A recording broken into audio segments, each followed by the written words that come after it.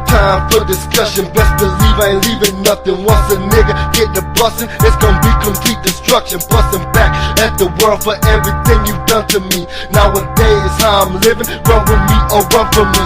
Bustin' rhymes like they nines, hell no, ain't hard to find. In the past, I was blind, but all of that is far behind. A wise man told me, man, he ain't tell me a damn thing. Uncommon knowledge in my veins and embedded in my brain. I'm using rap words, spinning the world backwards. All these niggas actors, acting like they rappers. People think I'm laughing with them, but I really wanna kill them. Don't wanna be trapped in prison, time for some snap decisions. Rapping gotta pay the bills, can't get a job that's real. Don't wanna smoke and kill, cause I'd rather show my skill. I owe my life to Jesus Christ, the reason why I breathe tonight. Show the world like nothing nice, busting at anything in my sight. Busting back at the world for everything you done to me. Busting back at the world, run with me or run from me. Busting back at the world for everything you done to me. Busting back at the world, run with me or run from me. Y'all need to understand that I got plans, look I'm the man. When it comes to busting rhymes, who can do it like I can? Crush these rappers down to dust, eat them up, I'm just too much. Thinking that they can't be touched until the real step up and bust. No mercy for the weak, you don't hurt me when you speak. Talk a lot between your teeth until you sleep beneath the streets. Two wrongs don't make a right, but a damn sure makes my night. Do me wrong, I'ma do you worse. Am I wrong or am I right? Negative peers in my ears, all I hear loud and clear. Same old thing every year, over here and over there. People speaking evil, leaking, keep it down, Mr. Deacon. Don't you see the kids are sleeping? Loud as hell with all that preaching. So much potential in my pencil, rapping has become essential. Hard to you, to me it's simple. Now turn up the instrumental, busting back at the world, busting tracks at the world. Like a trust for the world, ash and dust for the world. Busting back at the world for everything you done to me. Busting back at the world, run with me or run from me. Busting back at the world for everything you done to me. Busting back at the world, run with me or run from me. Cry me a bloody river, like a flood when I deliver. Mankind gon' quiver, shiver, face the world's realest nigga. This ain't the slave days, now things a little bit different. In a way they still the same, cause niggas still getting whipped. Crazy world that we live in, baby girls turning into women. These children raising children, living in the days of sinning. People telling me I've changed, but I'll always be the same. More advanced, take a glance of common knowledge in my brain. Unexplained phenomenon in this new millennium. Every song that I'm on, I plan to prove the world wrong. Different way of thinking, make you listen is my mission. Treat these songs like prescriptions, give them out with restrictions. Going crazy in my mental, damn I just can't take the pain. Looking out of my window and all I see is rain. So I guess there's some things that you're not supposed to see, but I tell you one thing, this world won't get the most of me. Busting back at the world for everything you done to me. Busting back at the world, run with me or run from me. Busting back at the world for everything you done to me. Busting back at the world, run with me or run from me.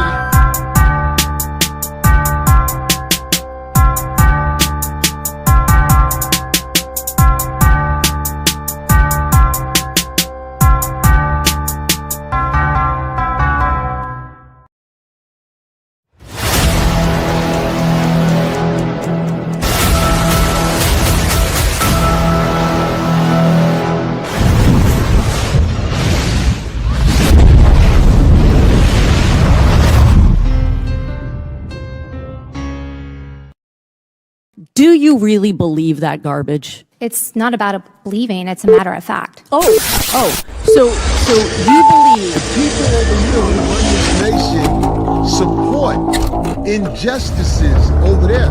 You probably don't even know what happened in the 1940s. In any country, prison is where society sends its failures. But in this country, society itself is failing. I'd like to punch him in the face, I'll tell you. We won the evangelicals.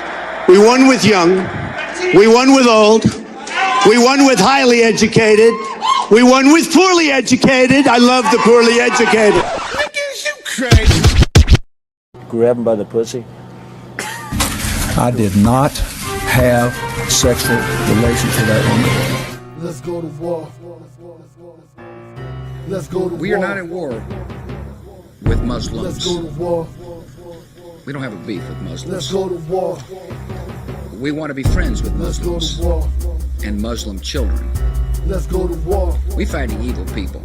It's important Let's for the go to boys and war. girls of Thurgood Marshall to know Let's go to war. that we're fighting evil.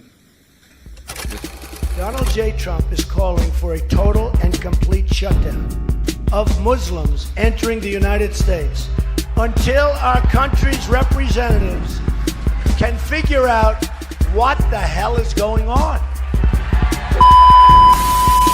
Olivia Gondak, it says that I wanted to eat her pussy. Olivia Gondak, I've never said that in my life tour. I would never do that. I'm happily married. I've got more than enough to eat at home. Thank you very much. You have a problem figuring out whether you're for me or Trump, and you ain't black. Okay. I could stand in the middle of Fifth Avenue and shoot somebody, and I wouldn't lose any voters, okay? It's like incredible. I went to an Ivy League school. I'm very highly educated. I know words. I have the best words. We now have a gun on every table. We're ready to start shooting. By the way, maybe you could inject some bleach in your arm, and that would take care of it. This is the same man. Sarcastic. That was... Even though they're trying to impeach the son of a bitch. Can you believe that? You believe that?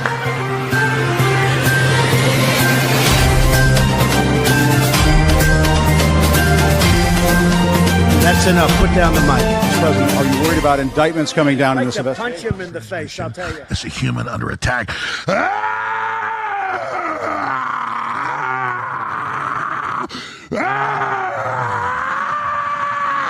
I don't want reality. I'm asking the question, which one is better? That's exactly what it is. Got it on tape. What a stupid son of a bitch. Step into the tense arena of politics with TFP, where raw honesty meets critical analysis. The world's most dangerous political panel, featuring the voices of the radical Republican, MD-20, the political prophet amongst men, Ricardo, the uppity independent king of popcorn, who's waiting and watching in the political theater, Mike, the Fatalists, who is always Mike is right from the Others Gang, and Venkat, the Progressive Producer Extraordinaire, dives deep into controversial topics that shape our global stage. With sharp insights and unfiltered discussions, they explore the complex narratives of past and present political dilemmas that affect us all. They're eating the dogs. Each episode acts as a magnifying glass, scrutinizing the layers of misinformation and propaganda that permeate our world. The panel's dynamic interplay ignites debates that challenge viewers to confront uncomfortable truths about governance, power, and societal responsibility. Engage with thought-provoking content that not only informs, but inspires action. TFP is not just a series. It is a call to awareness, urging audiences to participate in the political discourse and foster change in their communities. Now get ready to witness the strength of tape-fist politics. How stupid are these politicians to allow this to happen? Everything you saw on the news is sucker shit. It's sucker shit.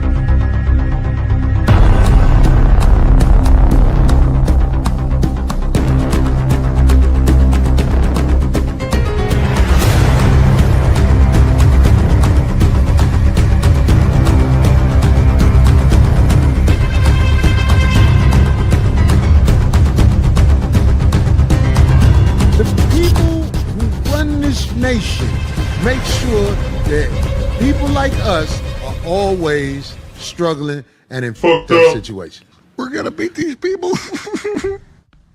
I'm not trying to be dramatic here, but it's been a hard fight. These people hate our children.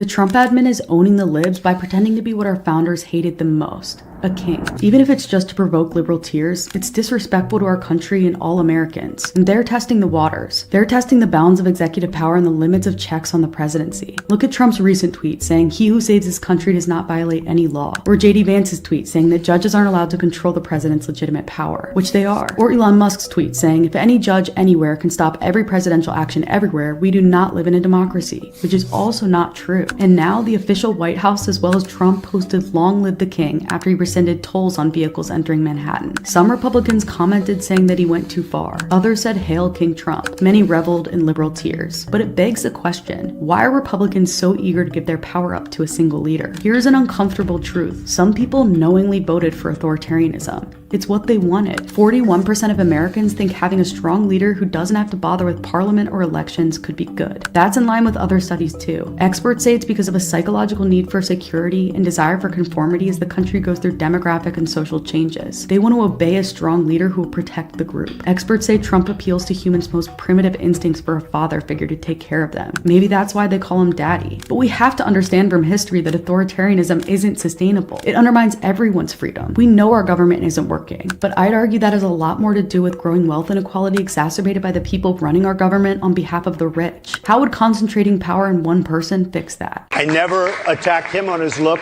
and believe me, there's plenty of subject matter right there.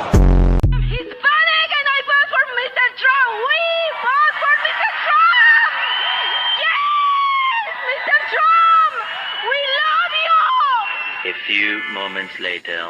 Beyond betrayed. They used us. They actually, during the campaign, and I don't want to make this political, but during the campaign, the elected officials from the Republican Party, they actually told us that he was not going to touch the documented people. A photo of Trump wearing a crown was published on the official page of the White House. Below it, it says, "Long live our king." It reads, "Long live the king." Interesting. Many reactions are being received, but what was the reason behind the creation of such a post? Even if you criticize me, I mock all of this. In other words, he says, I'm already very strong, I don't care. Long live the king. And this is after he ended New York's congestion pricing. Donald Trump has now declared himself king on February 15, 2025. He tweets out, "He who saves his country does not violate any law." I want all of us to carefully document all of these events as they take place, because this is truly history unfolding before our very eyes. Donald Trump is a president who obviously, for the longest time, has believed himself to be above the law. Donald Trump tweeting this out is not just a reflection of Donald Trump's own perception of his powers and where he stands in the balance of powers in the American government. It is also a reflection of Donald Trump's actual power granted to him by the Supreme Court. Donald Trump was granted the powers of a king by the Supreme Court, who determined that acts done within the powers of the presidency, within the office of the presidency, is official. These acts are official regardless of what they may be. Furthermore, you cannot inquire into the reasoning for why the president engaged in said act. The reason why the Supreme Court made this ruling was because Donald Trump utilized the powers of the presidency in the lead up to January 6th to pressure his Department of Justice to engage in false claims of election fraud in order to lend credence to his claims of election fraud so he could successfully steal the 2020 election from Joe Biden. Donald Trump was going to be prosecuted, and this information was going to be used as evidence of Donald Trump's criminal intent to steal an election. Donald Trump, with this tweet, is reminding everybody he is well aware of the powers he was given and is going to eventually use it. Donald Trump in the last 20-something days has yet to do a single popular thing.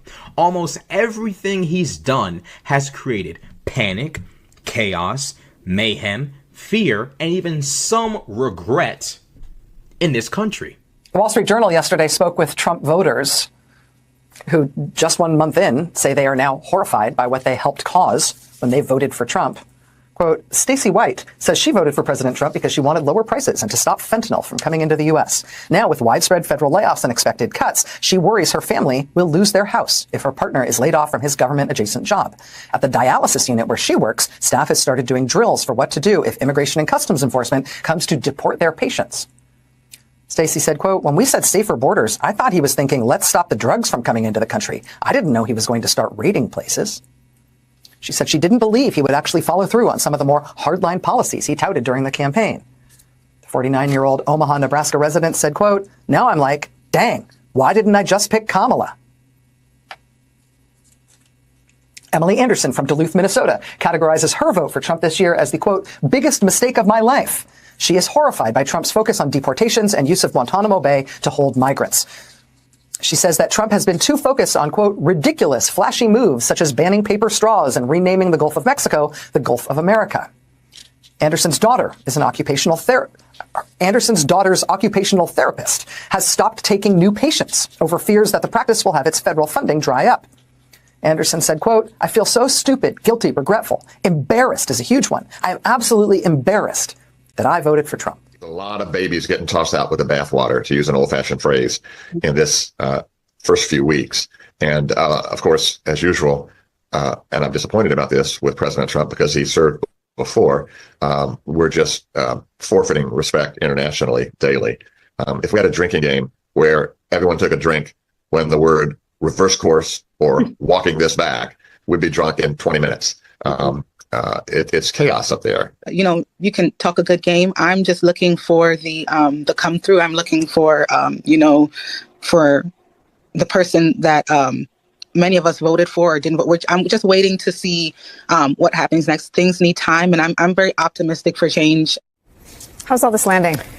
You know, I think what we're starting to see is the very beginning of buyer's remorse setting in. And the voters that I was talking to both before the election and after the election that are kind of these, we say low information, but we just mean people who aren't tapped into politics all the time. They voted for Donald Trump for one very specific reason. They thought things were too expensive. And they still think things are too expensive. But now what you see is they're like, what is he focusing on? I didn't vote for this dismantling of the government. You may see a lot of terminally online people getting really excited about Doge. But as you can see, there's a lot of sort of more marginal voters who are looking at this and saying, well, this is chaotic. And the other thing is that, you know, a lot of those people were doing, like I heard it from a friend or somebody I knew. It's not just the message that's getting out. It's that people are experiencing negative personal consequences as a result of this. If the human species survives this, people are going to look back on this moment and many other moments and ask themselves, how did the Americans not possibly see something this easy coming? Donald Trump's basically, not even basically, literally telling you, I reserve the power to do what I want, when I want, how I want. And even if it's against the law, it's not, because I'm saving my country.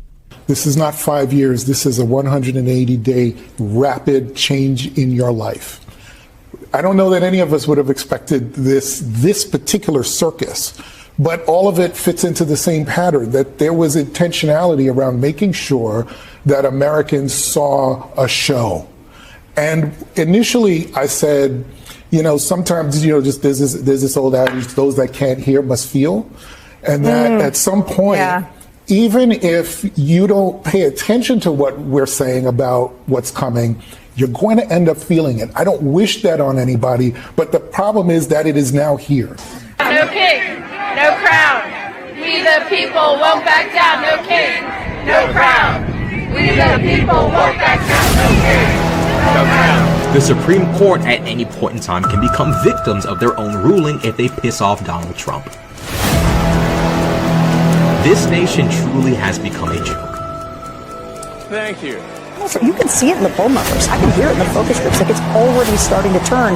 And that is a bad sign for Trump, because honeymoons, even for him, he was getting a pretty muted honeymoon. Will usually last a little bit longer than this. Tonight on TFP, the stage is set for another exhilarating exploration of politics with this episode. Join Ricardo, Venkat, MD20, and Mike as they delve into the dynamics that shape our world, offering their unique perspectives on current affairs, with debate and discourse at the forefront. Expect a lively exchange filled with insightful analysis and bold predictions.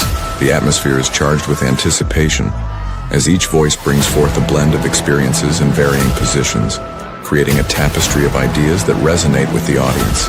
Join us for a night where knowledge meets passion, and discover why Mike is right. Tune in for an unforgettable experience with the political prophet amongst men. This is TFP, Taped Fists Politics. Let's go. Tyranny is rising in the White House, and a man has declared himself our king. All right, here we go. It's another TFP Tuesday. I'm Venkat, and I'm joined as always with the world's most dangerous political panel. And on the panel, we got the political prophet amongst men, MD20. What's going on, MD? Peace. What's going on? What's happening? All right. So there's a lot going on today. Later tonight, around 9 o'clock, Donald Trump is going to address Congress. So we're going to look into that on the show later on. This week, we're looking into the Petty King and a lot of petty movements that are pretty much changing this country in a rapid pace by the minute, really. We got tariffs raining down, prices are going all over the place. People are crying, they're losing their jobs, stock market is crashing. It's just another wonderful day under the Trump administration. But off the bat, on the opening video, what were your thoughts or takeaways from what we just saw?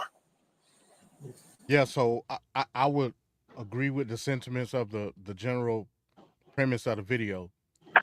But even if it was a situation where it was only Trump, I don't think people will be as angry as they are. The fact that the matter is that you have a person in Elon Musk that is changing the very fabric of how this government works, as far as plutocratic intentions, right? Plutocracy is a word that goes out. A lot of people don't understand what it is. Simply put, it's the wealthy controlling the government, and that's exactly what's happening right now. I think from a low information standpoint, because that's the theme of what we're running with. I think if it was only Trump and his rhetoric, even if people were still getting shafted as they are now, it would still be some comfort in the rhetoric that Trump puts out. But the added layer of Musk and the things that he's doing on top of with Doge and everything, on top of all that, that's what people are seeing. From the surface level is what we're talking about. That's what people are seeing, and people don't like it. You know what I mean? That's just a fact. MAGA maniacs are still stupid on the baseline. Let's not get it twisted. But with the added layer of the plutocratic intentions of a person like Elon Musk, and we can go down the laundry list of all the other billionaires that got footing in the government, people simply don't like it. To add to the complexity of what we're seeing right now as far as government, you can even go as far as to say it's a quasi technocracy. What is technocratic government? Just like the word says, it's government that's solely controlled by the technical experts. The evolution of how we view everything in our reality, everything in our society is moving toward the digital realm. That's just a fact. There's nothing wrong with that. And in fact, I encourage it. As the society progresses, we progress in innovation, so on and so forth. But the people that control these systems of technology are, in my view, in my opinion, are the ones that are taking a foothold as it pertains to control of the government. That's what the people don't like. So you look all across America, all these town halls that are going on. By the way, the RNC put out a statement just yesterday shutting town halls down. There will be no more town halls for Republican Congress, which is great. Cowards. That they said shut it down. No more of that. The Congress people are telling you what the plan is going forward. The people do not like it. Again, if this was a situation where it was solely Trump, because of the rhetoric that he spewed for the past almost 10 years now, people have been conditioned to it where the MAGA maniacs going to listen to it no matter what.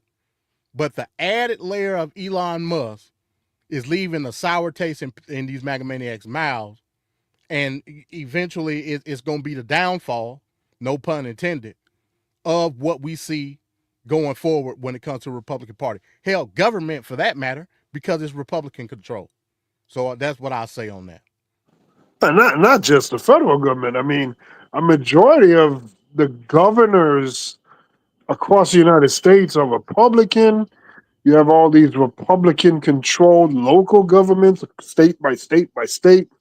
There's a lot of power that the Republican has a lot of not because of reality or fairness. It's because of gerrymandering and cheating and all this other nonsense that they've engaged in, so-called voter laws and blah, blah, blah. It's all nonsense. But But it's the interesting. Megamaniacs like stuff like that. They like that part. That you know what we're arguing is why we're getting the remorse from the Megamaniac. I agree with you wholeheartedly, but that's a systemic issue that we dealing with when it comes to a lot of the tactics that Republicans do. What I'm saying is this goes beyond the cultural tug of war that Megamaniacs like to do, because that's what they like to do. What we're seeing is they didn't sign up for this part of the deal when it comes to literally abiding by every grievance, every want, every need of a certain class, right? That is solely in control systemically, or let me say congressionally, because everything they want is going to have to go through them. And this not town hall, this quote unquote State of the Union, I think is going to expose a lot of that. So it's going to be very telling what Trump says tonight. And you know, I think this is going to be the first phase of the layout in which Trump wants to propose every legislative move that he want to make. Because at the end of the day, we know, this being TFP, nothing holds weight without Congress. You know what I'm saying? I mean, hell, we're all talking about Trump being a king after all, so hell, maybe that ain't even true no more. So from that aspect, I think it's going to be crucial to understand what the legislative plan is going forward, and I think this State of the Union, or let me say joint congressional address, is going to lay out a lot of that tonight. Oh, it's going to be a lot of lies. There's going to be a lot of mistruth, bending of the truth, going around everything. Because he's got to manipulate the American people to believe, hang on, we're doing what we're doing. It's a little bit of uncomfortableness, but the fruit will come out. And I don't think so. I think he's just making something that was touch and go already, the economy. He's just making it even that much worse. And I don't think there's any comeback for it, because Republicans have a history of not really doing good in the economy. They don't have that history of repair. A Democrat never goes into office with things booming and on all cylinders. They're usually always stepping in. Even Carter stepping into a bad situation and have to clean up stuff. Never has a Democrat sat down in that big chair and been like, okay, everything's good. Now I could just do something. No, they always have to clean up a mess. So I think it's the worst. And you see with the Zelensky interaction, the worst guy to be in this spot in this moment in time right now. We got big problems. We got things to address, and we have to move this country forward. And we ain't moving forward because we're busy changing out paper straws for plastic straws, renaming Gulf of Mexico. We're saying that English is the official language of America. These are the things we're dealing with right now, people. So I don't know, man. Daddy Trump is really hitting it down. But again, that goes back to my point. The dog whistles are what plays to the base of MAGA. We all know this. It's always culture war BS. You know, you can try to come up with quote unquote populist ideals, but again, let me reiterate, populism always comes at a rejection of what people think is the cause for a certain policy to be popular.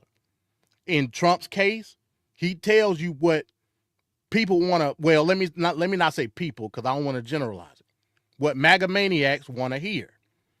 They didn't sign up for all the federal job cuts. They ain't sign up for that.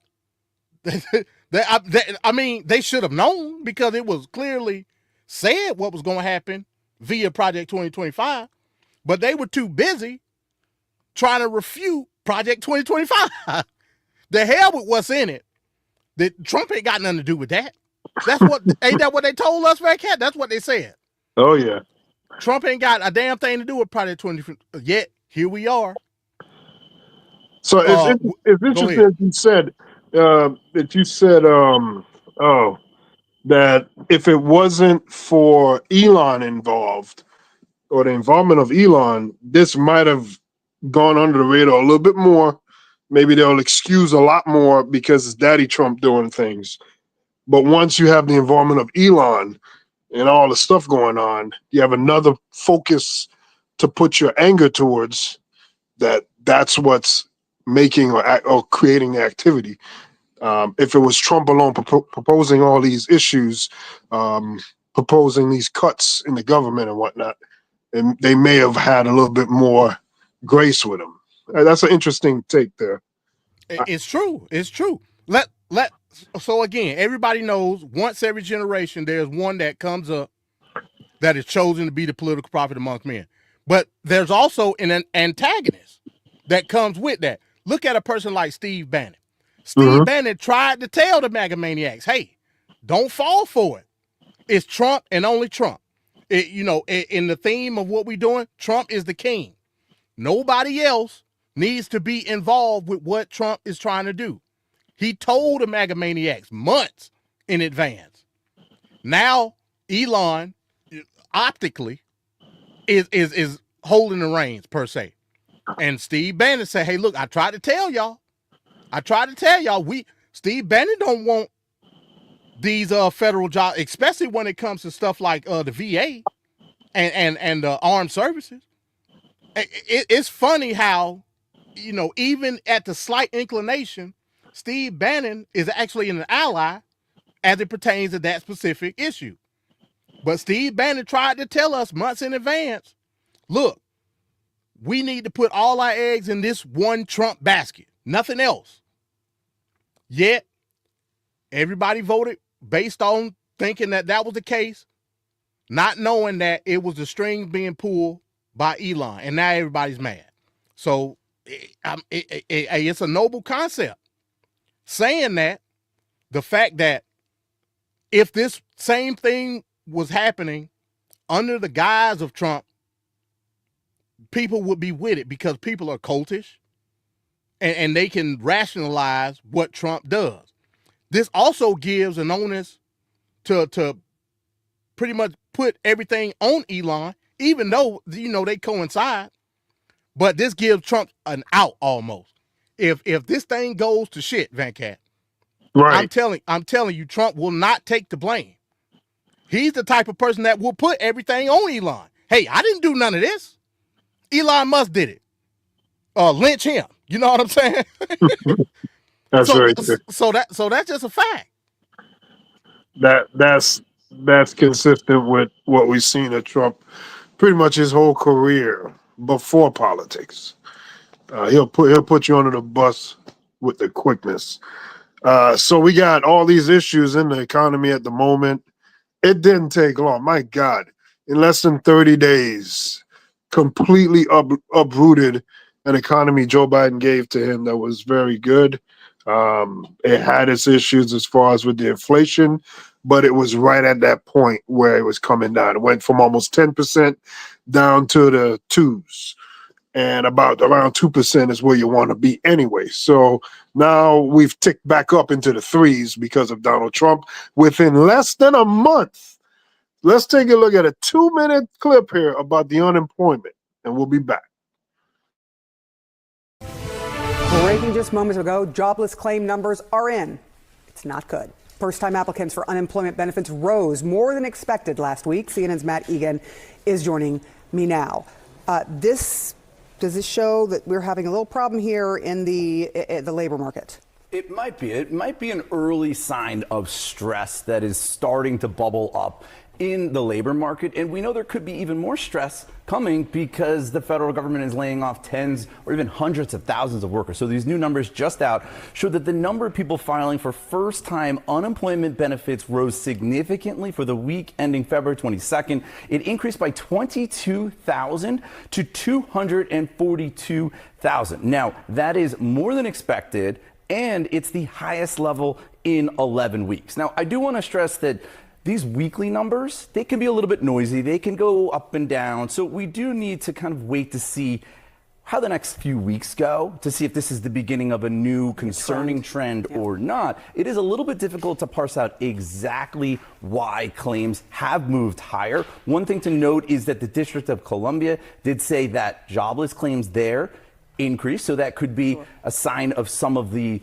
beginnings of the layoffs that are taking place as Elon Musk and Doge try to cut costs there. It's hard to say for sure. We're going to have to wait to see how the next few weeks play out. There has also been the last 2 weeks an increase in the number of federal civilian employees who are beginning to request unemployment claims. So again, that's another thing to watch for. Interesting data point from LinkedIn has found that the number of people who are applying for jobs in the DC-Baltimore area have increased pretty significantly in the last few months, especially among government workers.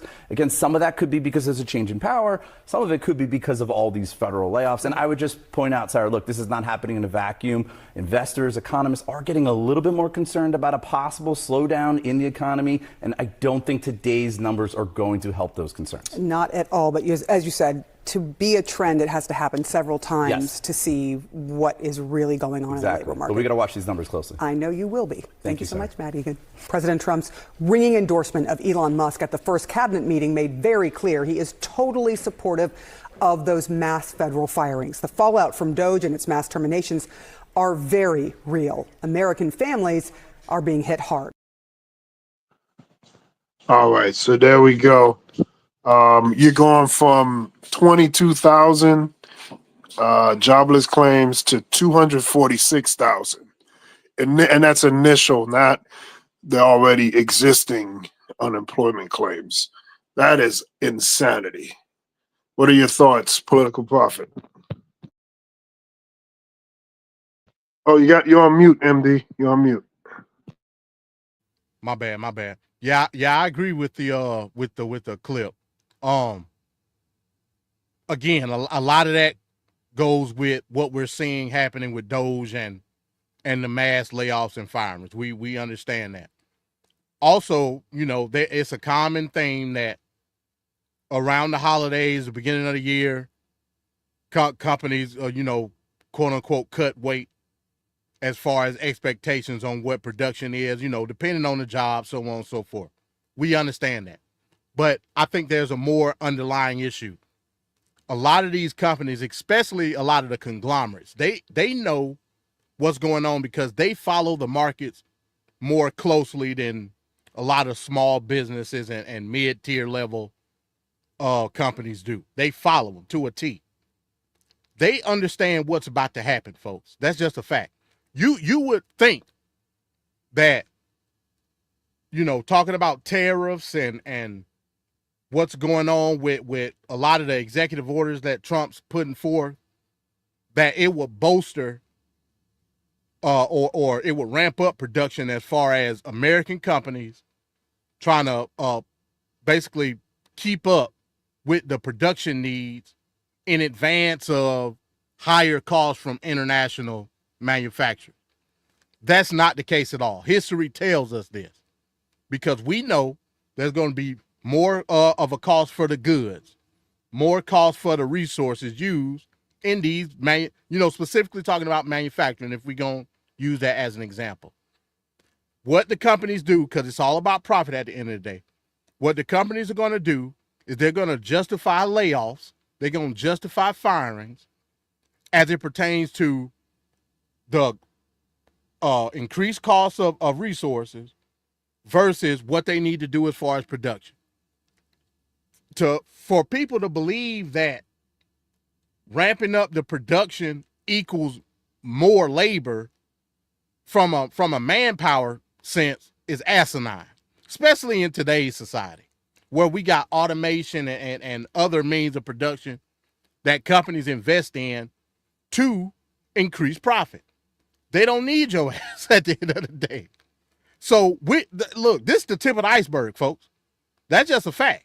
And that's speaking for all of us, me included. Because look, if ain't nothing being moved around and shipped, I ain't got no job. You know what I mean? Right. If things ain't stocked and inventory, Venkat ain't got no job. So on and so forth. So this is the tip of the iceberg, folks. What I'm telling you is this. When you look at macroeconomics as it pertains to supply and demand, decreasing supply in one place don't necessarily mean it's going to increase the supply in another place. Because at the end of the day, stuff has to be produced. At the end of the day, the producer wants to make money. They're going to do whatever they need to do in order to make sure that their profits don't decrease. That's just a fact. And if they have to lay off, that's what they're going to do. That don't necessarily mean because these tariffs are about to come forth or whatever the situation may be, that, oh, wow, this is good for America. Let's hire more people. No, it don't work that way. Because guess what? That same American-made product is going to go up too. Because again, like I stated last week, if an international company now has to pay $125 to ship something off to the U.S., that U.S. company is going to get as close to that dollar amount as possible. That's just what it is. So if they paying $125, that United States company going to sell it for $124.95.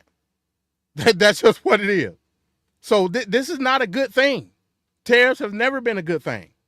Competition is needed in order for prices to be as low as possible as it pertains to what the inflation rate is, whatever the situation may be.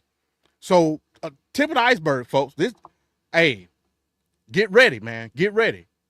Because everything about to be high as hell. Everything. Now, I stood here on this show a few times and I said, I estimate there's going to be a recession within 2 years. Donald Trump takes office and he makes that prediction look way off. It look like we're going to be in a recession within months. The way this is going. Yeah. Oh, and God. And again, you know, I heard a report today. I don't know. Like I said, again, this joint Congress session is going to reveal a lot of stuff. I heard a report today. Scott Bessent, the Treasury Secretary, is now talking about it may be a possibility that Trump might scale back those tariffs that he just put into place today. Why do you think he's going to do that? You don't think he got an ear to the street? People are pissed off. Like I said, this is going to change the very reality of how we view trade in this country. That's just a fact. So I don't know what to tell you, folks. I don't know. This guy seems to be the petty king, Trump. He's Crash Bandicoot, because every plane crashing in this damn bitch. Crash Bandicoot seems to be the type that's just like trying to learn the job, on the job. I think if you add the last term and this term, he's like in his 51st month or something like that as president, or some statistic like that. So it's not like you're new to this. You've already been here. Clearly, you didn't know nothing when you first came in, and he hasn't known anything since. One of the few presidents, if any president, to not take like the security briefings and information about what's going on in general. He doesn't even want to hear it. He doesn't want to hear it. So, I mean, he is not looking to enlighten or find out new information that he may not know. He just says, this is what things are, and that's it. That is the dumbest way to govern and the way to live, really. So this is the Petty King episode as he continues his chaos. Let's take a look at Donald Trump's pretty much his campaigning to being the worst president of all time, I would say. We'll be back on the other end.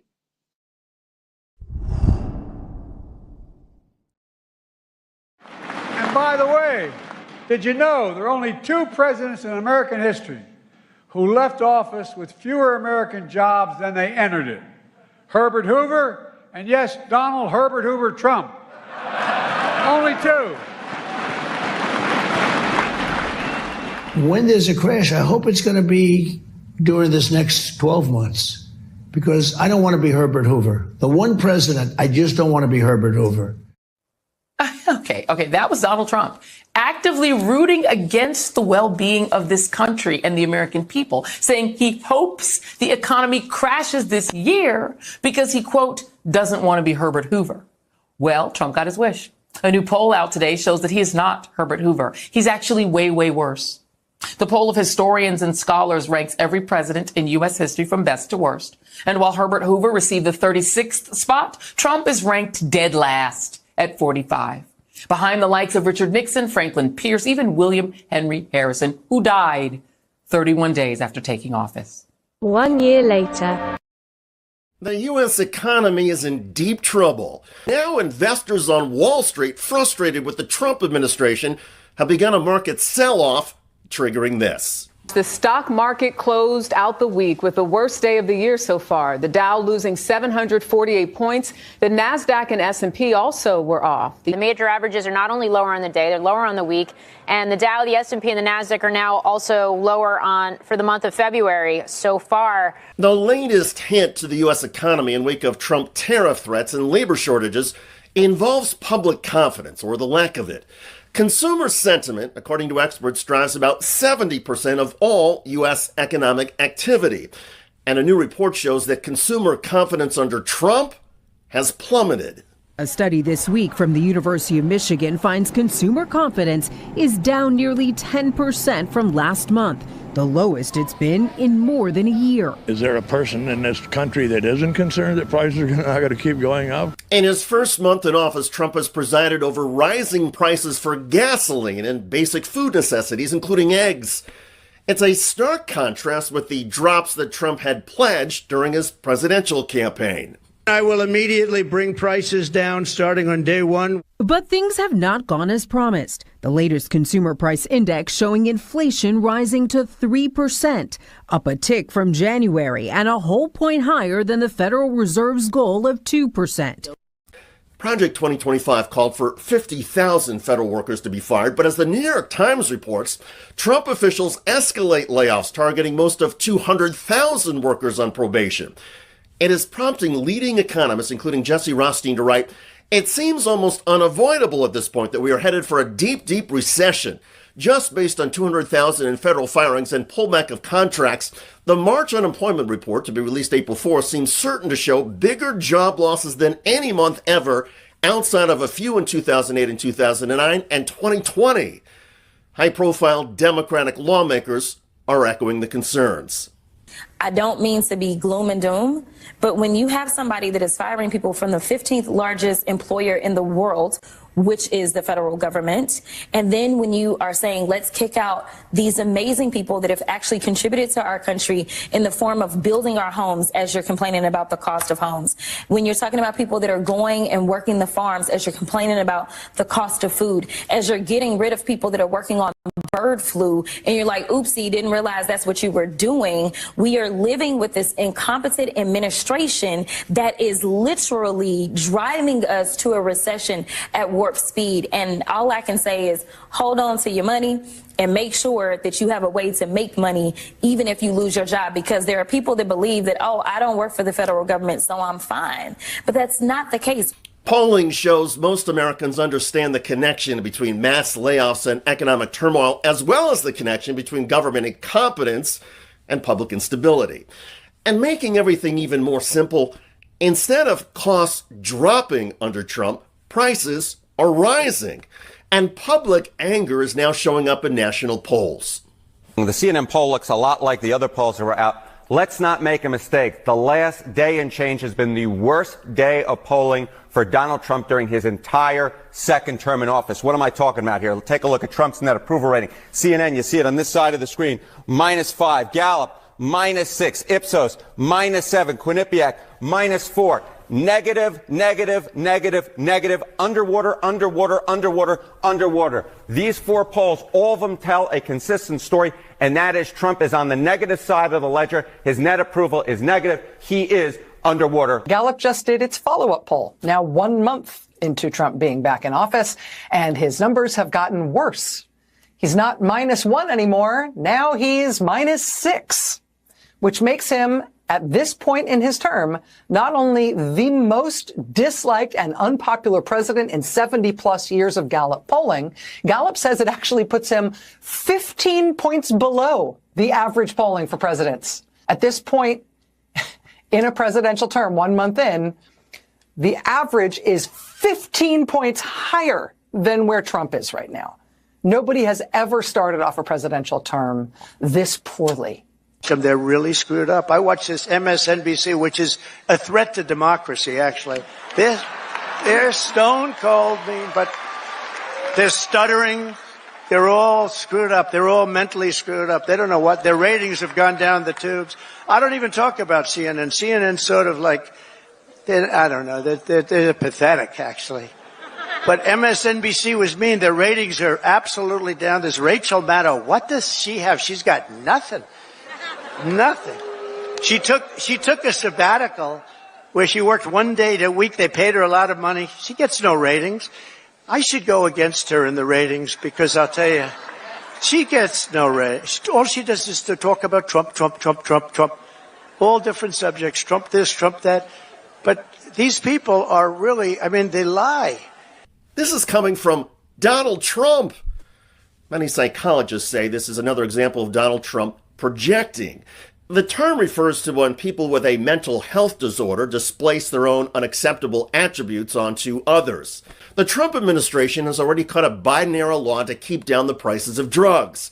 In turn, the prices for some medications have already started rising, prompting public testimonials like this. For the past 4 years, my EpiPens, which are life-saving medical devices, have been free. Even under Obama's administration, they were about like $30 because they regulated that price. They made it affordable and accessible for most Americans. Well, my mom had to go get her new ones today. You want to know how much they cost now under Trump's administration? $600. The pharmacist said, well, it's the Trump administration. That's why it's so expensive. That's why so many medications are about to be so much more expensive, because he literally revoked a bill that lowered the cost of prescription drugs. At this point, I'm just at a loss for words. Public health anxieties related to drug prices are also filling up viewer call-in segments on C-SPAN. I'm a diabetic and I'm on Medicare. And when Joe Biden was in there, my insulin was $6 for a 28-day supply. I just went to CVS to get my new supply. It went back up to $80, they said, because the American Recovery Act was canceled. So it went from $6 to $80. Experts say the rise in medication prices and the drop in government services will hurt red states the most. These are the states where there's a higher percentage of Americans who are most dependent on various types of government assistance. Those red Republican states also tend to get back more in federal spending than they contribute in federal tax dollars.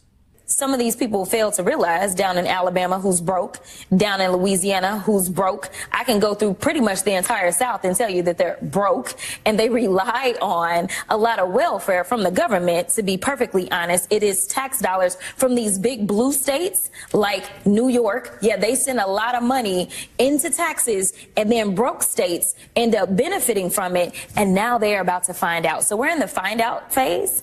As in that term, around and find out.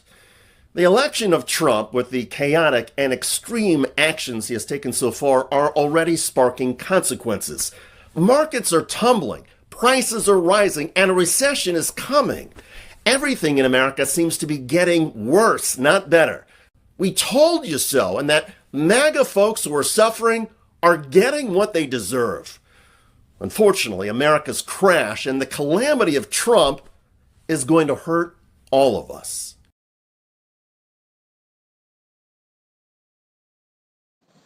All right, so there we go.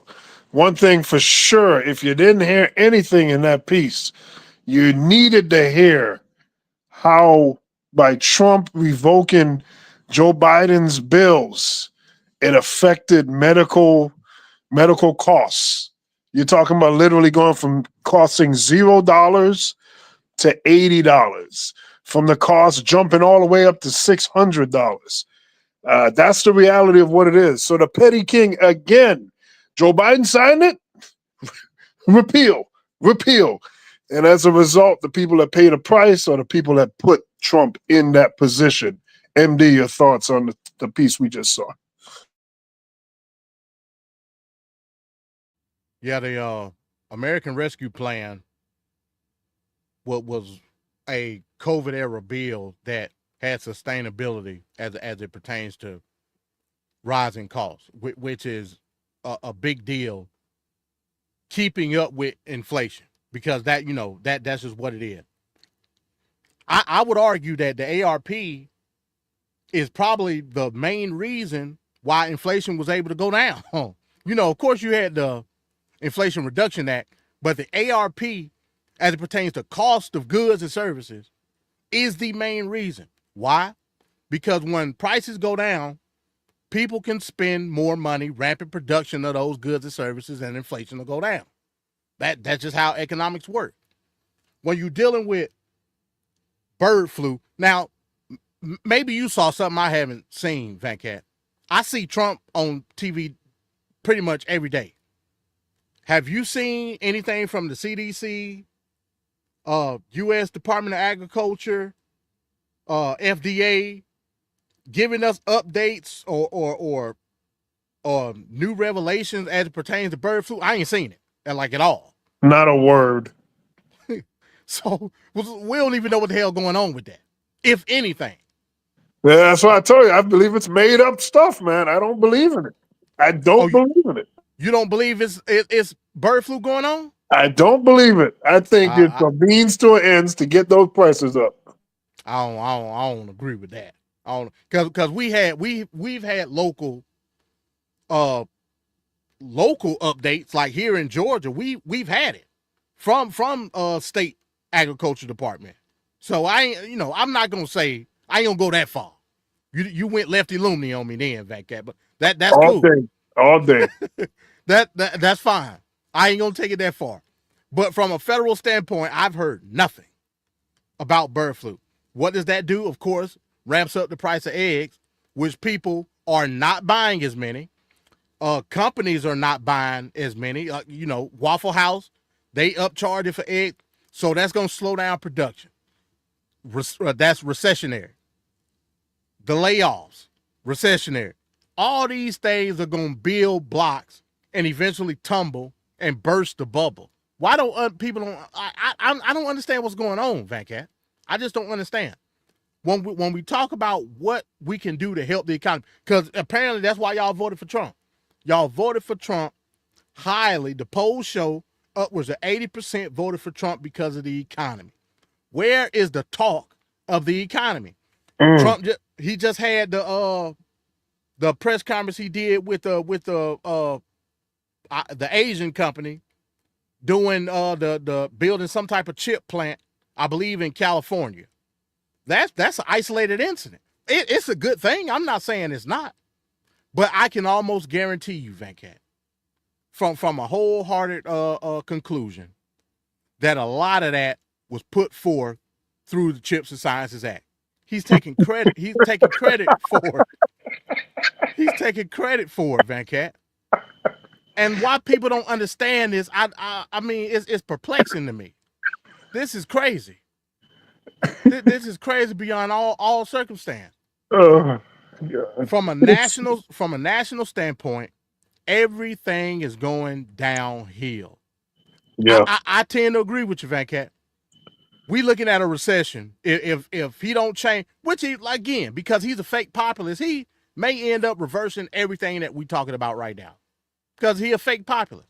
And he understands, look, I can't let my popularity go down to a certain degree. When it comes to the polls, remember when he first got elected, all we were hearing, even from mainstream media, Trump's approval ratings is through the roof, blah, blah, blah, this and that. You mean to tell me from January to February, well, pretty much the end of January to the end of February, we got that much of a swing where he's net negative on his approval rate? That's insane. We ain't never seen nothing like that in American politics ever. That's insane. And again, why? It's not necessarily because of Trump. A lot of it is Elon Musk. I'm telling you, Elon Musk is the X factor. That's just what it is. People are saying, "Oh hell no, Elon Musk is doing this. Elon Musk is doing that." One day Elon Musk is in damn the VA department. The next day he at the IRS. The next day he in USAID. People ain't rocking with that, Venkat. That's just what it is, and it's bleeding into Trump now. So, I think, like you said, Trump is making him a scapegoat. That's exactly what he's gonna be. It's a convenient place to place a blame. That's exactly what it's gonna be. But speaking of net negative, if we look here at Trump's numbers, if we just take a gander at that jobs that jobs section right there, yeah, that's how much jobs he left office with. Negative 2,720,000. My God. Now to be a certain amount of fair, to bring a certain amount of fairness, we know that COVID was the major factor behind that. Okay, so let's take a look at what Trump did before COVID. How many jobs he had before COVID? Okay. 6 million. In his first 3 years, he had 6 million. So what did Joe Biden did his first single year? His first single year. Joe Biden. Oh, what is that? 6 million plus as well in 1 year. So essentially what we're saying is to put emphasis on it. Yeah. Trump, in his first term to when he left office, had a swing of over 8 million jobs. That's the swing. Mm-hmm. From 6 to negative almost 3. Yeah. Then Biden comes in and ramps it back up to plus 6 million. That's another swing positive of 8 million jobs. So you can't really use the argument, and that's what I was about to get into.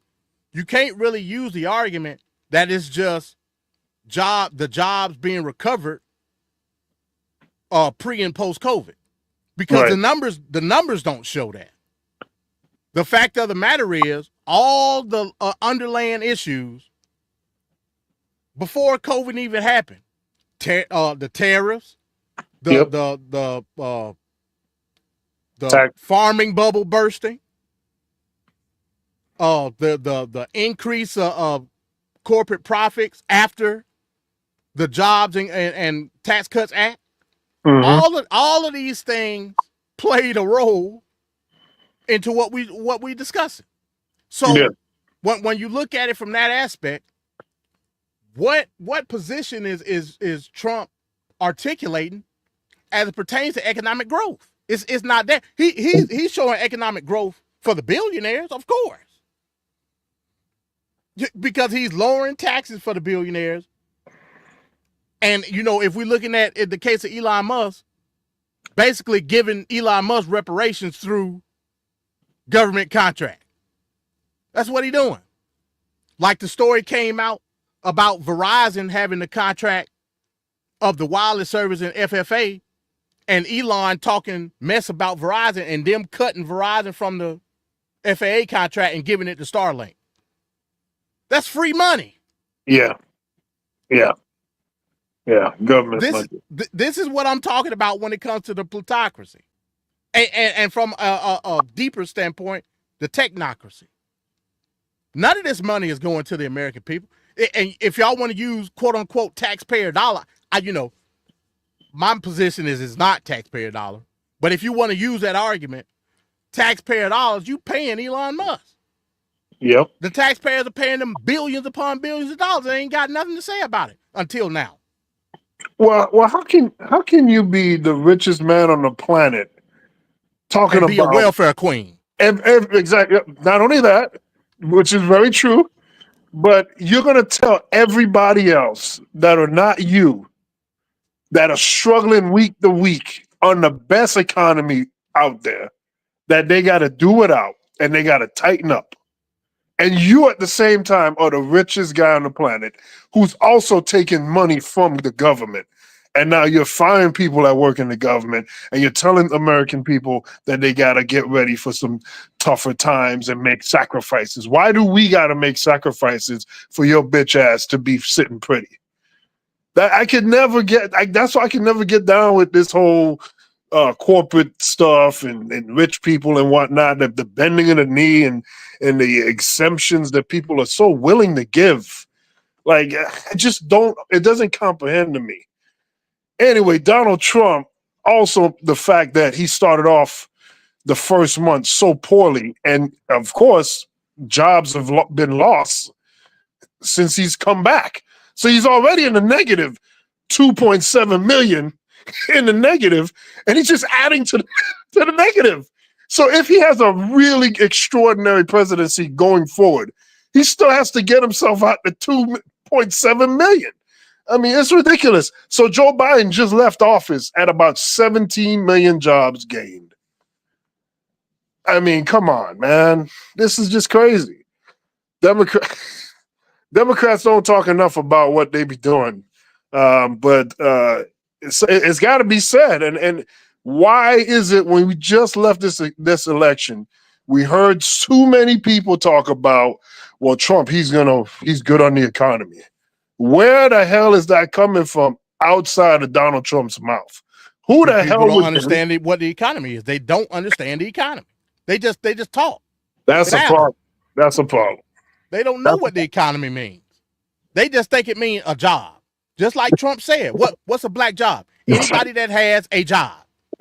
That's the economy to everyday MAGA maniacs, especially. But unfortunately, it's the same with just the average American person. They don't understand what it entails a whole cadre of things that that you have to take into account, and a lot of people just don't do it, and It's sad. Yeah, they just forfeited all their power and gave it up to Donald Trump, and now they're without a job. We're about to go through a recession, unfortunately. That was the last thing. I'll even say this, Venkat, before we move on. Yeah. Even if we're looking at it on the Democratic side, remember the last months when Biden was in office, we were touting record numbers when it came to the stock market. Right. Now that's a good thing in the totality of economic growth. I'm not saying it's not, but you just can't use that on face value and give that as a marker of what the economy is doing. All that was saying is the companies are showing record profit. That's right. it. Right. That ain't doing me no damn good. You know what I'm saying? Unless I got investments and so on and so forth, which is fine too. But tell the totality of what the economy is doing from an economic growth standpoint, from a goods and services standpoint, from an employment standpoint. All this plays a role in what the overall economy is doing. Even Democrats use that particular instance in bad faith, in my opinion. They use it as a gotcha moment, when in totality, people were still struggling as it pertained to wages. That's just what it is. That's true. That's true. So we got to get out of the idea that when we talk about the economy, we just use certain factors. No, it don't work that way. It don't work that way. I agree. I definitely agree. So with continuing with Trump here, this time we'll talk about tariffs real quick. So we got a message from Mr. Straight Talk. He got an anonymous suggestion for a show topic, and it pretty much inquired that the tape-fist Democrats need to put this out there on the show. Okay, so I'm gonna put this up real quick, MD. All right, so there it is. So it says Porsche and Audi reportedly plan to build cars in the U.S. to avoid tariffs. What does this mean to you, MD, as far as a company trying to avoid those dastardly tariffs from Donald Trump? What does that mean to you? Well, again, we're talking about what it looks like on face value. On face value, This is a good thing. A car manufacturer building in the United States. Obviously, that's going to increase jobs. That's obvious. That, you know, we should applaud that, right? No, because what they're talking about, especially the places. Now, this is where you really got to pay attention.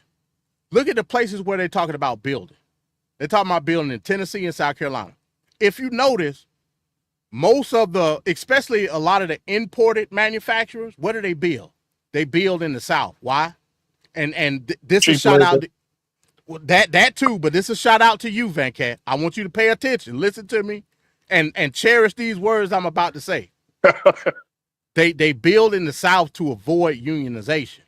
What just happened last year with the BMW plant in South Carolina?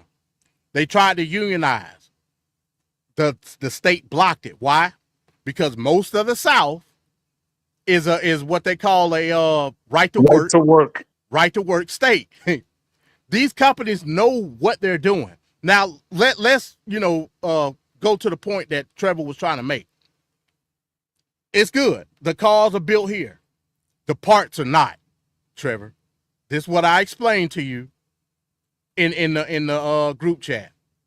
All of these car manufacturers that are in the United States right now, especially if they imported cars, they get their parts manufactured in other places. They really don't have much of a choice. Those parts, guess what? Based off of what Trump is doing, they're going to get tariffed. They're going to get tariffed. That's just what it is. And even if it's a domestic car, guess what? They're going to get that price as close to the tariff price as possible. I just put a report in the group chat today. Fox News reported on this, y'all. The 2025 it was a GMC Sierra, I believe. An $80,000 truck instantly from yesterday to today is now $100,000 instantly.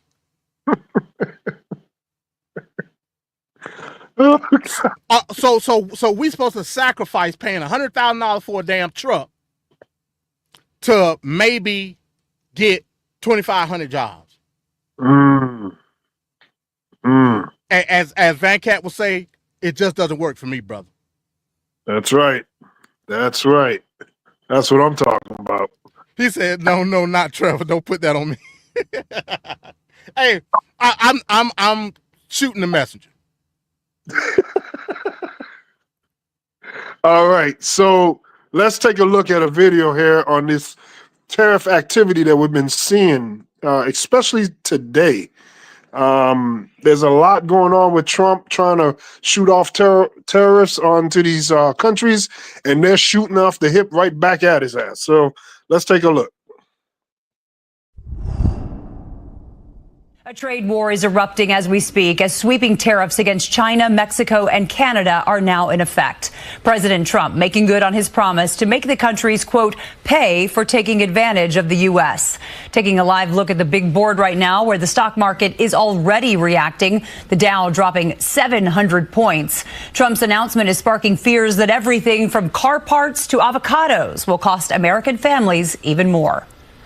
Americans stand to pay a hefty price for President Trump's tariffs on the country's three largest trading partners, Canada, Mexico, and China, which supply everything from automobiles to toys, electronics, appliances, and produce. But Trump's Commerce Secretary said the tariffs are misunderstood. Let's let outside people who live and breathe off our economy, let them start paying, and let's reduce the tax burden on Americans. No tax on tips, no tax on Social Security, no tax on overtime.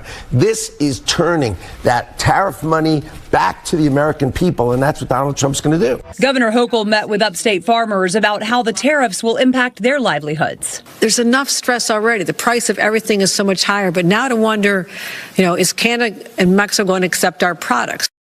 And Mexico's president says her country will join Canada and China in enacting retaliatory tariffs and other measures, which she says she will announce on Sunday. Hey there, Chris. These tariffs are going to be targeting our neighbors to the north and south with a very substantial tariff of 25%.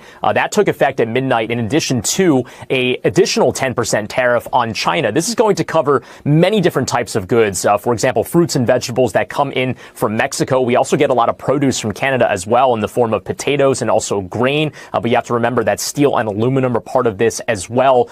This is a really, really big deal when it comes to the economic relationship between the United States and our neighbors to the north and south, specifically when it comes to the automotive industry. We import so many parts from Mexico and then assemble so many cars in Canada, which means that in some cases you have the same vehicle that might be sold in the United States that gets tariffed multiple times. That's the reason why you have some groups like the Anderson Economic Group that is projecting that in some cases some vehicles can get as much as $10,000 more expensive as a result of these tariffs. We've already heard some retail companies opine on the tariffs this morning, the likes of Target and also Best Buy chiming in on this. Best Buy saying that, quote, our entire assortment will pass along some level of tariff costs to retailers, making price increases for American consumers, quote, highly likely. And then Target saying in their fourth quarter earnings that if there's a 25% tariff, those prices will go up. So these are coming to stores near you, really kind of underscoring the reaction on the Wall Street as well, which has reacted negatively to the announcement of these tariffs. But we'll have to see. As we know, the president has promised even higher tariffs on the campaign trail. Could this be the beginning of this trade war, which is only just in the early stages? We'll have to see. Stock market tanking, threat of even higher prices. I mean, and all of this, obviously, as the president has a pretty big speech tonight. Yeah, there seems to be a conflict here between Trump priorities, right? He's always talking about tariffs. Tariffs is an instrument of power that he likes to wield, in part because he can do it himself without needing Congress, right? He has the complete flexibility, at least as the law is currently being interpreted, to impose these tariffs on neighbors to influence their policy. But he's saying he's doing this in order to stem the flow of fentanyl, because fentanyl deaths are on the rise. In fact, they're on the decline. They've been actually going down substantially in the last year, so about 24% down last year compared to the year before. And very little of it actually comes over the border from Canada. And yet Canada, our largest trading partner, is the one that he is focused on along with Mexico and China. There's a comment by Trump's agriculture secretary that is really catching fire. She was asked about how Americans should cope with higher egg prices. I think the silver lining in all of this is how do we, in our backyards, we've got chickens too in our backyard, how do we solve for something like this? And people are sort of looking around thinking, wow, well, maybe I could get a chicken in my backyard. You're a communications expert. What is a Republican member of Congress supposed to do with that? Yeah, this is problematic. Republican members of Congress are already feeling the heat from a lot of their constituents because the DOGE cuts, the indiscriminate decapitation of a lot of our federal agencies here, is impacting everyone across the board. It's not just the owning the libs that a lot of MAGAs thought that they were getting by supporting Donald Trump. Republican lawmakers have to answer for what's happening in their own communities, and farmers, agriculture, veterans, all of these things are being impacted by this. And the price of eggs was the signature catchphrase for the election. But the price of eggs, well, according to Trump's own USDA, egg prices are going to go up possibly to 40% more for the rest of the year. And that is something that I think could have been, if what's going on could be handled better, they would need to explain to the American people, well, why are egg prices at 40% higher now? You promised us you would bring the cost of everyday goods down. This tariff war does not do that either. I think the Republicans are going to have to explain to the American people why Donald Trump's actions so far in his few weeks that he's been in office, how has that improved their lives? It hasn't. And no matter what they keep saying, they're trying to gaslight the American people into believing that everything's better. This is much better. You're going to have to go through some pain, but it'll be better eventually. I don't think that's what the American people voted for. They didn't hear about that some pain part first in order to get this magical, better economic situation when the economic situation was actually pretty good under Joe Biden. But a lot of the American people didn't feel it. They're feeling it right now. It's going to be very difficult to try to tell the American people they're not feeling what they're feeling or seeing what they're seeing when it comes to the stock market and the prices of everyday goods. Tariffs don't work. He can try to continue to blame Joe Biden, his predecessor, for the mess that we're in now. But frankly, Joe Biden left Donald Trump with a very good economy and an excellent stock market, and people's 401ks and the prices of eggs were actually lower than they are right now. In Politico, that Ontario Premier Doug Ford threatened to shut off his province's electricity exports to the United States and block shipments of Ontario's high-grade nickel, which he said provides 50% of U.S. supplies. This is per the Globe and Mail. He added, if they want to try to annihilate Ontario, I will do anything, including cutting off their energy. This is energy to the United States, with a smile on his face. Top U.S. trading partners are hitting back at President Trump's overnight tariffs. Right now, out on Wall Street, investors are weighing this new exchange of tariffs with Mexico, Canada, and China. The Dow already down more than 500 points, and the market's just opened. And inflation-weary Americans could soon feel the squeeze on their wallets big time. Prices of food, electronics, and big-ticket items like cars all potentially going up and up. And there's more breaking news right now. Target becoming the latest top retailer to issue a specific warning about the U.S. economy. The CEO just a few moments ago saying sales fell last month. U.S. consumer confidence is weakening and Americans will feel the pinch almost immediately. The consumer will likely see price increases over the next couple of days. You think about all the fresh produce. You know, we depend on Mexico during the winter. We're going to try to make sure we can do everything we can to protect pricing. But if there's a 25% tariff, those prices will go up. For things like what? Strawberries, avocados, bananas? What are we talking about? You've got that list right. Is that so? Those are some of the key items. And those prices could change within days in the stores? Change certainly over the next week. Previously, back in 2018, these latest tariffs are now an additional 10 or 15% depending on the product. Among the items on the list, things like beef, chicken, fruits and vegetables. One item that really caught our attention, soybeans. China's pork industry depends on soybeans to feed its pigs. Soybeans were the highest value import from the United States last year. Now, we want to say Canada said it was ready, and at midnight, in fact, 12:01, it started to impose retaliatory tariffs. So that's 25% on 30 billion Canadian right now. What does that involve, Wolf? Meat and vegetables, some dairy products. Key here, though, Wolf, is that many provinces, including the largest, Ontario, beginning to take U.S. alcohol off of its shelves, no longer willing to sell U.S. alcohol in Canada. So today, the United States launched a trade war against Canada, their closest partner and ally, their closest friend. At the same time, they're talking about working positively with Russia, appeasing Vladimir Putin, a lying, murderous dictator. Make that make sense. Canadians are reasonable, and we are polite, but we will not back down from a fight.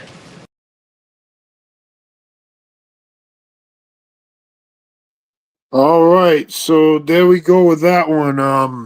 One of the things that I noticed on there, that black lady talking about the tariffs and how Joe Biden's economy was much better than what we're dealing with now. It's actually a very good economy. Even she had to admit it, and that was a Republican. She's a GOP consultant. So even she has to put aside the politics and speak the truth. MD, what did you think here about that video that we just saw with all the tariff information that's currently going on? Yeah, first let me respond to Trev. He talking about the trucks from, what we talking about now, what's up on the screen. My man, I ain't never seen no brand new, again, maybe you want the platinum. I don't know. Maybe you want a damn F-150 Raptor. I don't know what, you know what I'm saying? We talk about a baseline, brand new truck with a couple of bells and whistles, $80,000. I can pull up the video of the Fox News reporter at the doggone car lot saying exactly what's going on at that particular dealership. He showed a GMC Sierra, brand spanking new, 2025. The list price was $80,000. He said overnight, the list price went up from $80,000 to $100,000. That's what he said. I didn't say it. I didn't go to the car lot or whatever and get that.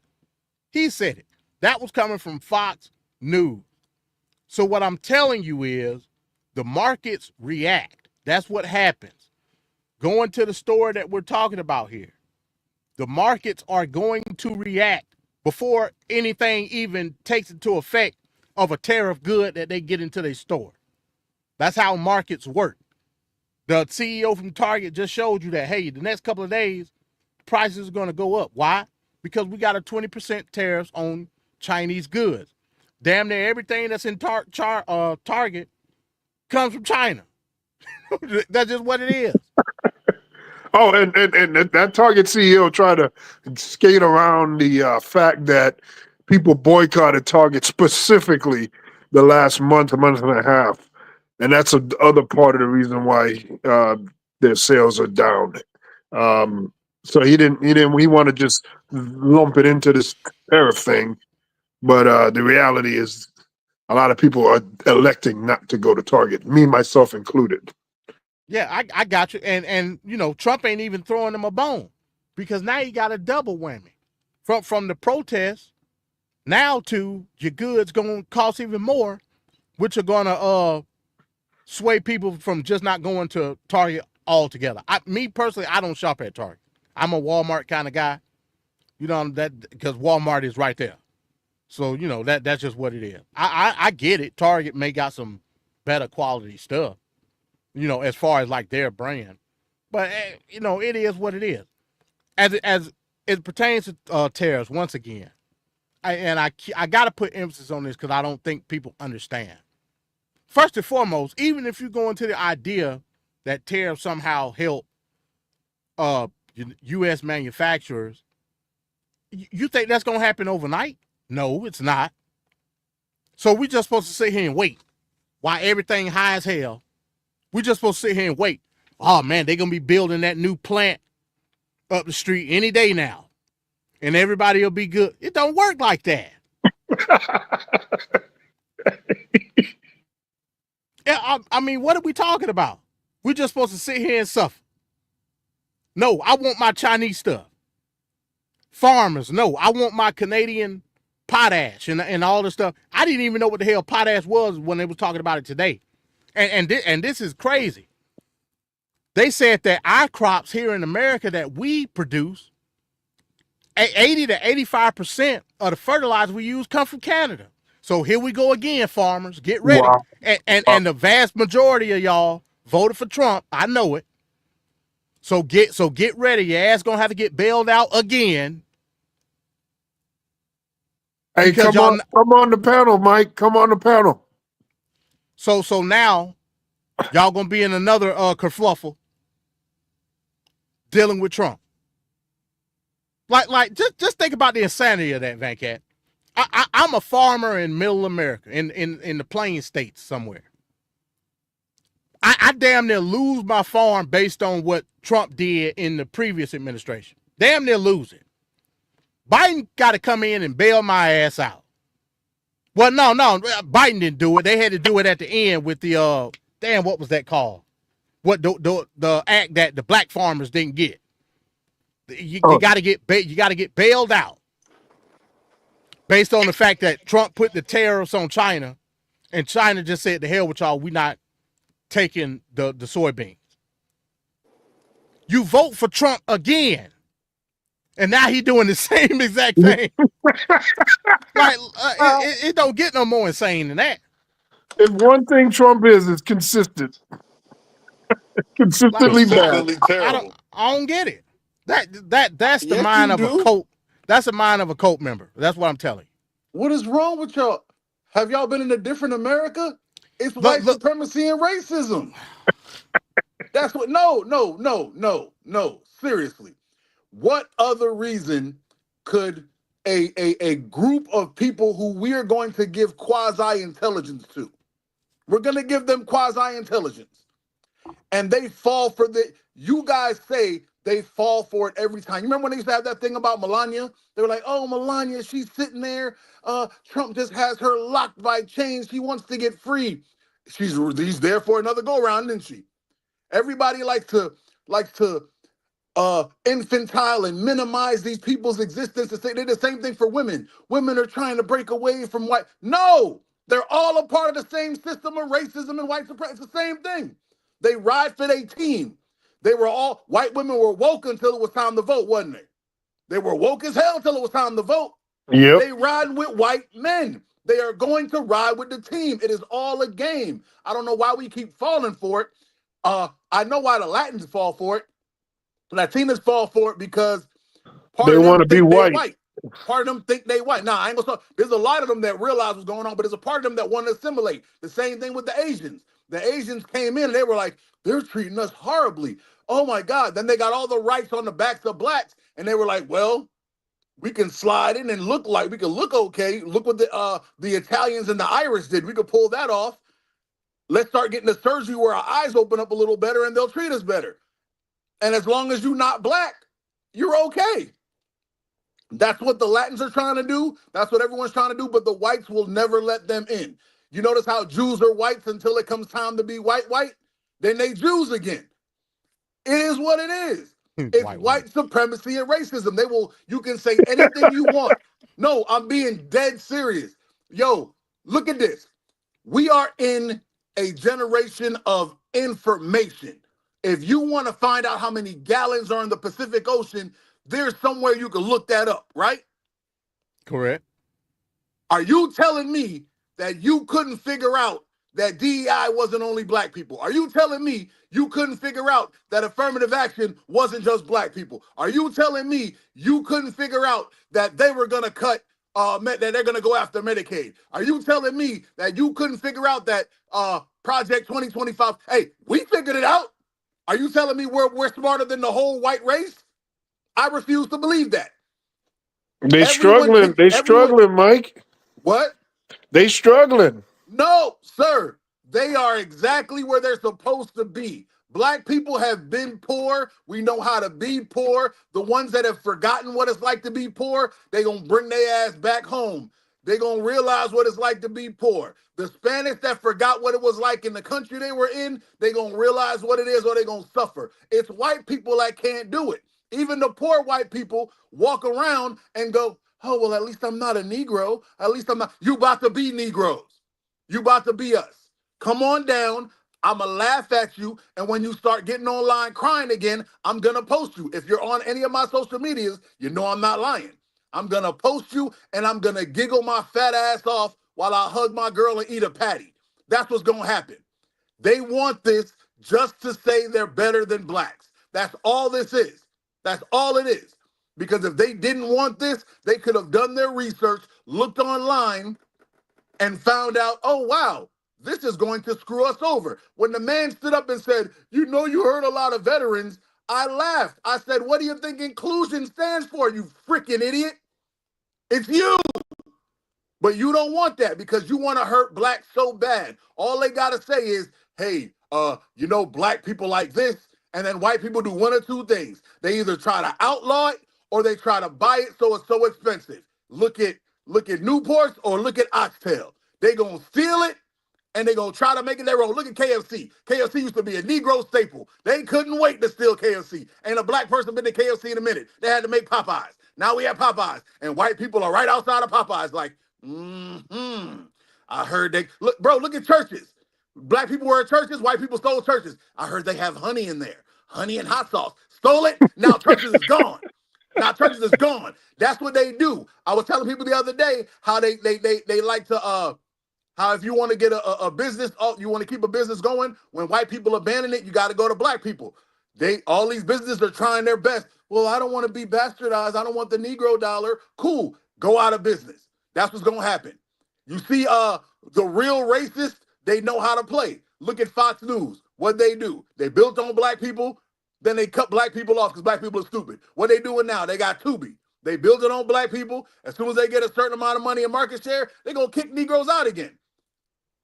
It's white supremacy. Everything is Might be right everything is based on race, sir. Everything. But I'm going to shut up. Go ahead. No, you're definitely right. Yeah, I don't disagree with nothing that you're saying. I think that we need to break down the deeper psychology of it because again, that ain't my lane. I get it. I leave that to you, Mike. But it's a deeper psychology that needs to be studied. Where even if we're gonna look at it on the basis of racism, white supremacy, that you able to self-sacrifice pretty much. Hey, what's the saying that what's his name said? That was hilarious, by the way. What was the saying that what's his name said? The old president, when he's like, if you want to make the poorest white man. Oh, you talking about Lyndon B. Johnson? Lyndon B. Johnson. Yeah. That he wasn't joking. He meant what he said because he didn't like Negroes either. He meant what he said. He didn't. No, he didn't. Nope. Neither did Lincoln. Neither did any of them. None of them liked this. They just did it because it needed to be done for the Union to stay. But hey, anybody that has read a book knows ain't no president liked us. The closest we came to a president like us is one who played the saxophone and sold us down the river in the crime bill. But that is what it is. Yep. You feel me? If black people would get it together, we could have been so. Bro, when I hear you talk, when I hear MD talk, when I hear Wayne talk, I feel like we're all a hydra of what could save our community, bro. If we had the moral police starring Venkat, we had the political police starring MD, the financial starring Wayne, the we ain't falling for that bullshit again starring me. You feel me? I feel like we could come out and we could we could own at least 2-3 states. There's 2-3 states that we could have by now.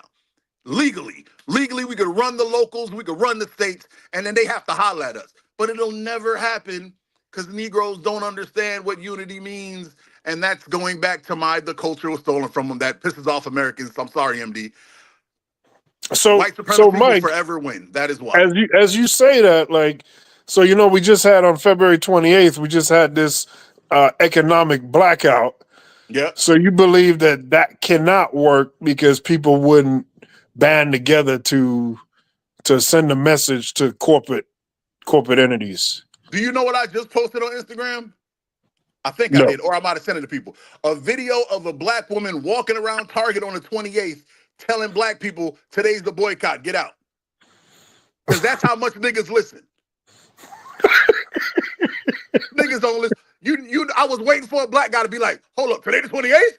Oh, man, I ain't know. Nigga, you ain't even here. Get your ass out of Target. That's what it is. They don't listen. Unless you gonna tie some chicken to it. God, that was so racist. That was so racist. But if you that was so horrible. But you gotta, unless you're gonna put it in a future song, niggas ain't gonna hear it.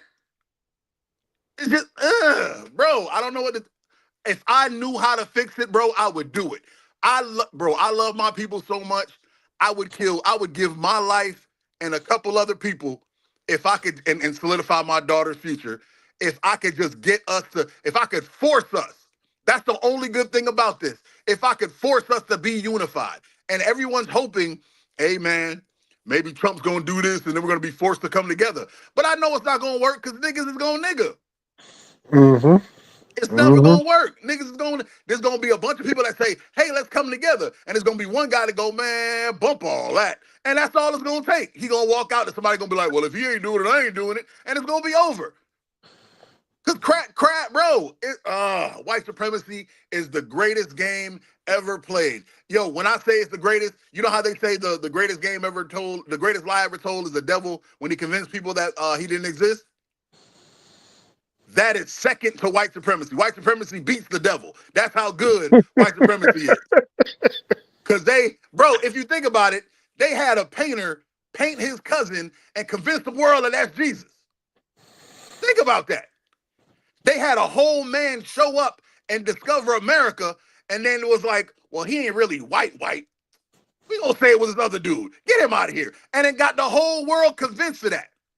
Like, niggas ain't never heard of Amerigo Vespucci. Like, no, think about it.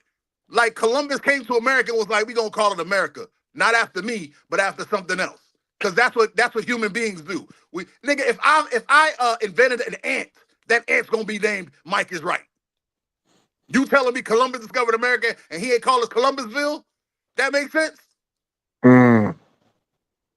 But white supremacy got the world convinced that's Jesus. Hair of wool. Yup, just like that. Straight and unkinky. Hair of wool. That's Jesus. And you can't tell people nothing. And got black people looking at it who have read Hair of Wool, Feet of Bronze. Nope, it's white Jesus. So we're talking about white supremacy and black issues and whatnot. This should be a perfect segue into what happened to Joy Reid. We didn't get to cover this the other night, so I think it's perfect. We got Mike on here. Let's see what we can get out of this next segment here. We're going to be back on the other end with our thoughts on this, the Joy Reid firing.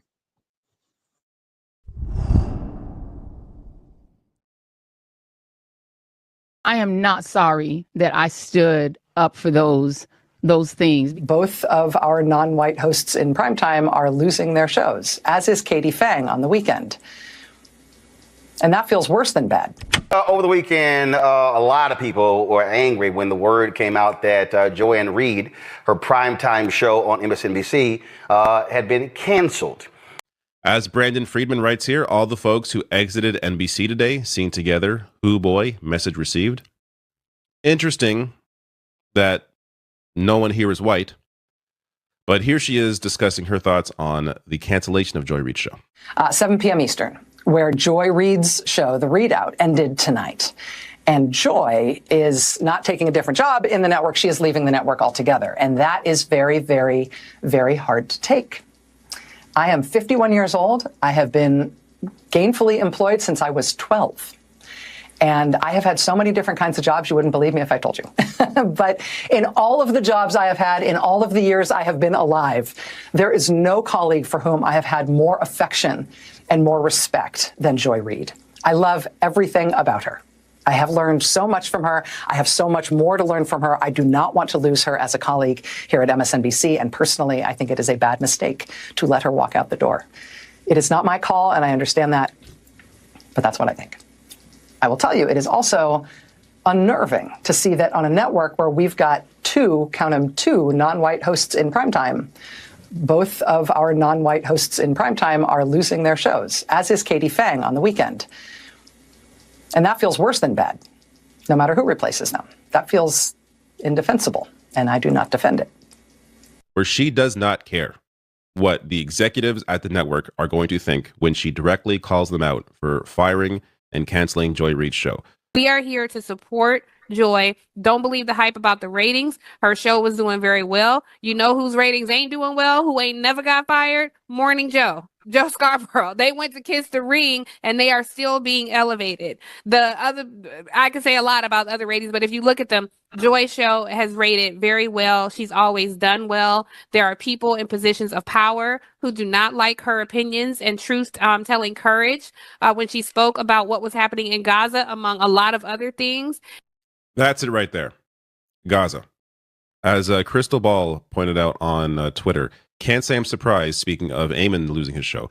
Joy, Alex, Ayman, and Mehdi Hassan before were all critical of Israel, and now they've all been canceled. No dissent from the pro-genocide consensus will be tolerated. My show had value, and that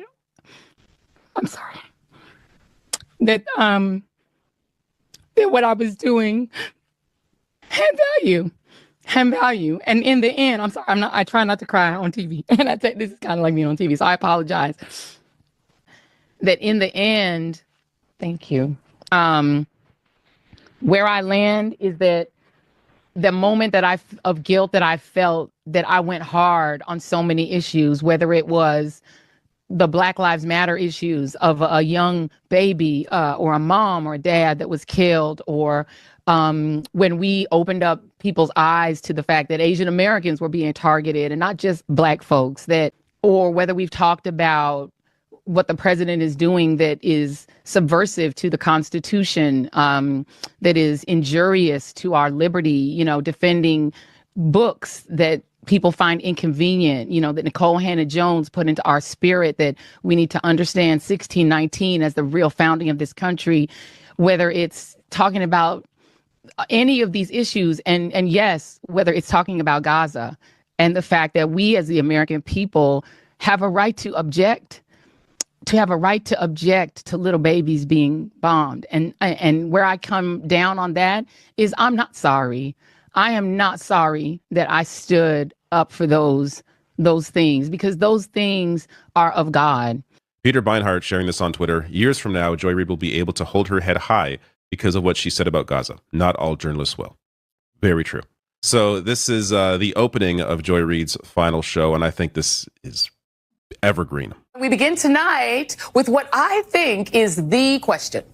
When you are in the midst of a crisis, and specifically a crisis of democracy, how do you resist? When fascism isn't just coming, it's already here. So what, if anything, can you do about it? Well, for one thing, you can try to learn from history, from what people in this situation in countries around the world and in America have done before. As my friend Rachel Maddow always says, history is here to help. America hasn't always been a free country for everyone, and we've had resistance movements from day one.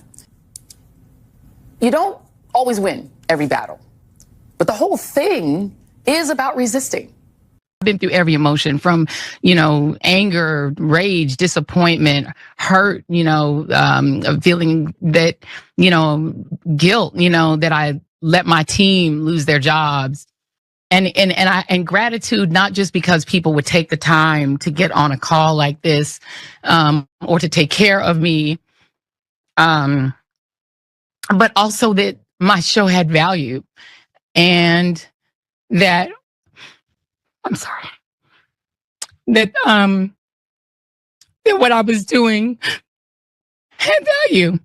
And in the end, I try not to cry on TV. And this is kind of like being on TV, so I apologize. No need to apologize, dear sister.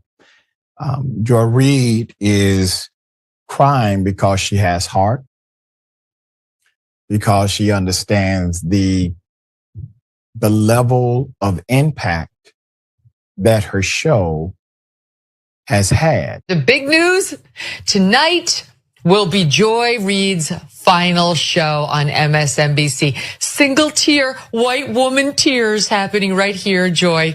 She was officially fired over the weekend because she's a racist, horrible news anchor with no ratings. And that's really been the truth for a long time. MSNBC is under new management, and I guess they decided to come to grips with reality. The truth is, this is very sad news for us, as she's provided so much material over the years. Laughingly mocked, white woman tears as pathetic and offensive to her. Who's crying now, Joy? Good riddance to the absolute worst person on television, and shame on NBC for letting it go on this long. That was Megyn Kelly's post. Okay. Joy Reid has mocked the tears of every white person she's helped counsel over the years, or for some imaginary racial slight. She's had zero empathy for anyone. Now she wants us to feel sorry for her. We don't. No, ma'am. Her tears aren't to feel sorry for her. So let me just say to Megyn Kelly, in my 30-some years as a journalist and my 50-some years as a person of color, go f*** yourself. I usually don't like to talk about her because she's one of those people, she thrives on it. She has built the second part of whatever of her career on being a troll. She's racist, right? It's just, I'm going to give you the evidence. Supposedly learned from it and then spent every day after apologizing for it and being fired for it, then spent every day proving the point that she is a racist. The worst person on television was fired from NBC in the Today Show a few years ago, and that's Megyn Kelly. That's the worst person who's not on television anymore, is you. This is far from the last time you will see or hear from Joy Reid, but it will be the last time I give NBC that much attention. Hashtag Team DL. Hugo's followers were largely in agreement, with some calling for a boycott. Others questioned why Morning Joe was not on the chopping block. One user wrote, quote, MSNBC ratings are down overall. I stopped watching news, especially network news, the day after the election and refused to go back. Joy was/is not the issue. Mika and Joe solidified the drop when they went to kiss the ring. They are to blame. I will follow Joy wherever she lands. She will be a success no matter what. Another added, quote, she gets canceled, but Morning Joe stays. His ratings are worse than hers but we all know what it is. In a series of emergency viral meetings, put her up, new MSNBC president, Rebecca Cutler, insisted recent attacks from President Donald Trump had, quote, nothing to do with the decision to cancel Read Out, but was part of a broader network reboot. Not everyone is buying that rationale. Ambassador Digital Magazine editor-in-chief Musa Jackson wrote on Threads, every time MSNBC has a shakeup, the Black woman solo-led show is always the first to go. Tamron Hall, Tiffany Cross, Zerlina Maxwell, and now Joy Reid boycott MSNBC.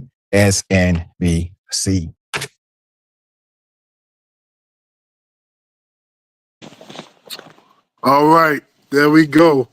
So MD, I know you wanted to speak on this. What are your thoughts on Joy Reid's show getting canceled? And the irony here, she got canceled on Black History Month, which that's kind of crazy. And it's always the Black female lead show, like Dr. Richie said, that always gets canceled when there's an issue at that station. Well, I'll say this. I wasn't too fond of Joy Reid, like at all. She made some disparaging comments in the past, particularly during the 2020 campaign, when she went out of her way to do an expose, quote unquote, as it pertains to the reparations movement and basically convening that to being like a disinformation campaign. That was some bullshit. I'm gonna tell you straight up. She called certain movement, and again, a lot of these movements I don't agree with, like FBA. She called FBA and ADOS Russian assets. Is what she did. That was some bullshit. Only because, again, certain subsections of those groups were leaning toward Trump. That ain't no reason to call them no Russian assets. And she went out of her way to make that a lead story. I thought that was some bullshit. I believe it was either 2017 or 2018 where she talked about the radicalization. I think it was after Charlottesville. The radicalization of MAGA maniacs, she akined it to Islam. Essentially what she did. That was also some bullshit. I think even to a point where she had to come on and apologize for that because Ilhan Omar got in her ass. Joy Reid has done some pretty dumb stuff throughout the years. That don't take away from the value that she brought to MSNBC. Now here's my general take, because it's more of what Joy Reid did versus the totality of NBC as a whole. I think they're going more toward the moderate approach. That's just what it is. I think any and all progressive stances, here and there a little bit. Would you call Maddow a progressive? Kind of, sort of. But, she palatable. You know what I'm saying? A lot of the MSNBC hosts that they done had in the past, from the eyes of how they view Trump versus the viewership, wasn't palatable. Joy Reid would have been one, Mehdi Hassan, so on and so forth. They done got rid of those people. Those people so happen to be quote unquote people of color, whatever that means. So I can understand the grievance. It's definitely a shift.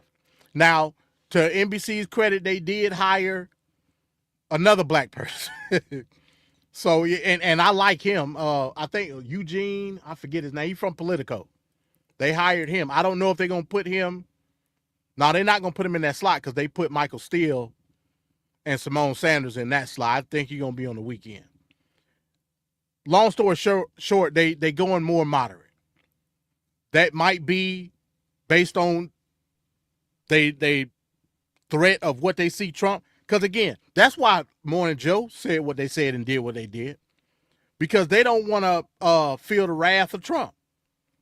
Now I say that's cowardly, and it don't stand the principles of the First Amendment, freedom of the press. Why Why do I need to be scared of anybody when I'm reporting the news and I'm giving op-eds about a particular stance? Like, stand on the principles of the Constitution. But hey, that's just me.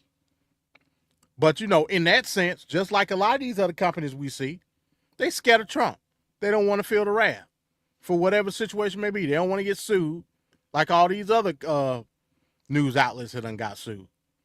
So from that instance, yes, I can see that there may be a conspiracy as it pertains to a lot of progressive voices, particularly people of color, that are getting ousted based on stances that they've had in the past, and they don't want it to be an overall view of that particular outlet, which is a shame because news outlets shouldn't have to walk that way if we basing it on the Constitution. So I say shame on NBC Universal for even thinking that. We know it wasn't about ratings because, hell, all mainstream media is trash. Don't nobody watch it. So we know it wasn't based on ratings. Factual statement. So, from that aspect, man, I got a particular thing about new media and independent media. It's a place for it. I don't think it's adequate enough to give me the detail of what I want. But again, that's just individual. That's just me. I think mainstream media gives you another level of detail as it pertains to the story that independent media just can't give you. That's just a fact. Your favorite podcast or whatever, the Young Turks ain't giving me a full hand account of what's going on. All they doing is giving me op-eds, which is fine. I ain't got no problem with that. Mehdi Hassan can only do so much without the full backing of NBC. And so on, you can go on down the list. So, yes, we need mainstream media because we need detailed accounts on the ground, boots on the ground, that only can be resourced by these major outlets. Now, you got other outlets like Reuters and AP that don't necessarily have mainstream media from a TV sense, but they got the resources. Hell, they can't even get in the White House no more, so there's that. So we're going to continue to see these things happen. Independent media is important. I'm not saying it's not. But if you're looking at it from the progressive sense, maybe there needs to be some type of call out as it pertains to the viewer, because that's the demand, supply and demand, as it pertains to the viewer, to force these mainstream media sources to give us that progressive outlook. So that's what I'll say on that. All right, thanks, MD. Mike, what do you think here about Joy Reid being canned on MSNBC? I think it's hilarious. I think I think we all know exactly what's going on. I think MD alluded to it, but he's sticking to his lane. So I'll go into mine. I know we all see what's happening. After Trump decided, hey, I'm gonna start letting in these other, these podcasters and these whoever the hells and these bloggers into the White House, people started seeing that they're replaceable. MSN could be replaced by Boomer and Boxer's blog from the century, right? Wait, whatever the hell. Any crap that someone makes, we could probably end up in there. Well, we probably won't. But he's going to replace them with people who agree with me, because that's pretty much what's going to happen. And they don't want to be on the outs. And instead of standing up and being what they're supposed to be, which is the counter to Fox News, they're going to do exactly what Democrats have done since Jimmy Carter, which is why everyone knows I call Jimmy Carter the last Democratic president. They're going to walk, skedaddle, and sit on that fence, put the fence line right up in their keister, and be fence riders on the line. And that is why there is no progressive in politics. There is no progressive in news. There is no progressive in anything. There's far right wing, and then there's middle people. That's pretty much it. It's pathetic. It's sad. It's going to keep happening. They're going to replace. Hey, and I don't know why Maddow's sitting there wondering why, thinking she's safe. All it's going to take is for the alphabet community to fall out of favor, and she's out of there too. That's all it takes. This whole election was a referendum on blacks and saying blacks are not that important. Blacks need to stay in their you're not the first minority anymore. We got other minorities we can give a damn about. That's all this election was. That's why DEI was such a big thing. Hey, DEIs are black, so if you hate DEIs, come on with us. And everybody jumped on. And now they see, like I always say, black people are necessary because we have to fight the hardest, we get the least, and we're the first to get it taken from us. But if we don't get anything, neither will you. And now everybody else is seeing the neither will you. So we're just, hey, Joy is just the first. She's the beginning. It's gonna start happening to everyone else. This is the opening salvo. That's all it is. Everyone's going to bow to the orange dictator, who is basically the pseudo-Manchurian candidate for Putin now. I don't know why I refuse to believe I'm the only one that sees it. I refuse to believe it. This is all this is. You're gonna see it's been happening. You saw when they got rid of all the black people at CNN, they were pushing them out the way. Let's hire some black people who are kinder to Trump. Let's hire some black people who might kowtow. Let's hire some black people who might smile more. Joy looks so angry. You know we don't like angry blacks. We need our blacks to smile. They make whites feel safe. It's coming. And I think we're here. Hey, I've been telling you all that I have hammocks out in the wild for you. You're gonna start realizing I was right, and you're gonna be like, hey, bro, that hammock's still out there. I'll be like, you better come on, because Trevor's trying to take yours for his daughter. You think it's a game? Trevor's trying to come out there too. Trevor's starting to see what's going on with this world. My baby gonna be, hey, y'all better come on. The world it is crumbling. This is the beginning. I sadly believe, I used to believe that I didn't have to worry as much because I was gonna die before it really, really happened. But now I'm starting to realize, no, I'm just gonna be old and decrepit, but it's gonna happen. It's gonna crumble. We're gonna burn. You know my saying, burn it down, Drumpf. He's doing it. He only got 4 years, or 3 years and a couple hundred days. He's gonna do his thing. He's doing the best he can. You let him. He got the first round. He got his judges in, whether it was federal or SCOTUS. He got his people in. He's kicking people in TSA. He's gonna get all his people in, and then there's gonna be no way to get them out, because once they get in, bro, it's over, and they're already there. This is damn near Skynet. We're damn near living in Skynet. White supremacy and AI are taking over, and it's gonna be a wrap. But hey, don't listen to me. I'm just some weird chubby guy that talks online.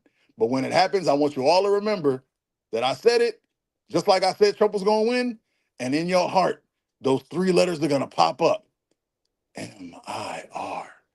And somewhere in the world, before I die, I'm gonna giggle my fat ass off because I know I was right.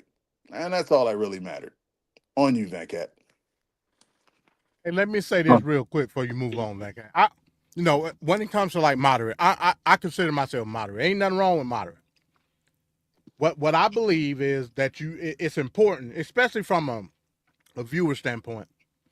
It's important to, at the very least, make sure that all stances of the argument are accounted for.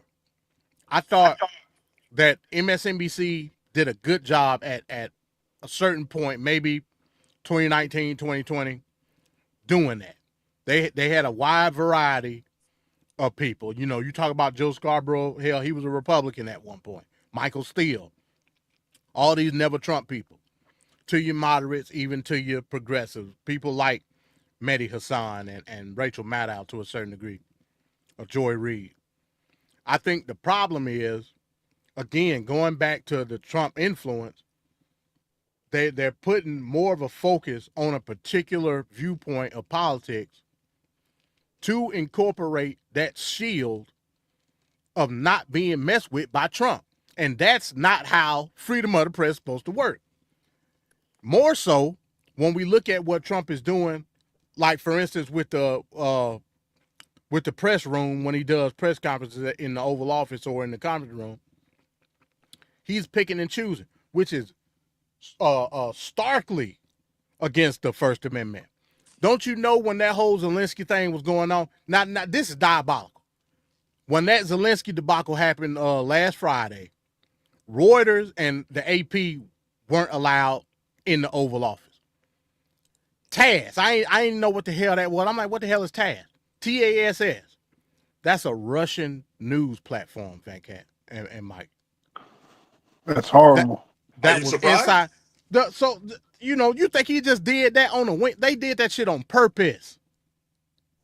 On purpose to antagonize Volodymyr Zelensky. That's what they did. Not only that, if you notice, every time he do a press conference, he called his guy Brian. That he say him by his first name. Yes, Brian. He give him all the questions in the world. That's the guy that came from RSBN. I don't remember when. Y'all remember when I was on the arena over there with Sunblock? Yep. We used to stream RSBN. Yep. He came from RSBN. RSBN is a Christian nationalist YouTube channel. That's what it is. And this guy get ask every question. He also dating. He getting top billing. Yeah, he also dating Marjorie Taylor Greene too. So I get. Hey, I'm talking about. Go ahead. Go ahead. I want to say this. To the second part of what you just said, beautiful. That video is coming up next, by the way. Fantastic. I have no comment. So the first part of what you said, I have a little pushback. This is my issue. The reason I say being on the fence is so bad, it's not bad for a person. It's not bad for a group. It's bad for a party. You cannot be a party on the fence. You cannot be a party that runs itself on the fence because you'll fall for anything. You don't have a stance. But isn't that what happened to the Republicans after Obama won? They were on the fence, the party of no, and then they fell for Trump. You can't be on the fence if you're the party of no. You're saying no. That's you're on your side of the fence. That's literally in the definition. Even when they say, man, we don't like Trump, what do? Didn't your mom always tell you? Mama always said, you don't listen to people's words, you listen to their what? Their actions. Okay? I disagree with that. Because I think you mixing moderate with flip flopping, and that's two different things. No. Moderation means you're flip flopping, sir. It's the same thing. I'm gonna show you how. I'm gonna show you how. If you're a moderate, right? Sometimes you can go over here. Sometimes you can go over here. You can be pulled. That means you don't have a strong stance on every subject. Yeah, that is true. That's what it means. That's true. It means if somebody's saying something, I can be pulled this way. If somebody's saying something, I'm like, oh well, shoot, I could be. Like I said, when Chris Rock had the joke, he's like, there's no such thing as a man who likes Seinfeld and Wu-Tang. I tell him all the time, yes, there is. But I'm solid in those stances. No soup for you. You feel me? Now, my problem is Joy filled a purpose. She filled a stance. She was a person that there was nothing Trump could do that could make her go to Trump. Other than changing his policies and becoming going back to the Democrat he used to be when he wasn't a megalomaniac. That's what they're getting rid of. There'll be no more pushback. There'll be nothing but people that kiss the ring. And if you're going to be just a bunch of people that kiss the ring, all you're doing is moving the opposition from progressiveness to the middle. And if you move people to the middle, and that means the far left is the middle, then the far left doesn't exist anymore. That's not true. And if the far left doesn't exist anymore, we're basically in Trump's America. That's it. I agree with that, Mike. I agree with that. I'm everything I say because I'm right. No, you ain't right on this one. Because that's not what being politically moderate means.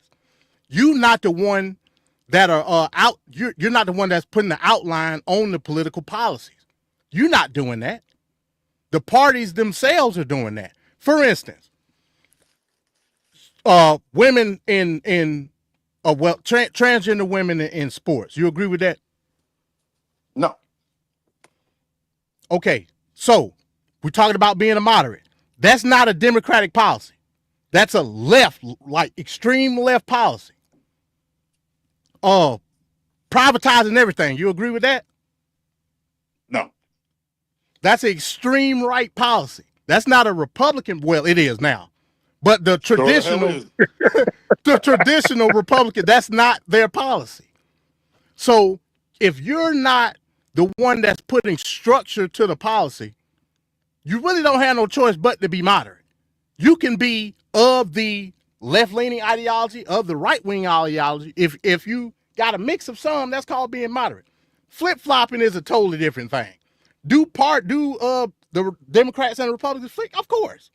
But you're not tied to the party itself.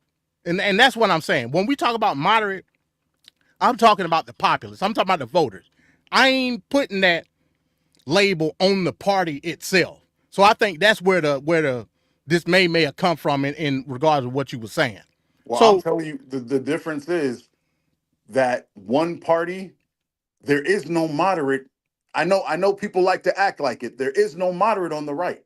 There is none. There's MAGA, and then there's MAGA light. That's it. There is no moderate. Being a moderate on the left is basically giving the right 3/4 of the vote. Yep. It's basically giving them 3/4 of whatever they asked for. It's what Obama did that pissed me off. It's, I want to start in the middle so we can, no, because they're not starting in the middle. They're already on their far right. They don't care. They're on the 1 yard line right outside of MAGA goal, and they like, you got to pull us 99 yards. And the MAGA lights are on the 6. That's as far as it goes. These people are on the 45 on their side talking about, well, I want to hear what they have to say. Why? They haven't changed their talking point in decades. The only difference is instead of trickle down, they're saying it's a whole hail of piss. We not trickling, we letting the full stream go. It's so true. That's the only difference. So by becoming quote unquote moderate, all you're doing is giving in. The same thing I said why we should have never went with the what's that bull crap Obama went with? The that he didn't, when Bernie was like we should go for the single payer. The fact that he gave that away immediately is because he's a freaking moderate. No, it's because he lost his vote. That's why. He took so long to make it. If that would have been the first thing he came out with, there would have been a fight to be had. But he knew he couldn't win it because he tried to play the middle. Okay, I get what you're saying now. I get what you're saying, Mike. Yeah. But my argument would be Democrats never held that progressive position in the first place. Exactly. They use the progressive as a scapegoat. Yeah, so that's why I say I disagree, because I think you're talking about an ideology, and Democrats ain't never held that ideology. Well, then we don't burn. Democrats is just as neoliberal as Republicans. Like it's been like that. Yes. Then we won't burn. So just let's burn and stop crying about it. Okay, all right. Let's help them set the fire. Understood. We didn't start the fire. Let's burn it. I'm all for that. I don't want to hear all these whinings and the crying about, I get to complain because I don't believe in it. But if everybody else is signing up for the nonsense, shut up and let me complain and just watch it burn with me. That's how I personally feel about it. I want to complain because I want to talk my trash because I know it's full of crap. But if everybody else is okay with the shit being full of crap, cool. Let me talk my nonsense and then bring me some marshmallows. All right. So let's get to the big thing here. The Zelensky 2-on-1. My goodness, Trump and Vance against Zelensky. We're gonna actually watch the video, and then we'll have our thoughts on the other end. Yo, you should. That was hilarious. What happened, Mike? I said you should have had the Saturday Night Live skit that they had about it. Oh, it was so funny. Oh, we'll get demonetized and censored and slashed. Facts. All right, then let's go.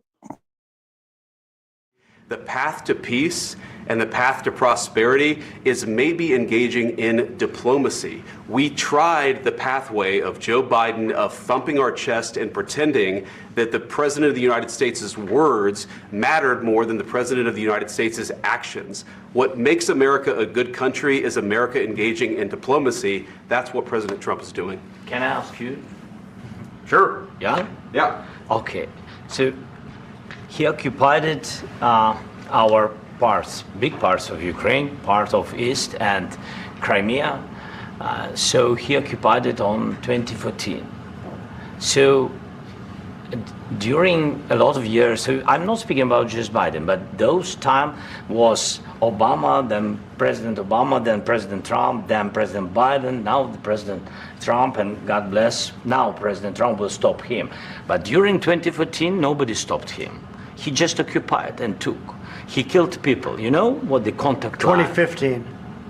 2014 and 2014. 2014. Yeah. So I was not here. Yeah, but that's exactly right. Yes, but during 2014 till 2022, the situation the same. The people have been dying on the contact line.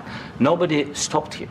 You know that we had conversations with him, a lot of conversations, my bilateral conversation, and we signed with him, me, like a new president.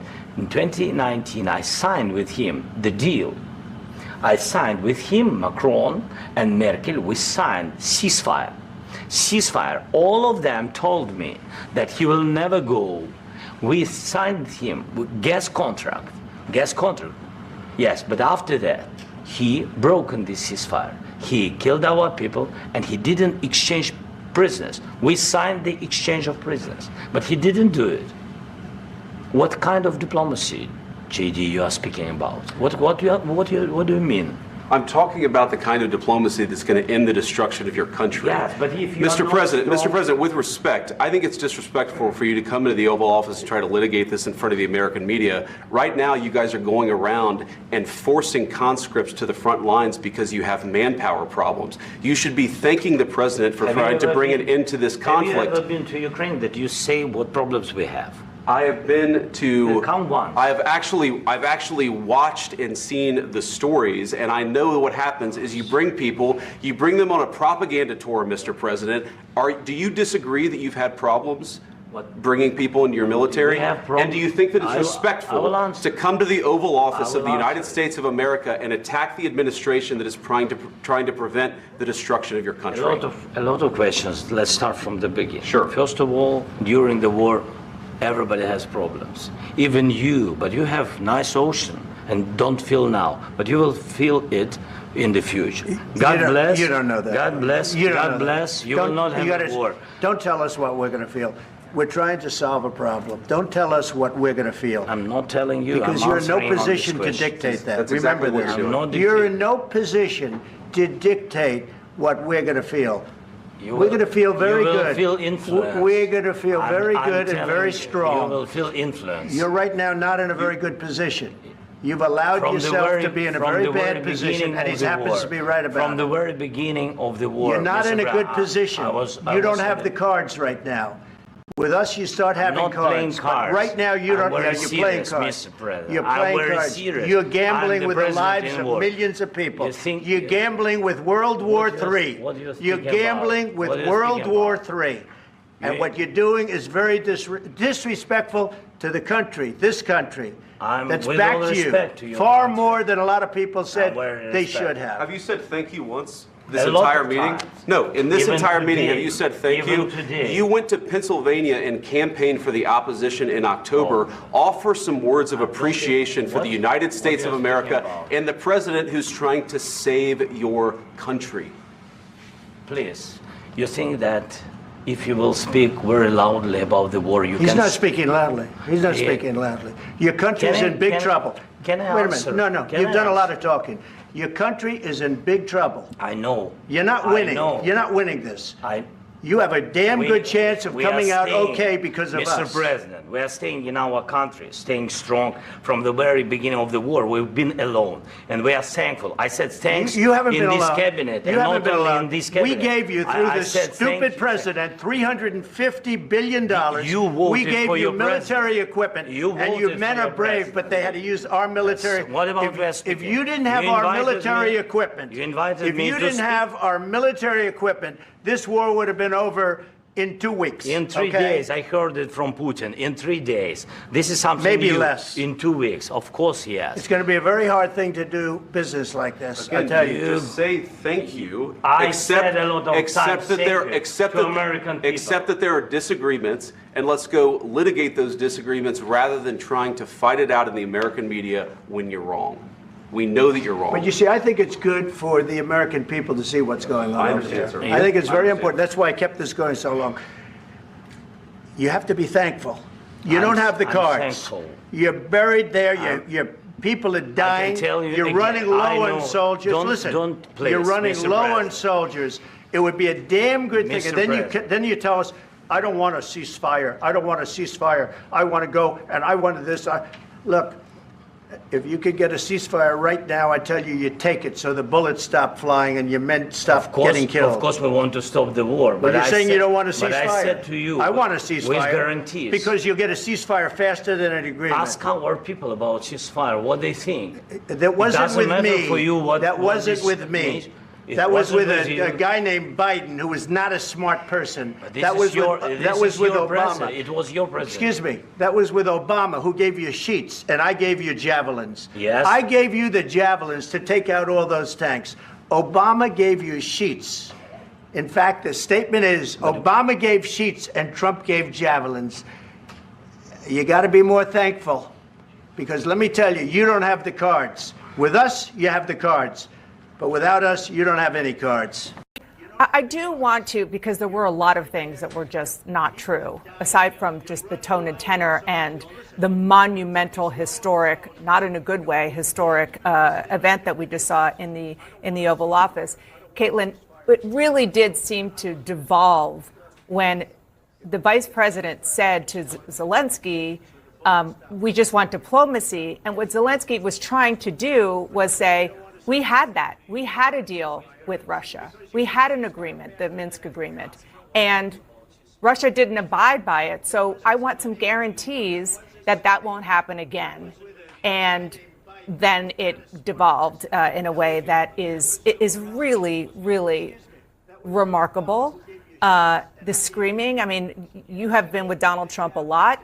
We have seen and heard about Trump getting upset and losing his temper.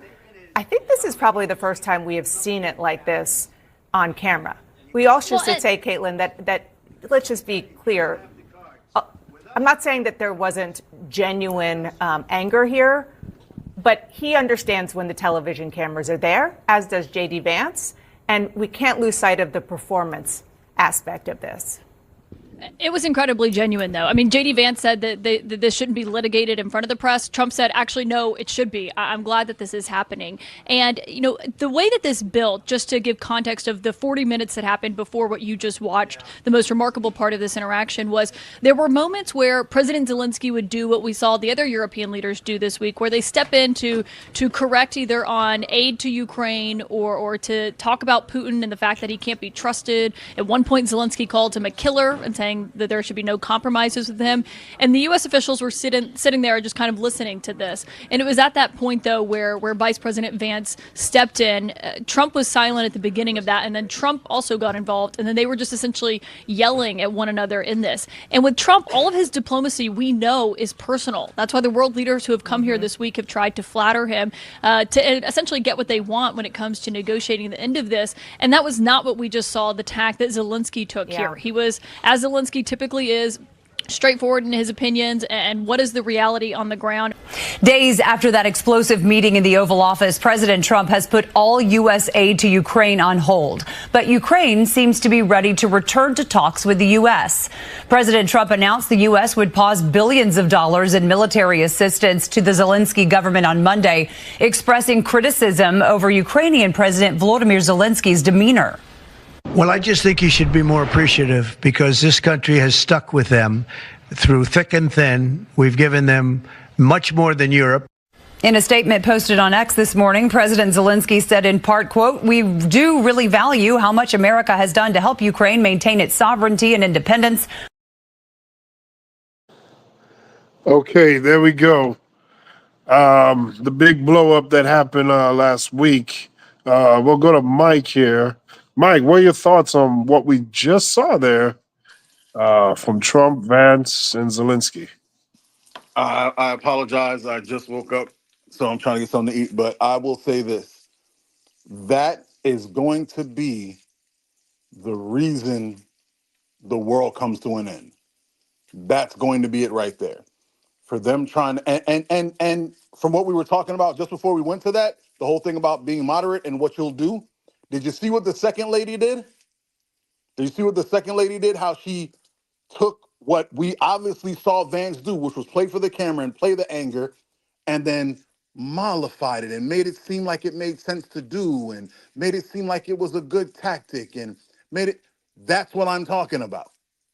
They'll be so willing to bend and kowtow to Trump that they're going to have the populace thinking, well, maybe that was a good move. At my job, I had white guys telling me, maybe that was a good move.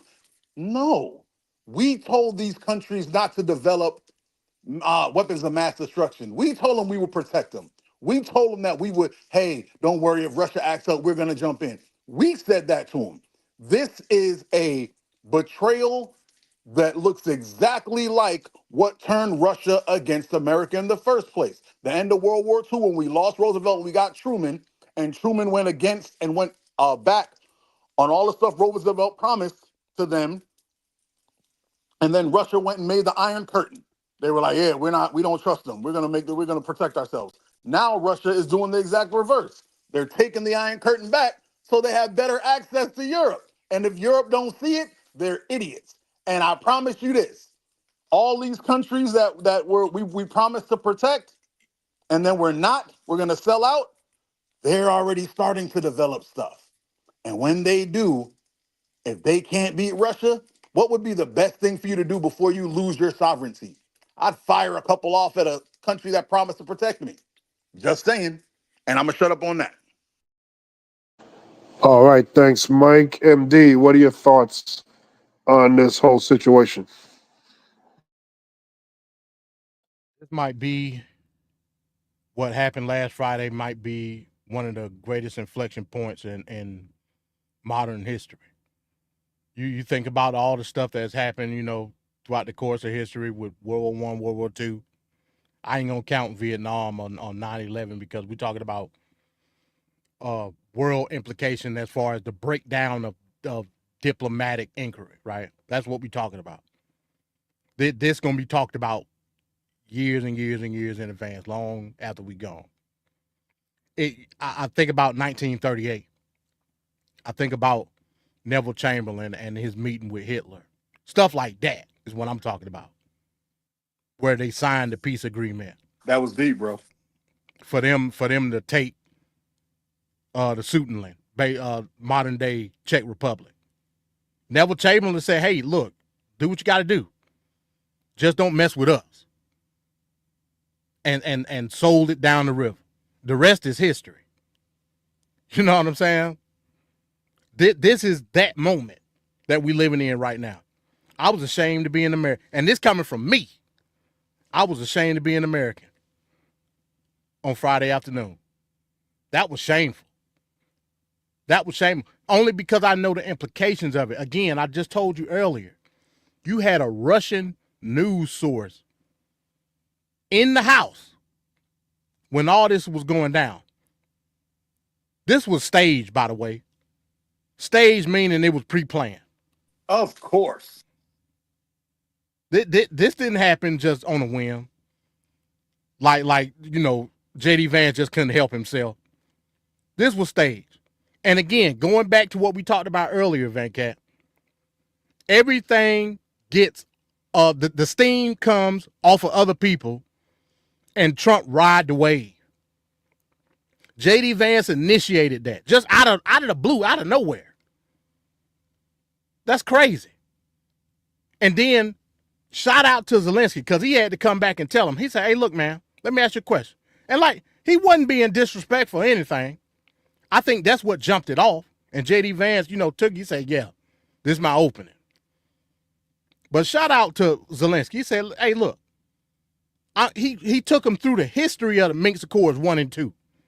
Yep. That was clearly broken by Putin and the Russian Federation. Clearly. Go back even further during the Clinton administration. Just like Mike said. At the fall of the Soviet Union, Ukraine had thousands of nuclear warheads. Thousands of them. They could be a superpower today if they would have kept those warheads. Clinton and who was at the time? Was it Blair? I forget who it was. But Clinton them say, oh, hell no, we can't have Ukraine with all these damn warheads. They said, look, we need to come to a table. Hey, look, get rid of the warheads, nuclear disarmament. We guarantee your protection from the United States and the United Kingdom. We guarantee it. The Budapest Memorandum. Ukraine said, cool.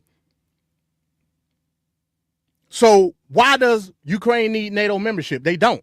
They supposed to have the full protection from the United States and UK to this day, according to that particular treaty. So this shouldn't even be a question. As soon as Russia went into Crimea in 2014, it should have been on and popping. Had we followed suit with that treaty. Then Ukraine turned around and said, hey, look, man, this needs to stop. Going to the Minsk Accords with Angela Merkel, Macron, and Putin and Zelensky. Hey, look, we need to stop this. Sign the agreement to a ceasefire. Putin say to hell with the ceasefire one time. Zelensky say we need to come back to the table again. Minsk Accords number 2. And broke it again. Then Putin said to hell with it. We just pushing all the way into Ukraine. The hell with what you're talking about. What's going on? Mind you, I ain't seen Putin not nan time. How are we talking about coming to any type of terms of a deal with only 2 of the 3 parties? This is insane to me. And the fact that Americans is cheering for this, hey, look, man. But it's hell in the handbasket, y'all. This is what it is. This country is going to hell in a handbasket, and you know it. America today is a land of total chaos and confusion.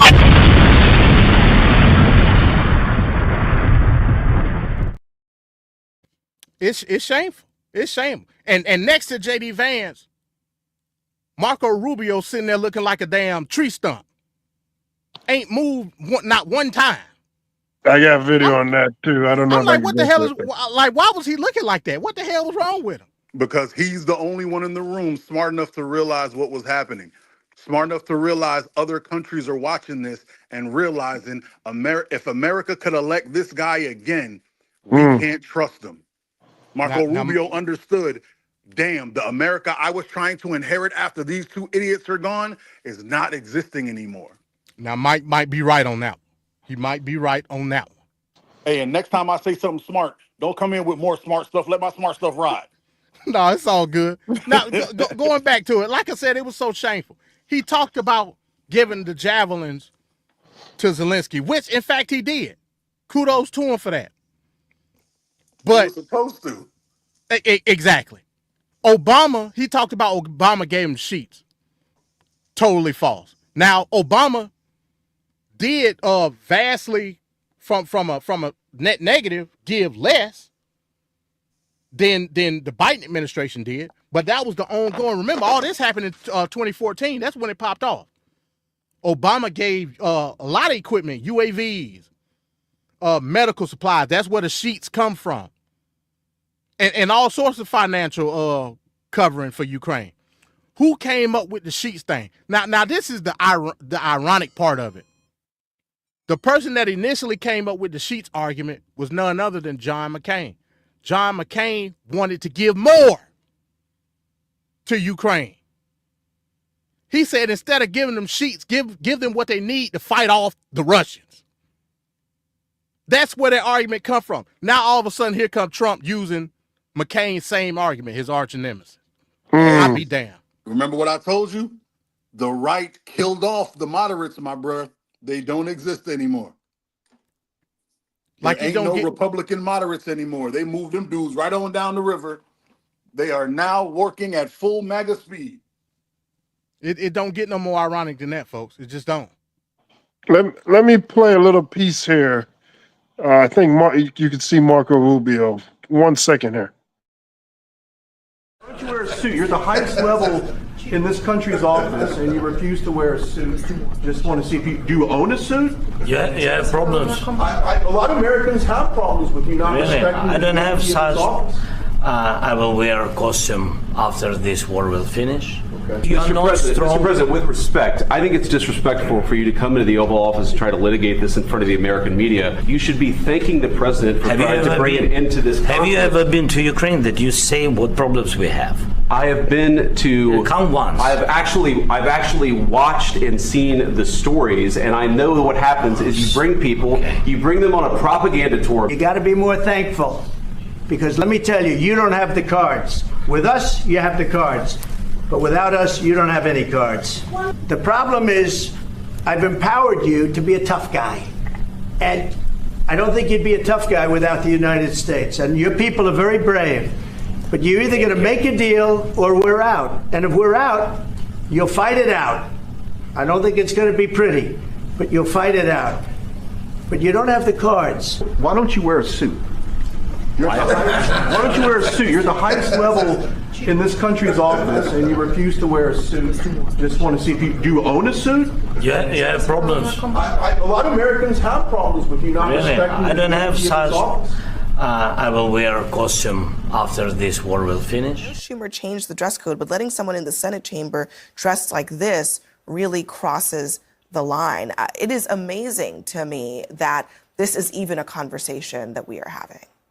Well, let's talk about what's most important.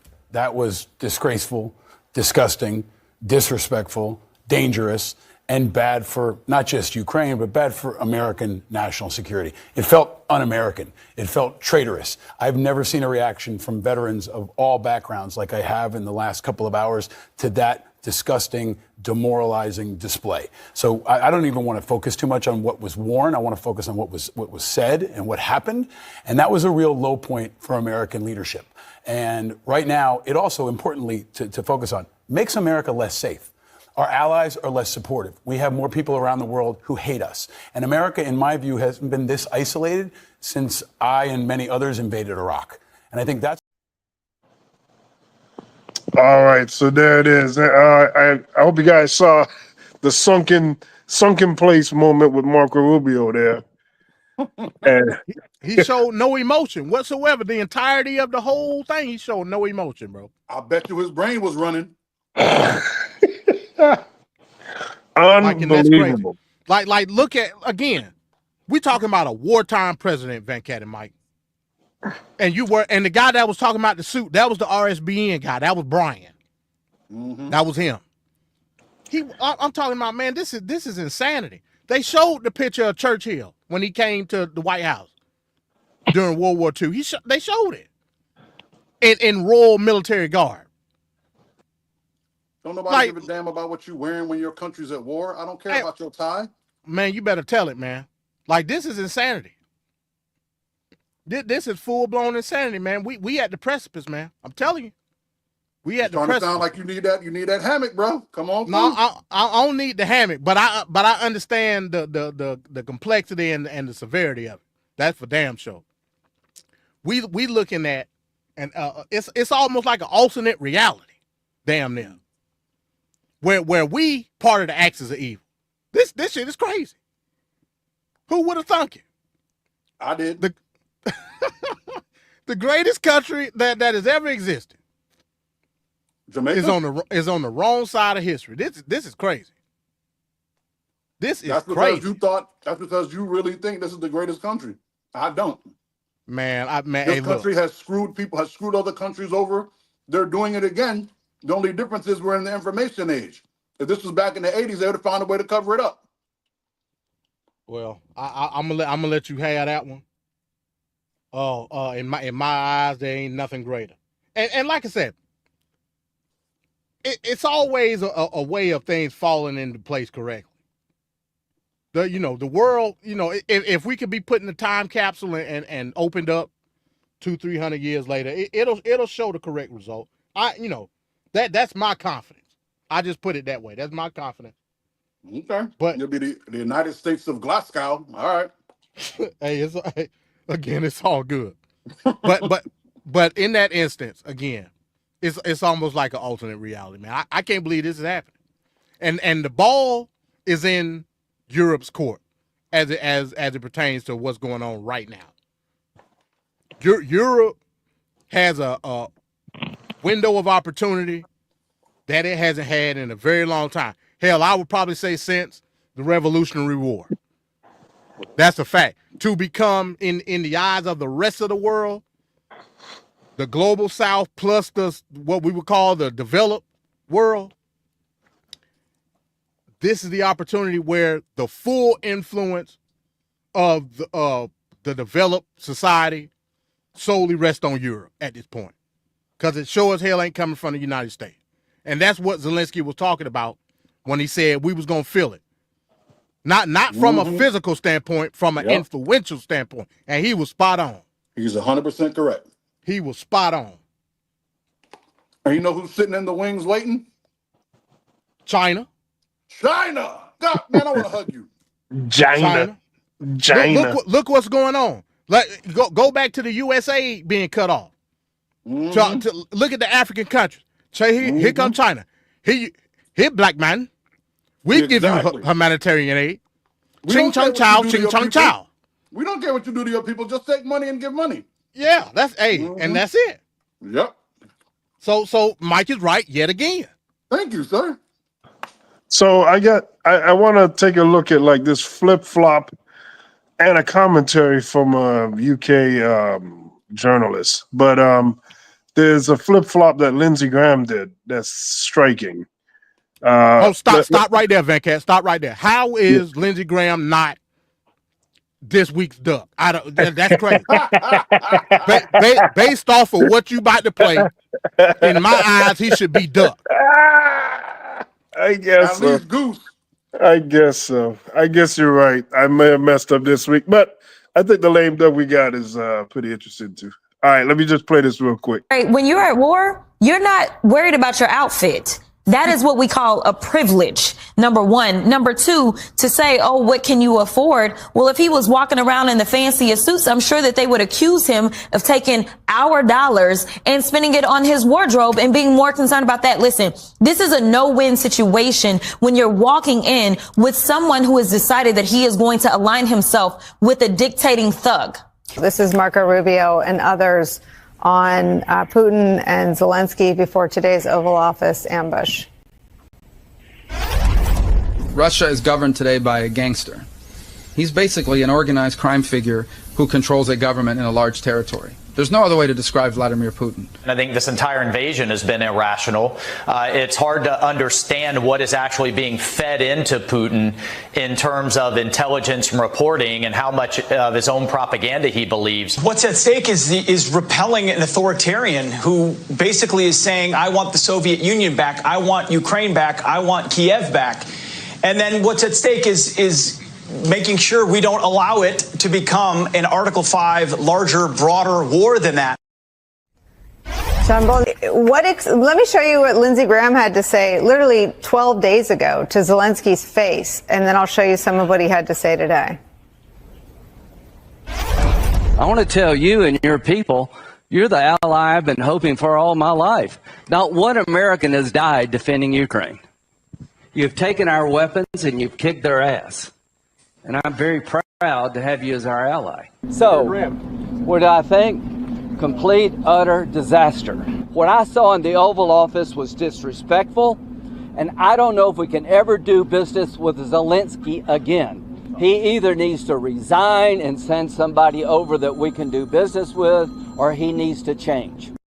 The tech billionaire reiterated calls by the US president and Russia for Ukraine to hold new elections, saying President Zelensky is despised by his people and reiterating President Trump's assertion that he is a dictator.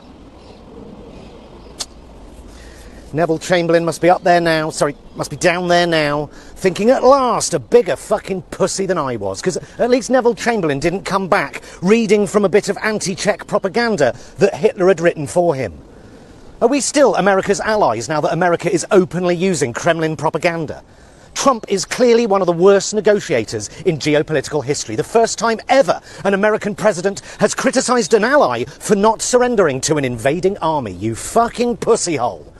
Trump claiming that Ukraine started the war is like Roosevelt saying, well, what the fuck were those ships doing in Pearl Harbor in the first place? The art of the deal, eh? The great negotiator showed his hand after 2 seconds, showed the world that he'd been entirely captured by Kremlin talking points. Instead of at least pretending to be neutral so that he could get his Nobel Peace Prize, he immediately showed that he was openly hostile to one of the parties, and not the invader, the invaded. Imagine being the President of the United States with the richest man in the world as your pet and still shitting the bed every time someone points out that you're being a wanker. You disingenuous, cowardly, boot-licking, Trump-line-towing, cock-sucking coward. Any other comments, Nigel Farage? Well, I agree with Donald Trump. Ukraine must have elections as soon as possible. Very well. And let me ask you this, Nigel Farage, you cowardly, cock-sucking cocksucker. How on earth is Ukraine supposed to have an election with 6 million of its people displaced? Russian drones attacking them every single day, with 3.5 million Ukrainians living under an illegal Russian occupation. Hello? Hello, cocksucker? No, he's gone. Trump and his minions, including Farage, have betrayed Ukraine, betrayed a people who have courageously fought to defend their land against a bully and a murdering tyrant. And the result is an emergence of a new US-Russian axis, the end of the Western alliance, because Trump is annoyed that he was publicly called out on his lies. Maybe, just maybe, this is the moment where the remaining Western allies see that Trump is an ally of no one. Maybe Trump has miscalculated, thinking that everyone was just going to bend the knee. Maybe the world will see that America in its present form is not to be trusted by anyone. And anyone who does trust Trump, people like Nigel Farage, for example, a boot-licking, cowardly cocksucker who, instead of doing any work for his constituents, is right now wanking for coins on a stage in Washington, having a big fat public MAGA wank for dollar. A fucking shit stain of a man. All right. Oh, that was all amazing. right. We're going to make an adjustment here. Per MD, I think he's right. Marco Rubio has to be the lame duck of the week. MD, what do you think about that video we just saw? Well, you like I said, to me, you can give it co-duck. It could be Rubio and Lindsey Graham together. Because, like I said, Marco Rubio, for years, has been staunchly against Russia. Like, he was a hawk on that damn near for a decade. Even before this whole thing sprouted up. And when he got in, the Crimea had already fell. He was staunchly against Russia. Like, that was one of his main things. And now, all of a sudden, he just sitting there like a damn stump. I'm talking about emotionless. Because, like Mike said, he knew, man, this is jacked up. Like, real jacked up. He knew it. Lindsey Graham. Same thing. I'm talking about not even a week, Venkat. He was at the Munich summit the prior weekend praising Volodymyr Zelensky to no ends. To the following Friday, he needed to resign. Like, what did he do that bad? It was that bad?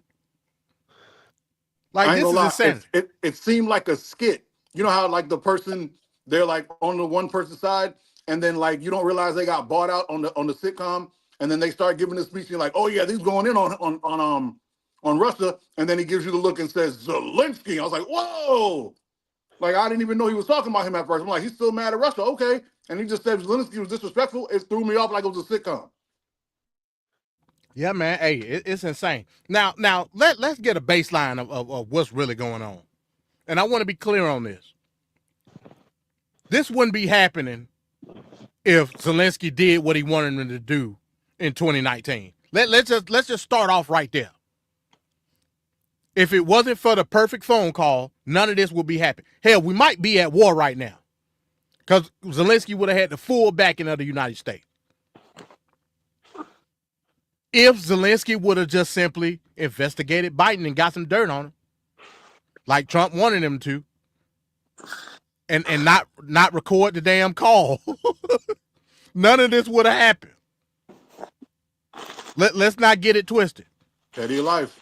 Trump has a vendetta against Zelensky from that moment on. Once Trump got back into office, he made it his mission to knock Zelensky out the box. And that's what he's attempting to do right now. You think he give a damn about people saying that we shouldn't be in wars, blah, blah, blah, giving money to Ukraine? He don't give a damn about that. If Zelensky did what he wanted him to do, he would probably be giving double the money. But I gave more money to Ukraine than Biden did. That's what he'd be saying right now. But because Zelensky didn't do what he wanted to do, now it's no wars. No money for Ukraine. Like, I can't believe we're playing this game. So you think that what's the name? Lindsey Graham is worse than Marco Rubio? Well, Marco Rubio from that instance, to me, should have been the dub. Just based on that instance. Marco Rubio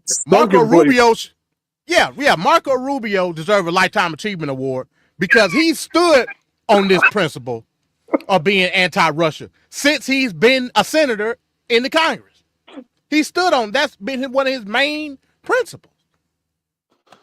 So, if we're talking about just in this instance, it should go to Lindsey Graham. But the overall body of work, Rubio is that guy. I see what you're saying. Rubio was on the Senate Foreign Affairs Committee, preaching every day that the United States should fully back Ukraine. like that was a thing, even when he was campaigning in 2020. So that's my point. But yeah, Rubio knew it was wrong what was going on in that Oval Office at that. You could tell by the look on his face, Venkat. You could tell. Yeah. He did not show one lick of emotion. One lick. You messed it up. He was saying that you need to back McCain. Well, yeah, I get what you're saying. And speaking of McCain, who mentored Lindsey Graham? John McCain did. Yep. John McCain showed him the ropes when he got to Congress. And he dropped them ropes just like he dropped this trial for Trump. So, yeah, man, it's crazy to see these people. And again, going back to Mike's point, we could talk about ideologies and then persisting in the party. Like I said, to me, individually, you still got some type of foundation. But when you break it just that obviously, like this is crazy. Where's the spirit of Ronald Reagan when you need him? Is what I'm saying. Nancy sold it before she died. Yeah. Don't listen to me. I'm sorry. It's sad that we got to say that, but with all the stuff that we talk about with Ronald Reagan, at the very least, he stood on the principle of a foreign policy that stood on the foundation of democracy for all. At least he had that. At the very least. I think Venkat, did Venkat drop off? I think Venkat dropped off. But I hope not. You were riding. Yeah, I think he dropped off, and I will stop. Venkat, come back. So from that instance, yeah, man, it's jacked up, man. It's jacked up. Like I said, man, this is a moment that's going to be written in the history books. 100 years from now, kids going to be studying this moment. They were like, damn, United States was jacked up, like bad. You know what it's gonna be called? The Great Interview. Because we're not gonna be in charge no more. And to that point, I'm not saying that type of conversation is not being had behind closed door. Hell, they probably talk like that to each other behind closed door or on the phone. You're talking about that guy at the end? No, I'm talking about Zelensky and Trump. Oh, okay. I don't know where the hell you got that video from, Venkat. That was crazy. That was crazy. And Nigel Farage, I listen to him sometime. Nigel Farage, like, yeah, that's a kooky guy. and they really don't like him over there. Like, really don't like. I watch I'm subscribed to LBC, Leading Britain's Conversation. I wouldn't necessarily call them progressive because they don't really think like that over there. When they talk about liberal and conservative in Britain, they usually talk from an economic standpoint. So Leading Britain's Conversation, they more on the liberal side, but I guess you would say socially quasi-progressive. They really don't like Nigel Farage. It seems like don't nobody like Nigel Farage in England, but hey, I don't know nothing about Britain politics, so. But I don't know where the hell you got that. I'm like, what the hell? I don't even know where I got it from. I guess I left my thing recorded and it picked it up somehow, and I'm like, oh my God, this is kind of wild. But yeah, that's all I got on that, man. All right, Mike. Anything else on that? As we're gonna go over to the Congress address in a moment. All I want to say is that guy at the end, he is what we're going to be missing when they let go of all the Joy Reids. We're going to be so far away from that guy being able to exist. And I know it's a satire. I'm not slow. But the thoughts that he was expressing, minus the pussy holes and the bhakti, whatever he was saying, it was awesome. But the thoughts he was expressing will no longer exist because those viewpoints will not fit with the moderate standpoint. So we are going to a place where I don't know if you guys need to go back and watch that first video where the CNBC news people are talking about it, and the two white women are talking.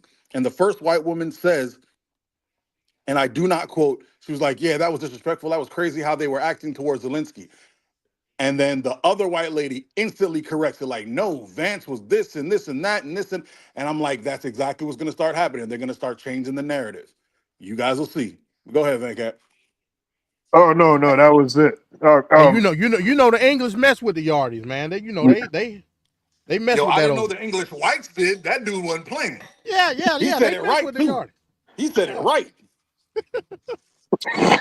I know Americans that can't say pussy hole right. He said it right. Like he had hooked on phonics as a kid. And he was like, I've got to make sure one day. That man was not playing. All right. So let me it's 8:52. Let me see. I'm gonna check the screen now. Hey, let me ask you, where are you streaming it from? What channel? I think NBC. Oh, because the White House YouTube channel streaming it directly too. That might be the sure shot. It depends on what you want to do. I mean, I don't trust the White House. This current White House. Be on a 10-second delay where they cut out half the verse. Exactly. I don't trust this White House. Damn.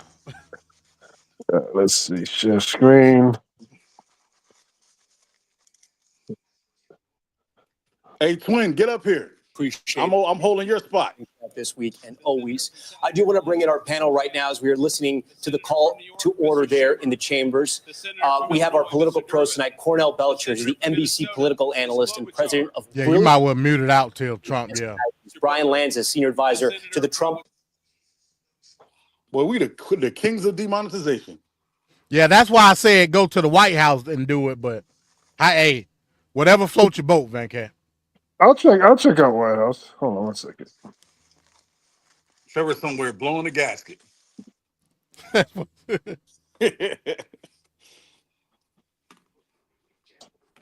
So just to give some commentary on what's going on. So apparently the Democrats each Democrat is gonna have a person that they invited with them that's a fired federal worker. Some gonna be like veterans and so on and so forth. To me personally, look at that. That's what they got up. No, Venkat, the YouTube channel, the White House YouTube channel. Okay. Yeah, they got a YouTube channel. So basically, Democrats are going to go find Republicans to go placate Republicans. See, to me, the rhetoric that's going to come out, I don't even think any of the Democrat congressmen even should be there. For what? I agree. That ain't none of our business. Let them suffer. I don't want to hear what. I don't want to hear crying about, oh, you didn't care about the. Yeah, you knew that. It would have took you three minutes of Google clicking to realize he didn't give a damn about federal workers. Unless the Democrats gonna go and start throwing chairs and doing all, it really ain't no point. If you ain't gonna go in there and raise holy hell, I really don't see a point of y'all being there. Hey, if they want to raise holy hell, man, I don't see the White House yet. They need to bring Britain politicians. They know how to fight. Yeah, the parliament. What? Them boys will throw bricks, hands, sticks. Let's go. But yeah, I'm gonna send you the link, Venkat. I'm gonna send you the link. All Democrats know how to do is sit there and look stupid as all their power is being taken. Oh, I got it, MD. Okay, all right. It still says upcoming. Yeah. 13. It says 13 minutes until it's 9:10. It's supposed to start at 9:10. Okay. Man, this is Trump time. It's TPT. Yeah. Trump people time. And which he probably do, because hell, usually that's how he do it. He always late. Yep. Hey.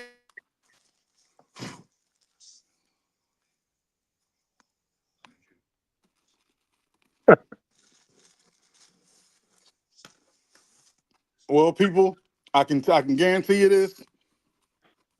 Two things. By the end of whatever we're about to watch, nothing's gonna change, but everybody's gonna act like it changed. It's gonna be the same foolish nonsense. Trump's gonna do what he want to do, and white supremacy is gonna reign. All I say is, like they're saying, everybody go get your passports redone. Even if you got 10 years, go get another one. Go get your birth certificate, get your medical records, get all your stuff in, because you don't want digital to be the only way you can get your information.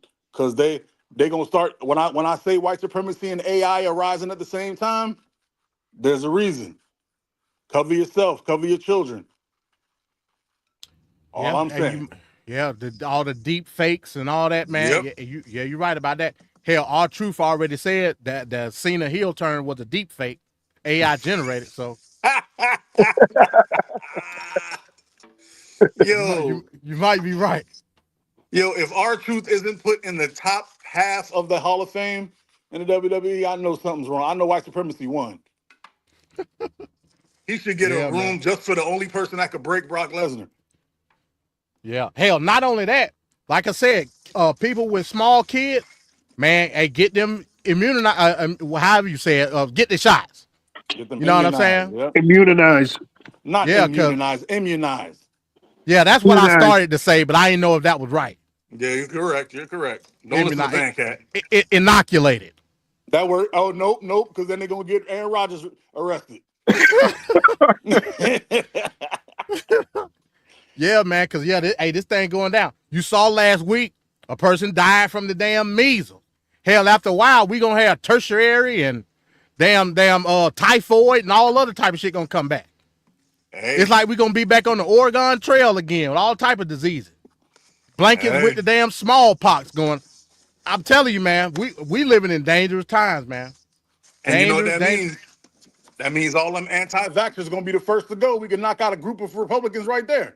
Yeah. And matter of fact, that child that died, his parents were, I think they was, what they call them, Mennonites. They was Mennonite. They was anti-vax already. Uh-huh. See, y'all be acting like I be talking nonsense. I'm trying to tell y'all some real. Like, this is crazy. Ain't had no death of measles in over a damn decade. They said almost 2 decades. Yeah, how you die of measles? Like, that's crazy. Measles something you get on the weekend and you get a shot and it's over with. Nope. Man, not in Trump's America. It ain't. Nope. When somebody die of chicken pox, you gonna know it's real. We gonna be back, man. We got the fever. We gonna be in the cold tub like they used to do in the damn Wild West. Hello. With the damn cold pack on your head. That's all we can do. Bro, bring the damn fever down. I'm waiting for polio. When polio kills somebody, we know it's real. It's over with. It's a done deal. It's a done deal. It is a done deal. Now, like I told Venkat, like when it came to COVID, I can understand people being real. That's a new thing. You know what I'm saying? Right. Like you just ain't gonna take, okay, what the hell is this? But we're talking about proven vaccinations. Measles, mumps, stuff like this. This stuff is proven. So, hey, man. Well, you know, proof is just skewed talking points by the left. Yeah. Yeah. All right. And then you're gonna have one kid left you mess around. Go ahead. Yeah. The whole thing with getting vaccinations and the conversation surrounding autism and stuff like that. Come get the hell out of here. You know, at one point in time, y'all older than me, at one point in time, they used to call autism Asperger's.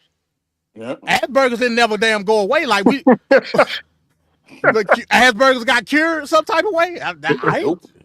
Last I checked. It just got lessened on the scale of the spectrum. There you go. Yep.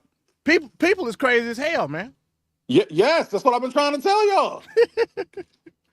Yo, like I'm some crazy loon or I'm on the fringe. Oh, I just see what's happening. These people will do anything to keep their delusions going. They'll take anything, they'll believe anything, just keep the delusion going that they are not on the bottom rung. That's all they care about. We're better than Negroes? Okay, then you know those Negroes, they love their shots. It must be something bad in them. Bro, anything to keep their delusion going, they will say and believe. But it's not. Right. And if you want to go with that narrative, you got an example in Elon Musk to show the effects of these vaccinations because he autistic as hell. Hello. Yeah, he's super weird. What? That man's like, socially awkward as hell. Like, bro, so if you want to use that narrative, you got the case study right there. You know what I'm saying? Hey, that's why I hired you, bro. Yeah, look at Elon Musk. He jacked up. Very much. Look what vaccines do to you. And obviously money don't help. Because he got a bunch of it. Damn, man. So yeah, man. Yeah, this is crazy. But yeah, to me, I think this particular joint address is going to show a lot of the framework of what Trump wants to do from a legislative standpoint in the course of and you know, there go Venkat. In the course of the coming years, months, in terms of what he want to do. Because like I said, essentially, besides the Lake and Riley Act, Congress ain't did shit. Nothing. They just tried to pass the no girls and the no boys and girls, whatever it's called. Democrats blocked it. So, you know, besides that, they've done nothing. Coming up in Go ahead. That's the point. They're not supposed to be doing anything. They're just supposed to be there. The government is just supposed to be hanging around until the Manchurian Candidate kicks off. Yeah, like you ain't see the movie, bro. There's nothing positive that's going to happen. It's going to be tax cuts and destruction. That is all. Yeah, I agree with that point because, again, you know, we look at a lot of these cuts. You know, Venkat put up the image there. A lot of these cuts is only for justification of these tax cuts. That's it. That's it. And even that is not going to sustain anything. Do you know how much? Okay, just think of a relatively low tax cut over the course of 10 years. Do you know how not trillions of dollars is what we're talking about? Trillions. When Trump came in, what did he say he wanted Congress to do? He wanted to have a permanent essentially end to the debt ceiling. Why? Because Trump knows there is no such thing as a budget when it comes to the federal government. That's BS. And I'm gonna keep harping on this because I want people to understand this. The budget is fairy tales. The deficit is a lie. There is no such thing as a deficit when you just create money out of thin air? How the hell can you have a deficit? It's impossible. What you have to focus on is how much money can we put into the economy without it being inflationary. That's the goal. Taxes. You think they use taxes for entitlement programs and mandatory? They don't. They use taxes to take money out of circulation. Sir, you're not understanding. If they don't create things like the debt ceiling and the deficit, how will white people be afraid? I agree. Mike is right. No. For the third time, Mike is right. I agree. It's a great show. I gotta come here more. It's a fear tactic. That's exactly what it is. It's a fear tactic. I'm not gonna pay these Negroes reparations. My family didn't own any slaves. You're not a slave. You don't deserve reparation. Welfare queen, et cetera, et cetera. Exactly. When most of the welfare queens are white. Hey. Which is hilarious. It is what it is. But you know what? You can't tell them that. Because they're just doing what they're just getting their government. They're getting what they're owed from their government. Only when black women have it are they ghetto queens and blah, blah, blah. Like trailer parks and ghettos. But, and this goes back to people not understanding what the economy is utilized. How it's utilized. Going back to the thing about Ukraine, right? The money that we sent, just from a monetary standpoint, was it was less than the totality of Europe. People don't understand that. Even if we look at the military funding going toward Ukraine, we sent them old equipment. Why did we send them old equipment? So we could give government contracts to the defense contractors to build more stuff. What does that do? It stimulates economic growth. Mm-hmm. Like I'm just a truck driver. I shouldn't understand none of this shit. Why do you understand it? Well, because I read and I understand, like, exactly. But people don't do this. What are white supremacists never gonna do? They ain't gonna read. There you go. See, it's full circle. Y'all come on out to the ranch. I'm gonna have some nice beef. I'm gonna have some Wagyu, you know what I mean? I'm gonna get my own cows. It's gonna be fire, bro. We're gonna have a good cookout.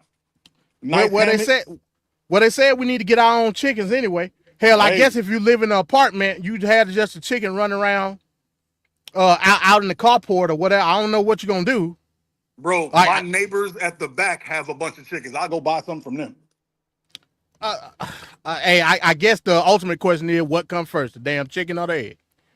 Damn, you know chicken, because the chicken probably costs less than the egg now. Well, hell, if everybody get chickens, then that ain't gonna be the case no more. It's gonna be high demand. Hey, damned if you do, damned if you don't. They'll just say the bird flu got mutated, and then people, this country is wild, boy. So yeah, man, we living in strange times, man. Yes, sir. Strange times. So that's what it is. You ever felt like there was 3 of you, and then all of a sudden it just became 2? Yeah. Venkat, he doing the GIFs. So you're the first person I ever heard say GIF. Yeah, he doing. I think that's how you say it. Hey, I don't know, bro. And you know when I say I don't know, that means it. Yeah, I hear GIF. I hear GIF. I hear bag. I hear whatever. It's a picture. Yeah, you know what I mean? So, yeah. But, yeah, we waiting on the White House. Like I said, we going to see what the framework is going to be as far as this Republican Congress passing legislation. They put fillers out. And I said this last week as well. They put fillers out with the Republican town hall meetings. People wasn't feeling that. They said, well, damn, this ain't going to work. We just got to go all in.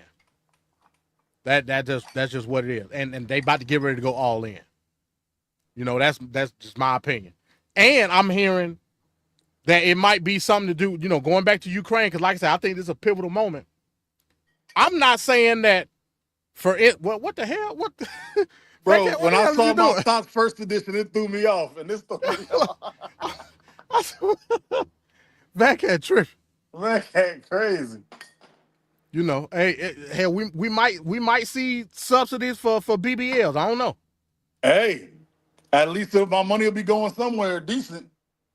Like that's crazy. Like, look at her thighs compared to her ass. The leg to ass ratio ain't there. But you can't tell her she don't look good. That's crazy. And somehow it's men's fault. But let's not turn this into Man Talk Monday. There y'all go. Because you know they do it for themselves, but somehow it's our fault for looking. It don't make no sense. That's crazy. That is insanity, bro. That she look like one of them ants off of It's a Bug's Life. Oh damn. Hey, once I said it, you see it though, right? What says she got a thorax? Yes. She got a thorax. She got a thorax on her exoskeleton. That's hilarious. And if you didn't understand thorax or exoskeleton, you should not be watching our show. Please get off and go back to class. Damn. Funny. Hey man, hey. That's what it is, man. That's what it is. Venkat, why are you doing this? This life is because Venkat got ADHD. That's all it is. That poor man. he ain't got nothing. At least he didn't show up wrapped around the pole. Yeah. That would have been crazy. Ricardo talking about she look like the letter P. I'm talking about a capital letter P. Capital P, yes. Like she worked for Percy Miller. And he have her come to concerts and just stand there. Venkat, you got too much stuff in your gallery, man. You need to delete some of them pictures. I thought I was bad. I got my phone is 256 gigs and I was at 255, but I ain't got this many. Yeah. That's crazy. That is crazy. While we waiting on this, man, I'm gonna eat my celery and hot wing sauce. Go ahead, because I just finished eating my egg and rice. Eggs cost too much. You can't eat eggs right now. Hey, man, I got these eggs saved up, kind sir. Man, listen, man. I'm gonna show you. Venkat. I buy these, right? These hard-boiled eggs. I buy these. These done went up like hell. The hard-boiled eggs. I believe it. I tried to buy a dozen the other day. It was 99 cents a couple of months ago, and today it was like $5, $6. I was like, nah, we're gonna have to buy some hot dogs. Yeah, man. Hey, like I said, man, I got 3 growing boys run track right now. All they do is eat egg. I usually get I go to Sam Club, get the 30. Go to Sam Club and get the 30. I used to get the 60. I used to get the big dog one, the one like a little birdhouse. And like I said, I buy one of them every week because I pretty much got to, because by Saturday they gone. So, you know, I've been buying them. At Sam Club, I think I get them at Sam Club for I think they like 20 and some change at Sam Club as of right now. At one point, you could go get a 30 count of eggs, maybe like $12, maybe. You know what I'm saying? Like, this crazy, man. I used to get the 60 from Walmart when I was there the day it came out. It was $5.99. Then it went to $8. Now I don't even know what it's at now. This crazy as hell. I was at the Chinese food restaurant over the weekend. My girl, she likes shrimp fried rice. They don't put egg in the fried rice no more. They talking about due to the price of egg, they not buying them in the fried rice. I said, damn. Nah, bro, you gotta look down on the menu. If you want eggs in your fried rice, add $5. Yeah, probably add. They had like a piece of like a print page saying like they don't have eggs right now. Yo, it's not egg fried rice. It's just fried rice. That's crazy as hell. They went through all the menus and whited out the egg. Like, nah, we don't put egg in this. I said, damn. I showed the picture when I was at Waffle House a couple weeks ago. Talking about 50 cent surcharge each egg. See? Yep. And guess what? White people aren't going to care until it starts affecting them. That's when they care. I tell everybody about that picture's disgusting. I tell everybody about Molar City, Mexico, and they never listen. Molar City only exists because white people in Texas couldn't wait to evict all those Mexican dentists that came over. So they evicted them. All the Mexican dentists started the town, and now all the white people don't go to the American dentist; they go to the Mexican dentist at a discount. So it's like they don't hate immigrants; they just want them on the other side of an imaginary line. As long as I don't have to see you in my cul-de-sac. This is nuts. Oh, he got the super comb over today. Okay. That thing combed over all the way. I seen a little lump on it. I don't usually see the lump. Yo, this is crazy. This is crazy. The commentary. Look at them. They can't even be on beat with handshakes. Missing high fives and yeah. Oh, gosh. All these unseasoned Americans, I just can't. Is that MTG right there in the blue? Yeah, that's MTG. Look like her, yeah. With her little hat on trying to be a suck up.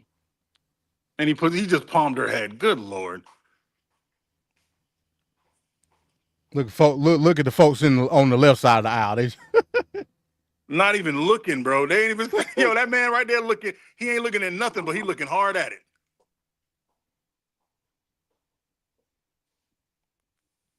Nancy Mace.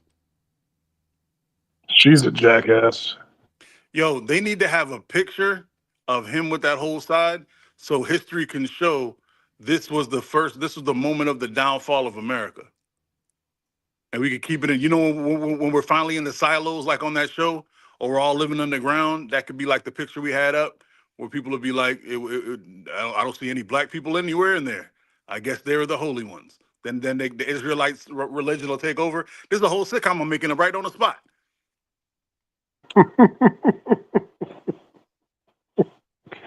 Oh man, Trump! This is what Trump lived for right here. These moments, adulation and bowing to him. Right, Yes. and not about making policy, crafting bills, making negotiations. That's not what he's here for. He's here for these moments.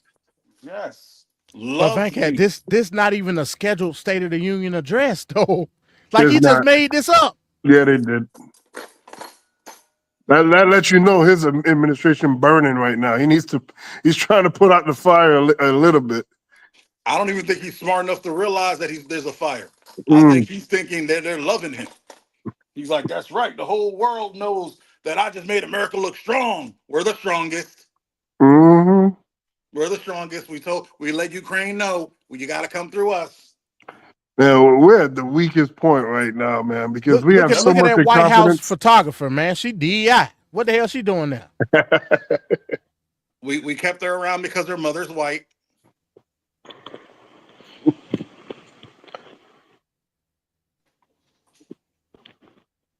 Bro, they are the best at convincing people that.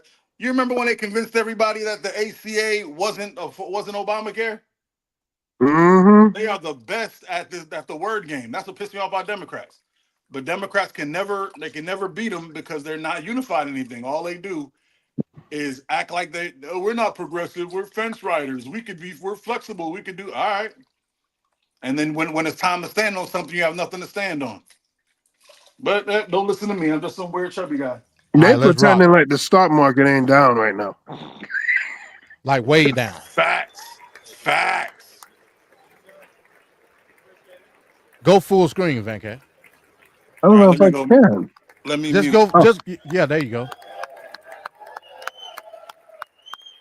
There's like one person in the crowd. What the hell? That's so weak. Bro, you can't tell me this ain't how Hitler was starting out.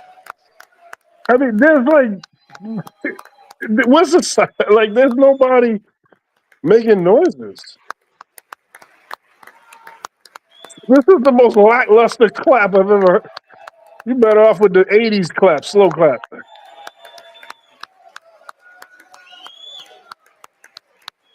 Yeah, this is horrible. Who was it that used to make people stand up and clap until they passed out? Because they didn't want to be the first to stop clapping? Oh, right. Yeah. He ain't telling nobody. He's just sitting there. Getting his adulation. Yep. This is pathetic.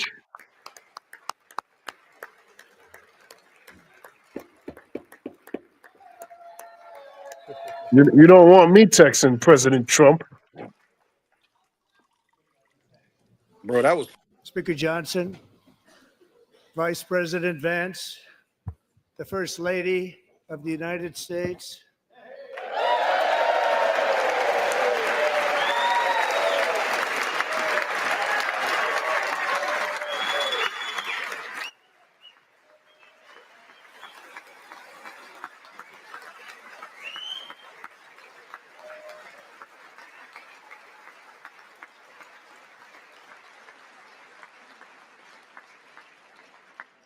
Members of the United States Congress, thank you very much. And to my fellow citizens, America Hold on, why is that number down there? What am I supposed to text Trump about?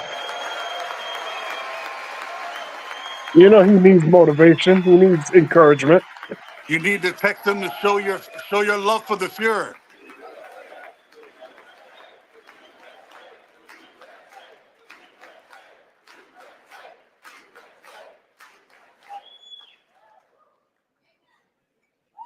Six weeks ago, I stood beneath the dome of this Capitol and proclaimed the dawn of the golden age of America.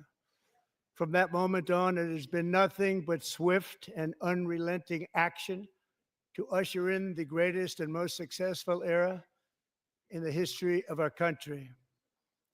We have accomplished more in 43 days than most administrations accomplished in 4 years or 8 Oh my God, years. the stock market is And down, we are bro. just getting started. Unemployment is up, dude. Look at Tim Scott. He said, damn, I'm supposed to be a damn cabinet member. Not his black ass. I return to this chamber tonight to report that America's momentum is back, our spirit is back, our pride is back, our confidence is back, and the American dream is surging bigger and better than ever before. With a high unemployment rate.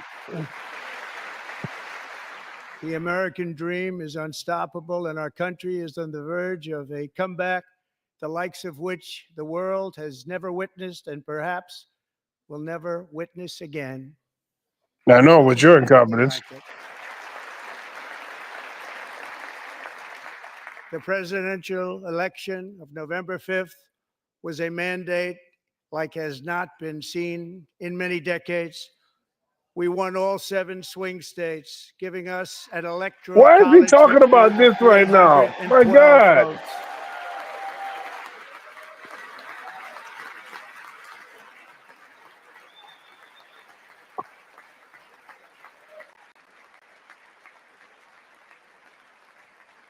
Oh God, we got to go through this We won the again. popular vote by big numbers and won counties in our country.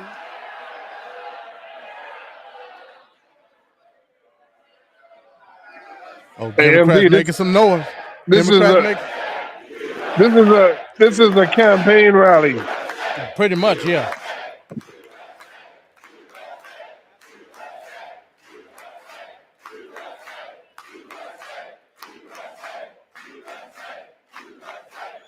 I mean, they act like there's good news in the economy. Country, 2,700 to 525 on a map that reads almost completely red for Republican.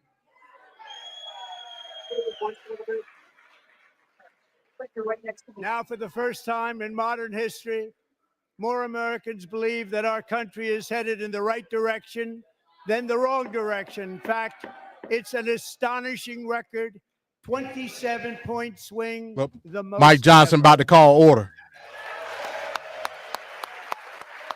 Let's see what the Democrats do. Let's see if they're going to make some noise. Hell, I say somebody should just get up and hit somebody. Likewise, small business optimism saw its single largest one-month gain ever recorded. Mr. President. 41. There you go. They're gonna Mike Johnson. He's finna call order.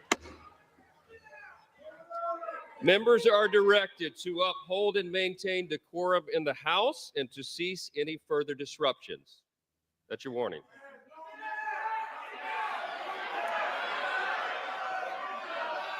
Members are engaging in willful and continuing breach of decorum, and the chair is prepared to direct the Sergeant at Arms to restore order to the joint session. This is already a crap show. This is crazy.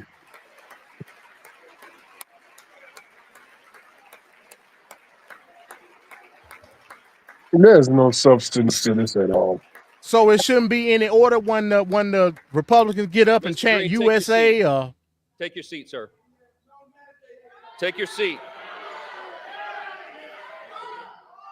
Finding that members continue to engage in willful and concerted disruption of proper decorum, the chair now directs the Sergeant at Arms to restore order. Hell, just throw the cane. Throw the cane to the other side. This is the big. This gentleman from the This chamber. is the big. Oh, they told him to remove him. This is the big.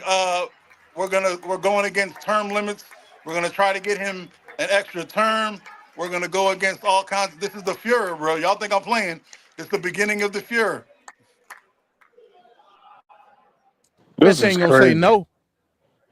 I told you, man. We witnessing history, bro. This is history. Yeah, you leaving.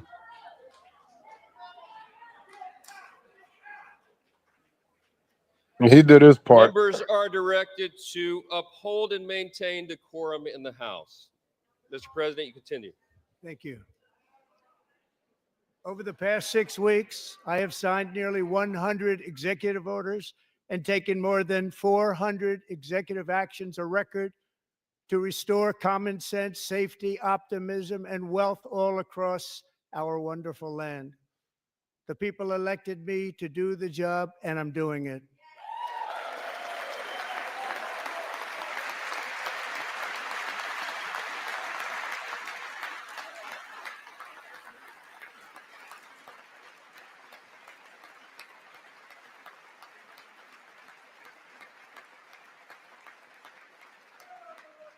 In fact, it has been stated by many that the first month of our presidency, it's our presidency, is the most successful in the history of our nation. By many. Where's the success at? What is he talking about? And what makes it even more impressive is that, do you know who number 2 is? George Washington. How about that? How about that? I What don't the know hell? about that list, but we'll take Where's he getting the metrics from? Within hours I don't know, man. taking the oath of I office, keep telling y'all, declared a there national doesn't need to be emergency logic. on our southern border, and I deployed the U.S. military and border patrol to repel the invasion of our country. And what a job they've done. As a result, illegal border crossings last month were by far the lowest ever recorded, ever.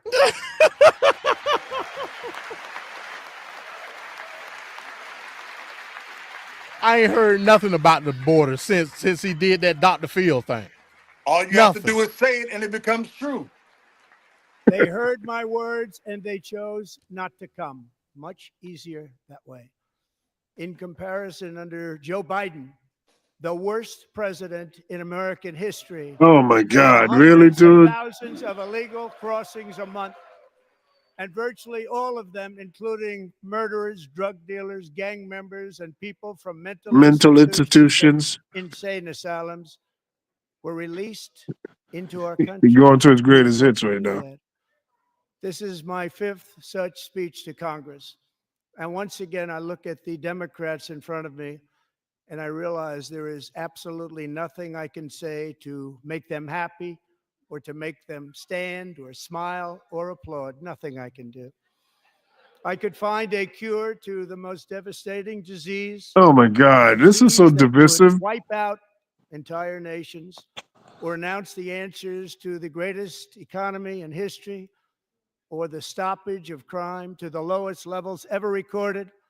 And these people sitting right here will not clap, will not stand, and certainly will not cheer for these astronomical achievements. They won't do it, no matter what. Five times I've been up here. It's very sad, and it just shouldn't be this way.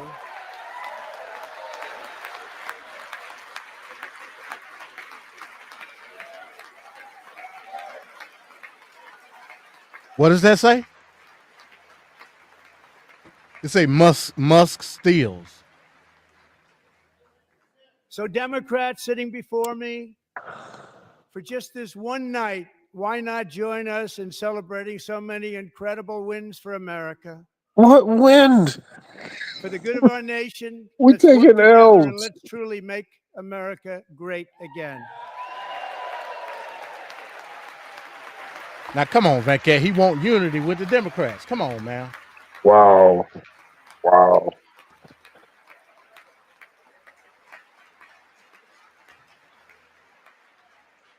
Every day, my administration is fighting to deliver the change America needs to bring a future Changing farmers losing their farms. deserves, and we're doing it. This is a time for big dreams and bold action. Upon taking office, I imposed an immediate freeze on all federal hiring, a freeze on all new federal Which you regulations, reversed and in a few freeze on days. all foreign aid.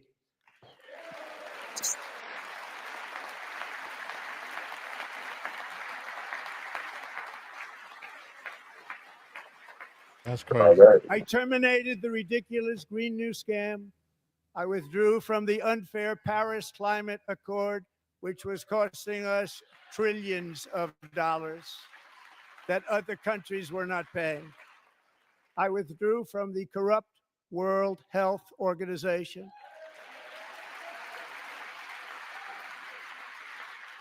And I also withdrew from the anti-American UN Human Rights Council. That don't even sound right. I withdrew from the Human Rights We Council. ended all of Biden's environmental restrictions that were making our country far less safe and totally unaffordable.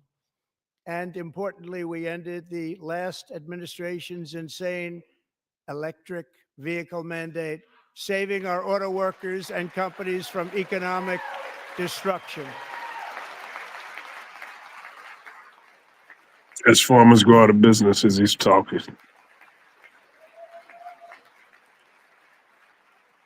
To unshackle our economy, I have directed that for every one new regulation, 10 old regulations must be eliminated, just like I did in my very successful first term.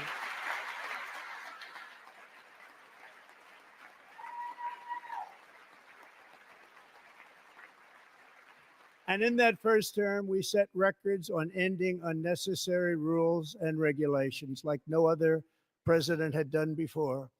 We ordered all federal workers to return to the office. They will either show up for work in person or be removed from their job.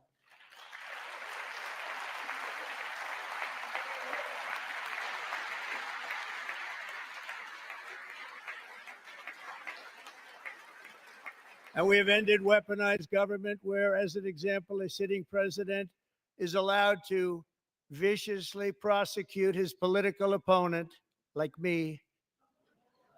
How did that work out? Not too good. Not too good.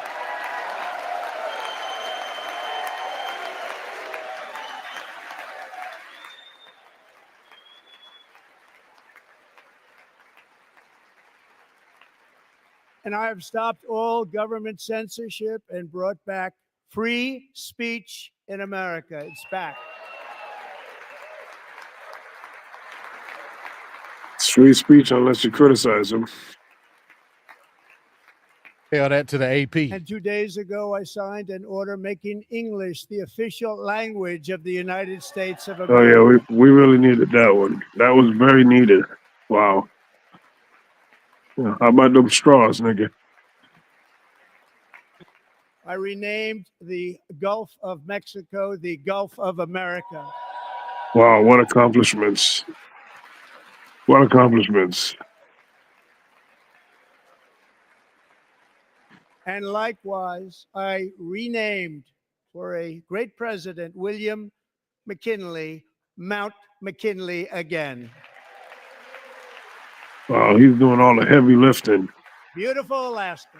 We love Alaska. This cracker lazy. Ended the tyranny of so-called diversity, equity, and inclusion policies all across the entire federal government and indeed the private sector and our military. A bunch of white men country clapping that will one. be woke no longer. Yeah. No more woke, all slept.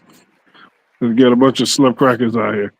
We believe that whether you are a doctor, an accountant, a lawyer, or an air traffic controller, you should be hired and promoted based on skill and competence, not race or gender. Very important. Yeah, you tell them, Crash Bandicoot.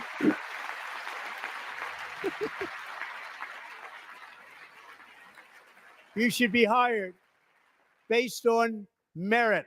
And the Supreme Court, in a brave and very powerful decision, has allowed us to do so. Thank you. Thank you very much. Thank you.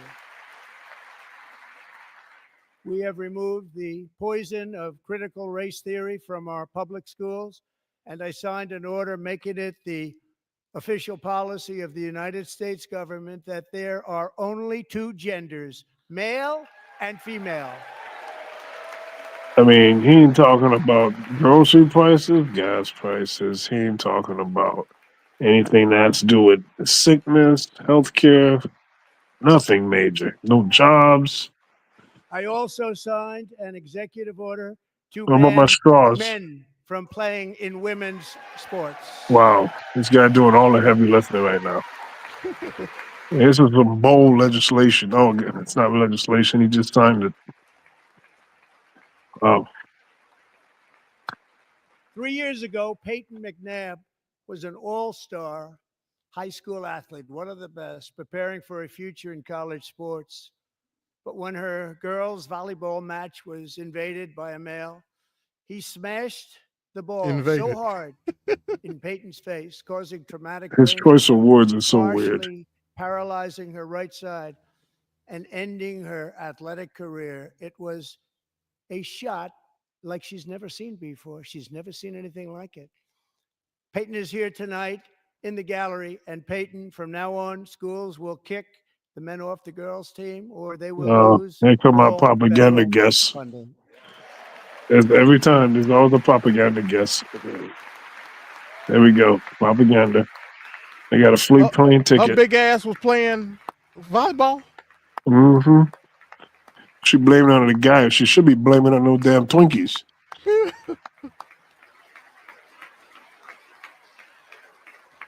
Is that Usha right there? That look like Usha. She don't look happy to be there. And if you really want to see numbers, just take a look at what happened in the women's boxing, weightlifting, track and field, swimming, or cycling, where a male recently finished a long-distance race, 5 hours and 14 minutes ahead of a woman for a new record by 5 hours. Broke the record by 5 hours. It's demeaning for women, and it's very bad for our country. We're not going to put up with it any longer. What the hell race lasted over 5 hours? The hell is that? Is that what he just said? You know it. You What know I've it. just described is only a small fraction of the common sense revolution that is now, because of us, sweeping the entire world. Common sense has become a common theme, and we will never go back. Never. Never going to let that happen. Among my very highest priorities is to rescue our economy and get dramatic and immediate relief to working families. As you know, we inherited from the last administration an economic catastrophe and an inflation nightmare. That you created. Their policies drove up energy prices, pushed up grocery costs, and drove the necessities of life out of reach for millions and millions of Americans. They've never had anything like it. We suffered the worst inflation in 48 years, but perhaps even in the history of our country. They're not sure. That As you president, created. I'm fighting every day to reverse this damage and No, you've been make playing golf. You haven't been America fighting every affordable day. Your again. fat ass been playing golf.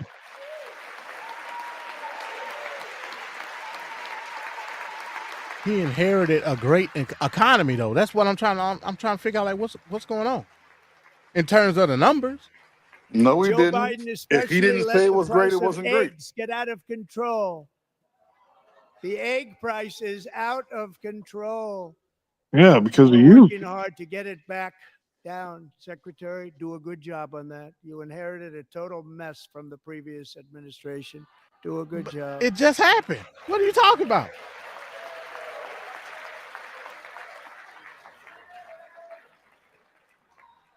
A major focus of our fight to defeat inflation is rapidly reducing the cost of energy.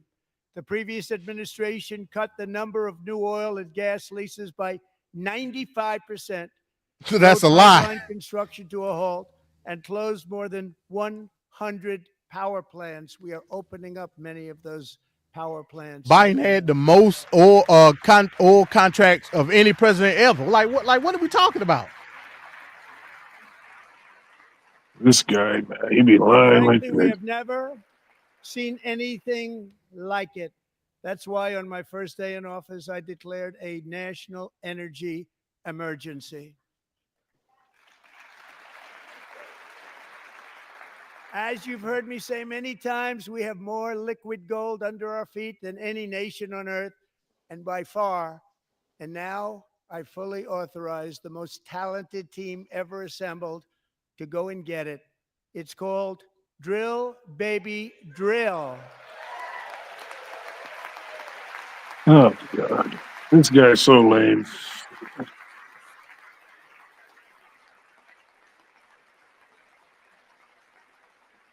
My administration is also working on a gigantic natural gas pipeline in Alaska, among the largest in the world, where Japan, South Korea, and other nations want to be our partner with investments of trillions of dollars each. There's never been anything like that one.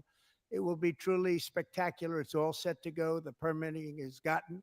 And later this week, I will also take historic action to dramatically expand production of critical minerals and rare earths here in the USA.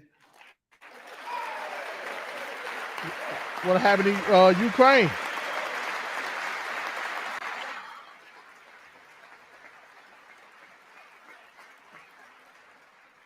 To further combat inflation, we will not only be reducing the cost of energy, but will be ending the flagrant waste of taxpayer dollars.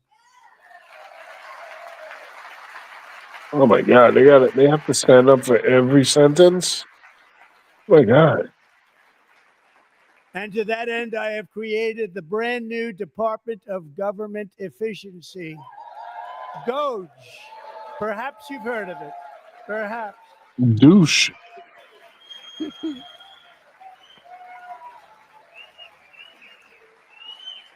Which is Of headed course by he there. Elon Why wouldn't he Musk, be? who is in the gallery tonight.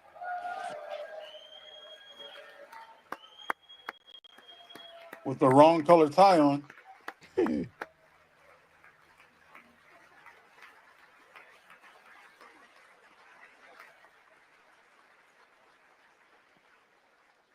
Thank you, Elon. He's working very hard. He didn't need this. He didn't need this. Thank you very much. We appreciate it. Everybody here, even this side, appreciates it, I believe. They just don't want to people know how to work. Just listen to some of the appalling waste we have already identified. $22 billion from HHS to provide free housing and cars for illegal aliens. $45 million for diversity, equity, and inclusion scholarships in Burma. $40 million to improve the social and economic inclusion of sedentary migrants. Nobody knows what that is. $8 million to promote LGBTQI+ in the African nation of Lesotho, which nobody has ever heard of. $60 million for indigenous peoples and Afro-Colombian empowerment in Central America. $60 million. $8 million for making mice transgender. Okay, that right there is wild. I bet they're in $32 prison. million for I bet they're in prison left-wing with the Latino propaganda transgenders. That is operation wild. Moldova. We making transgender $1 mouse. million for male circumcision in Mozambique. But the transgenders are $20 mad at Dave million Chappelle's jokes. for Wow. Arab Sesame Street. That was in the Middle wild. East. It's a program. $20 million for a program. $1.9 billion to recently created Decarbonization of Homes Committee, headed up, and we know she's involved. Just at the last moment, the money was passed over by a woman named Stacey Abrams. Have you ever heard of her? A $3.5 million consulting contract for lavish fish monitoring. $1.5 million for voter confidence in Liberia. $14 million for social cohesion in Mali. $59 million for illegal alien hotel rooms in New York City.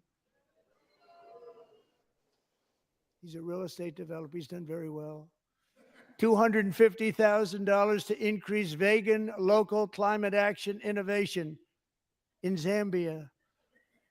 $42 million for social and behavior change in Uganda. $14 million for improving public procurement in Serbia. $47 million for improving learning outcomes in Asia. Asia's doing very well with learning. I don't know what we're doing. We should use it ourselves. And $101 million for DEI contracts at the Department of Education. The most ever paid, nothing even like it. Under the Trump administration, God, they put all the of these transgender scams, mouse thing and on the they're far screen. worse, but I didn't think it was appropriate Wow. to talk about them. we Many just more got have we been just got found MD to out stop and giggling. exposed and swiftly terminated by a group of very intelligent. They really leaning in on that one. I'm trying to figure out what we found what changed in the mouse to make it transgender. It just had to have that cheese. Is the mice getting like nipple implants or no, like, just like piercings? What the hell is going on? And we've Just taken nipple back piercing. the money and reduced our debt to fight inflation and other things. Taking back a lot of that money. We got it just in time. I mean, that This shit is just blew my the mind. I don't know beginning. what to say. The Government I don't know why. Accountability Office Those be making up the stuff. country. has They estimated making up a lot annual of fraud stuff. of over They'll do whatever it $500 takes. billion. If he would have said homosexual, I would have kind of understood it. But he didn't say homosexual. He said transgender. Shocking levels Nah, of homosexuals got they're like the fraud old minority. They got to attack the big dogs now. Program for our seniors, and that our seniors. Why are we and people changing that the we sex love of rely mice? on. Believe it or not, government databases The mice just list believe 4.7 they're million transgender. Social Security members. Oh, they had that feeling in People them Yeah, since they birth. just feel it in their hearts. 100 to Since 109 birth. years old. Yep. I woke up on a Thursday and I just knew. It lists 3.6 million people from ages 110. Oh, we talking about Social Security. I don't know any of them. I know some people that They're going to try to rather cut Social elderly, Security. quite that elderly. As usual. 3.47 million people from ages 120 to 129. 3.9 million people from ages 130 to 139. 3.5 This guy just million making up people stuff now. from ages 140 to 149. Been making up shit the And whole money time. is being paid to many of them, and we're searching right now. In fact, Pam, good luck. Good luck. You're going to find it.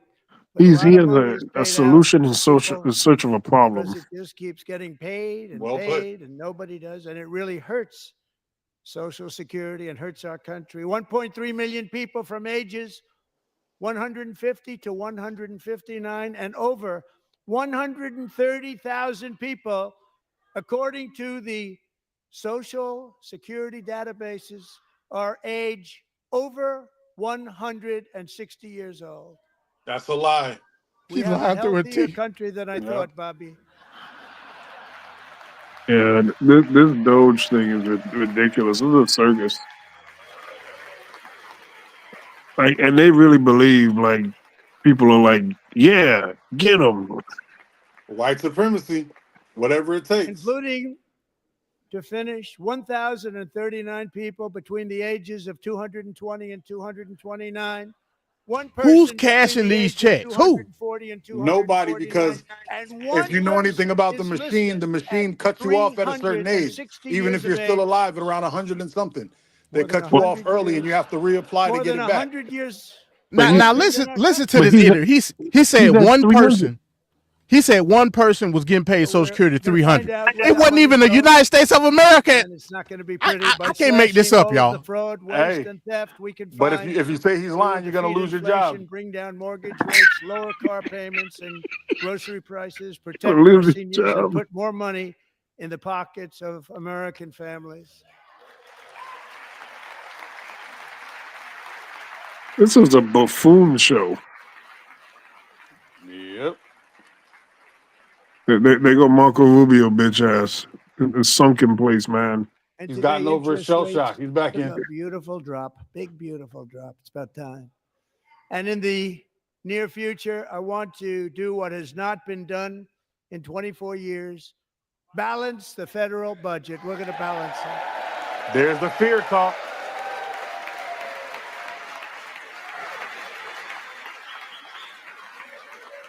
He said in 24 years. I wonder who was the person that did that. It was Clinton that did it. But of course it was Clinton. Even then, look what happened in the years after the fact. They got complicit with interest rates and all that, and look what happened come the 2000s. Yep. We went back into recession. For $5 million, we will allow the most successful job-creating people from all over the world to buy a path to U.S. citizenship. It's like the green card, but better and more sophisticated.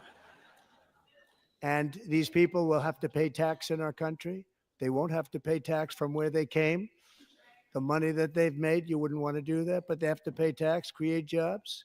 They'll also be taking people out of colleges and paying for them so that we can keep them in our country instead of having them being forced out. He's an idiot. EB-5 don't do that. Top school, as an example, being forced out and not being allowed to stay and create tremendous numbers of jobs and great success for. He just spit and it's on his suit. Out there. So while we take out the criminals, killers, this guy's a blubbering mess.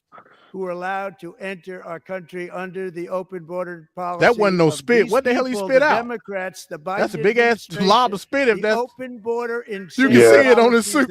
I can't unsee it right now. Our country. We will now bring in brilliant, hardworking, job-creating people. Wait, Don Jr. A lot of money, and we're going to reduce our debt with that money. That's the residue he had on his gum.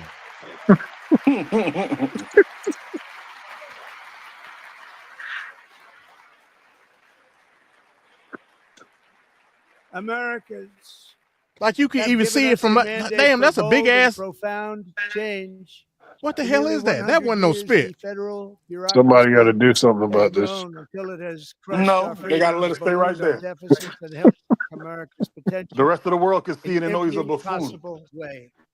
The nation founded by pioneers and risk takers now drowns under millions and millions of pages of regulations and debt. Approvals that should take 10 days to get instead take 10 years, 15 years, and even 20 years before you're rejected. Meanwhile, we have hundreds of thousands of federal workers who have not been showing up to work. My administration will reclaim power from this unaccountable bureaucracy, and we will restore true democracy to America again.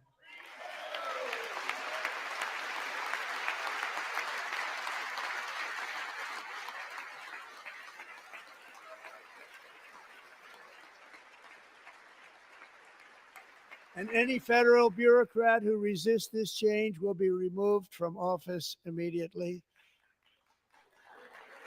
Because we are draining the swamp. How you going to do that? And the days of rule by Executive order. unelected bureaucrats. You can't executive order nobody out of damn office. Says who? Says who? Y'all really don't get this, do you?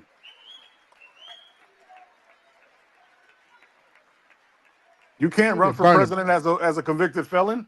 And the Bernie next on his phase phone. of our plan Yeah, I to see deliver Bernie. the greatest Bernie economy playing in history Minecraft. is for this Congress to pass tax cuts for everybody. They're in there. They're waiting for you to vote.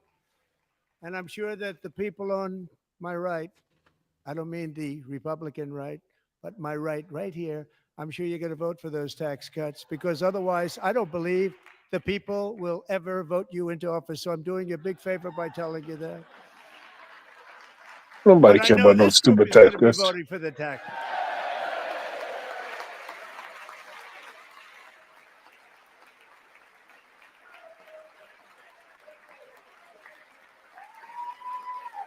Oh boy.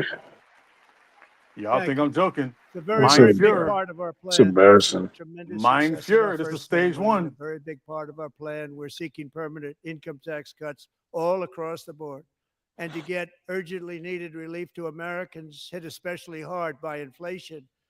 I'm calling for no tax on tips, no tax on overtime, and no tax on Social Security benefits for our great seniors.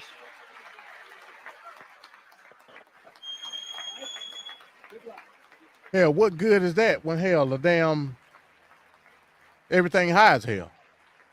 It doesn't matter as long as he's the one that said it got done. It got done. And I also want to make interest payments on car loans tax deductible, but only if the car is made in America.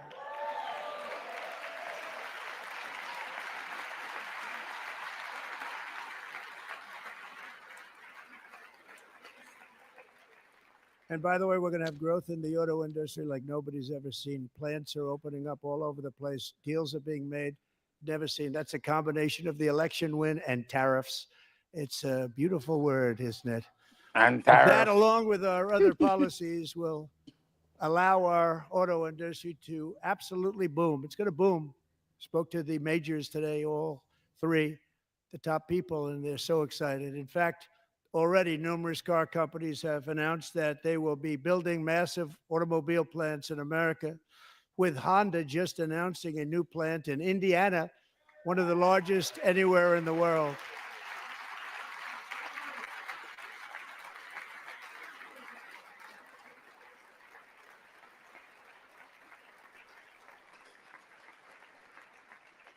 And this has taken place since our great victory on November 5th, a date which will hopefully go down as one of the most important in the history of our country. The beginning and the end. In addition, as part of our tax cuts, we want to cut taxes on domestic production and all manufacturing. And just as we did before, we will provide 100% expensing. It will be retroactive to January 20th, 2025. And it was one of the main reasons why our tax cuts were so successful in our first term, giving us the most successful economy in the history of our country. First term. We had a great first term. Those tax cuts damn near broke If the you country, don't make man. your product in America, however, under the Trump administration, you will pay a tariff, and in some cases, a rather large one. Other countries have used tariffs against us for decades, and now it's our turn to start using them against those other countries.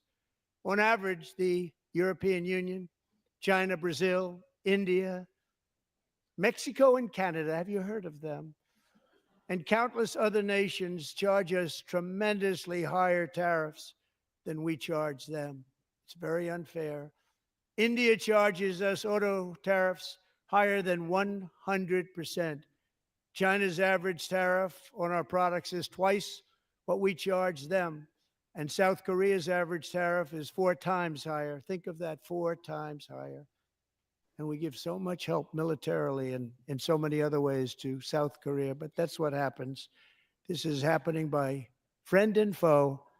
This system is not fair to the United States and never was. And so on April 2nd, I wanted to make it April 1st, but I didn't want to be accused of April Fool's Day. That's not, just one day cost us a lot of money. But we're going to do it in April. I'm a very superstitious person. April 2nd, reciprocal tariffs kick in. And whatever they tariff us, other countries, we will tariff them. That's reciprocal, back and forth. Whatever they tax us, tit for tat. we will tax them. If they do non-monetary Damn trade tariffs war on the world to keep us out of their market, then we will do non-monetary barriers to keep them out of our market. There's a lot of that, too. They don't even allow us in their market. This is a childish administration, boy. Trillions of dollars that create jobs like we have never seen before. I did it with China and I did it with others, and the Biden administration couldn't do anything about it because there was so much money they couldn't do anything about it. We have been ripped off for decades by nearly every country on earth, and we will not let that happen any longer.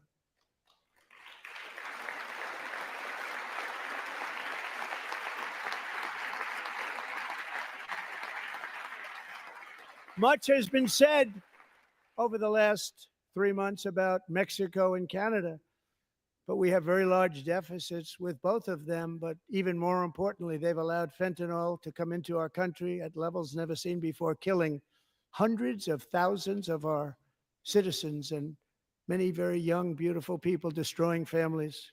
Nobody's ever seen anything like it. They are, in effect, receiving subsidies of hundreds of billions of dollars. We pay subsidies to Canada and to Mexico of hundreds of billions of dollars, and the United States will not be doing that any longer. We're not going to do it any longer.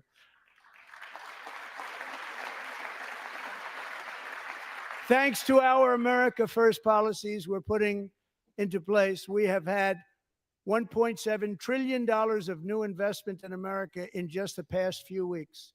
The combination of the election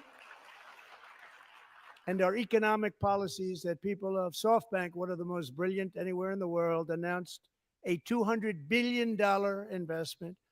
OpenAI and Oracle, Larry Ellison, announced $500 billion investment, which they wouldn't have done if Kamala had won. Apple announced $500 billion. Hey, you notice how you can say her name right now? Tim Cook called me. He said, I cannot spend it fast enough. It's going to be much higher than that, I believe. Ain't no war building going their on plants no here more. in China. Exactly.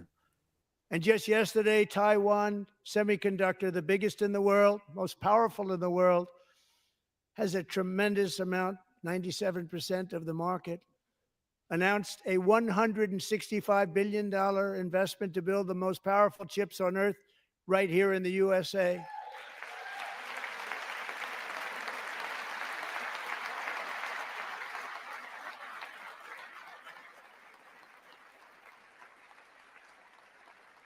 And we're not giving them any money. Your CHIPS Act is a horrible, horrible thing. We give hundreds of billions of dollars, and it doesn't mean a thing. They take our money and they don't spend it. All that meant to them, we're giving them no money. All that was important to them was they didn't want to pay the tariffs, so they came and they're building, and many other companies are coming. We don't have to give them money. We just want to protect our businesses and our people. And they will come because they won't have to pay tariffs if they build in America. So it's very amazing. You should get rid of the CHIP Act, and whatever's left over, Mr. Speaker, you should use it to reduce debt or any other reason you want to.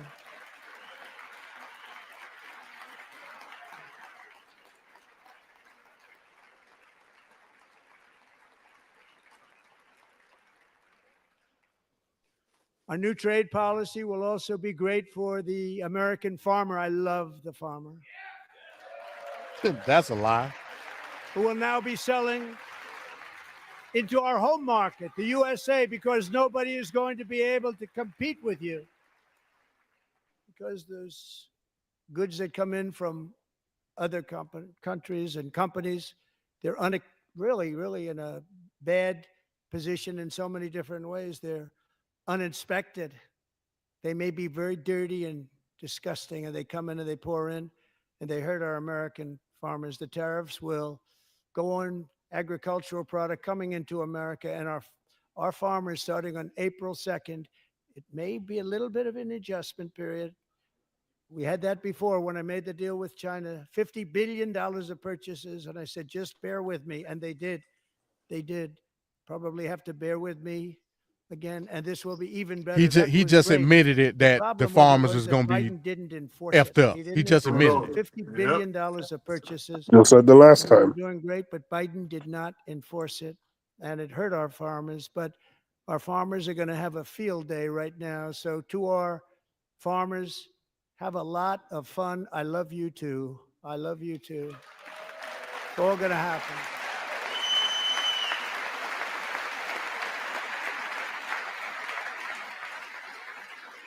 And I have also imposed a 25% tariff on foreign aluminum, copper, lumber, and steel, because if we don't have, as an example, steel and lots of other things, we don't have a military, and frankly, we just won't have a country very long.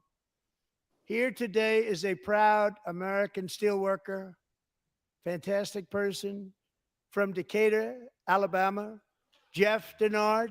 Trevor Johnson Has been working at the same steel plant for 27 years in a job that has allowed him to serve as the captain of his local volunteer fire department, and he got his gold teeth out with his beautiful wife, Nicole, and over the years provide a loving home for more than 40 foster children. So great, Jeff.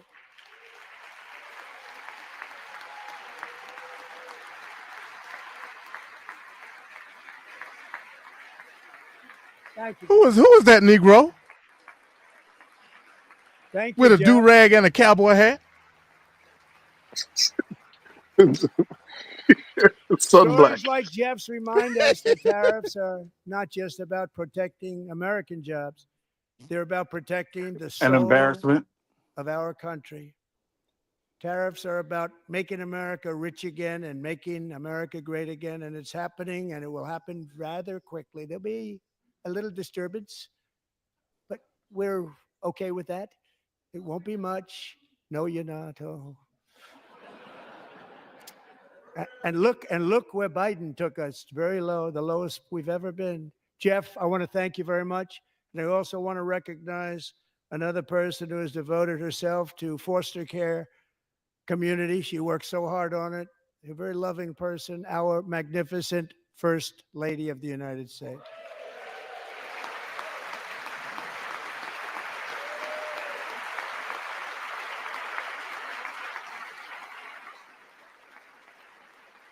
She ain't did nothing. At all. Barely stood up the first time. Melania's work has yielded incredible results, helping prepare our nation's future leaders as they enter the workforce. Our First Lady is joined by two impressive young women, very impressive. Haley Ferguson, who benefited from the First Lady's Fostering the Future initiative and is poised to complete her education and become a teacher. And Elliston Berry, who became a victim of an illicit deepfake image produced by a peer. With Elliston's help, the Senate just passed the Take It Down Act, and this is so important. Thank you very much, John. John Thune, thank you. Stand up, John. Thank you, John. This is booty. Thank you all very much.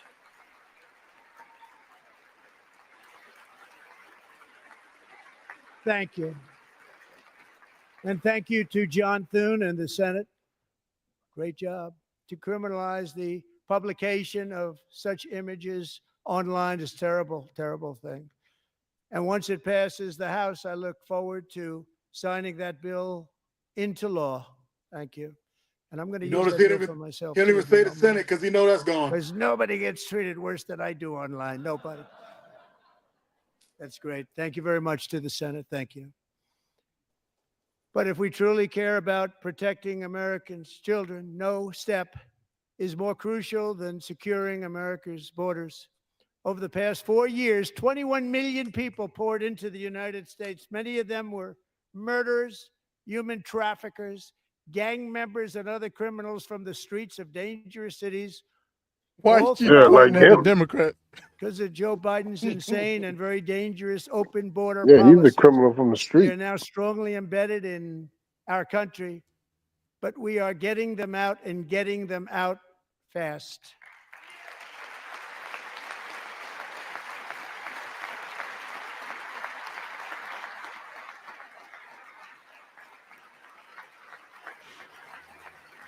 And I want to thank Tom Homan and Christy. I want to thank you and Paul of Border Patrol. I want to thank you. What a job they've all done. Everybody, Border Patrol, ICE, law enforcement in general is incredible. We have to take care of our law enforcement. Have to.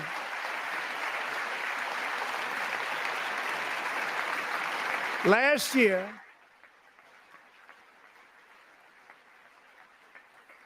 a brilliant 22-year-old nursing student named Laken Riley, the best in her class, admired by everybody, went out for a jog on the campus of the University of Georgia.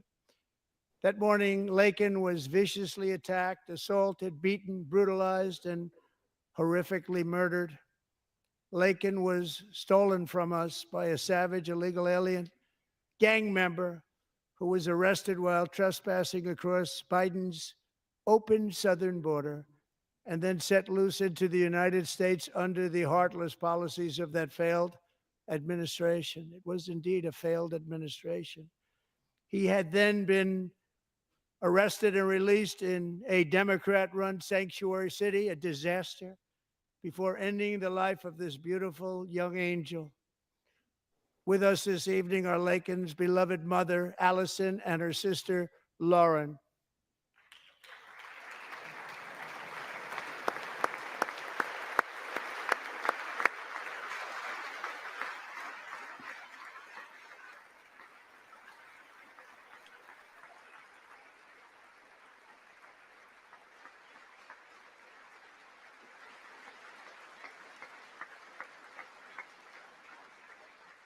Last year, I told Laken's grieving parents that we would ensure their daughter would not have died in vain. That's why the very first bill I signed into law as your 47th president mandates the detention of all dangerous criminal aliens who threaten public safety. It's a very strong, powerful act.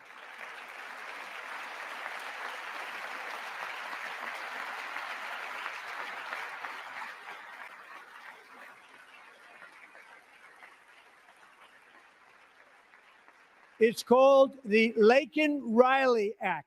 So Allison and Lauren, America will never, ever forget our beautiful Laken Hope Riley.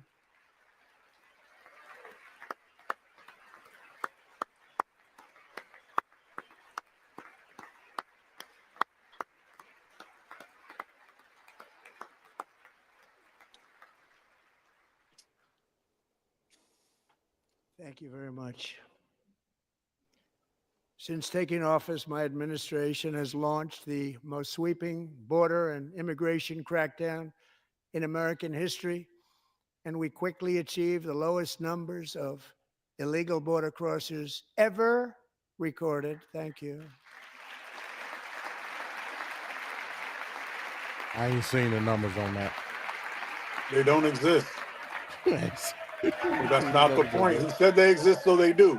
Alternative facts. The media and our friends in the Democrat Party kept saying we needed new legislation. We must have legislation to secure the border. But it turned out that all we really needed was a new president.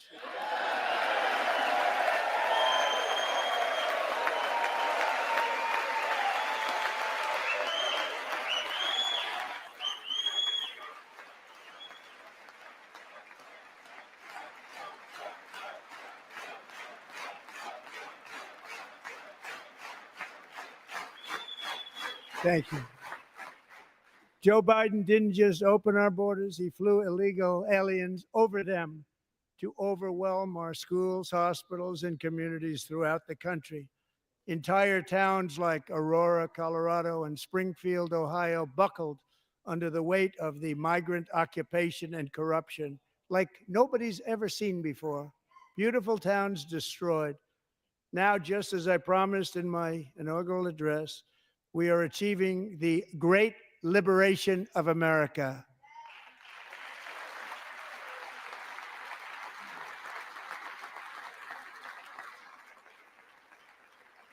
But there still is much work to be done. Here tonight is a woman I have gotten to know, Alexis Nungari from Houston. Wonderful woman. Last June, Alexis's 12-year-old daughter, her precious Jocelyn, walked to a nearby convenience store. She was kidnapped, tied up, assaulted for 2 hours under a bridge, and horrifically murdered. Arrested and charged with this heinous crime are 2 illegal alien monsters from Venezuela, released into America by the last administration through their ridiculous open border. The death of this beautiful 12-year-old girl and the agony of her mother and family touched our entire nation greatly. Alexis, I promised that we would always remember your daughter, your magnificent daughter, and earlier tonight, I signed an order keeping my word to you. One thing I have learned about Jocelyn is that she loved animals so much. She loved nature. Across Galveston Bay, from where Jocelyn lived in Houston, you will find a magnificent national wildlife refuge, a pristine, peaceful, 34,000-acre sanctuary for all of God's creatures on the edge of the Gulf of America. Alexis, moments ago, I formally renamed that refuge in loving memory of your beautiful daughter, Jocelyn. So, Mr. Vice President, if you would, may I have the order?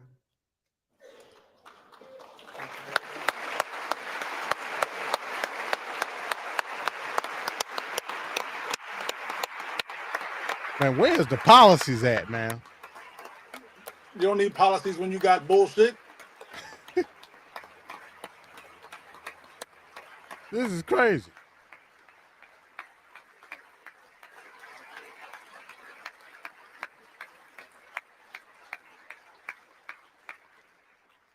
Thank you very much. All 3 savages charged with Jocelyn and Lakin's murders were members of the Venezuelan prison gang, the toughest gang, they say, in the world, known as Tren de Aragua. 2 weeks ago, I officially designated this gang, along with MS-13 and the bloodthirsty Mexican drug cartels, as foreign terrorist organizations. But not KKK? They can't be domestic terrorist organizations? There ain't no such thing as domestic terrorism. Yeah, all right. That's what you say. Unless they DI. That's domestic. Exactly.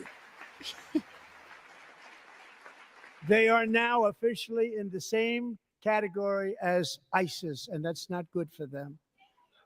Countless thousands of these terrorists were welcomed into the U.S. by the Biden administration.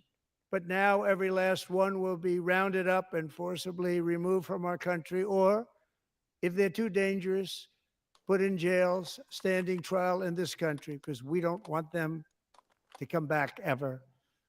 With us this evening is a warrior on the front lines of that battle, Border Patrol Agent Roberto Ortiz. Great guy.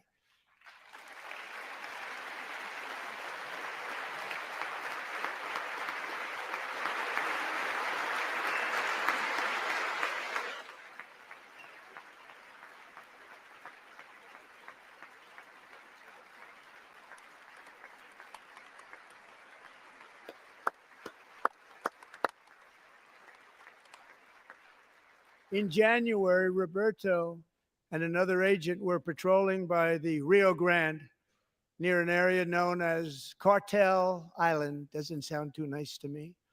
When heavily armed gunmen started shooting at them, Roberto saw that his partner was totally exposed, at great danger, and he leapt into action, returning fire and providing crucial seconds for his fellow agent to seek safety, just barely. I have some of the prints of that event, and it was not good. Agent Ortiz, we salute you for your great courage and for your line of fire that you took and for the bravery that you showed. We honor you, and we will always honor you. Thank you, Roberto, very much. And if only you ever will change your last name so we can appreciate you more.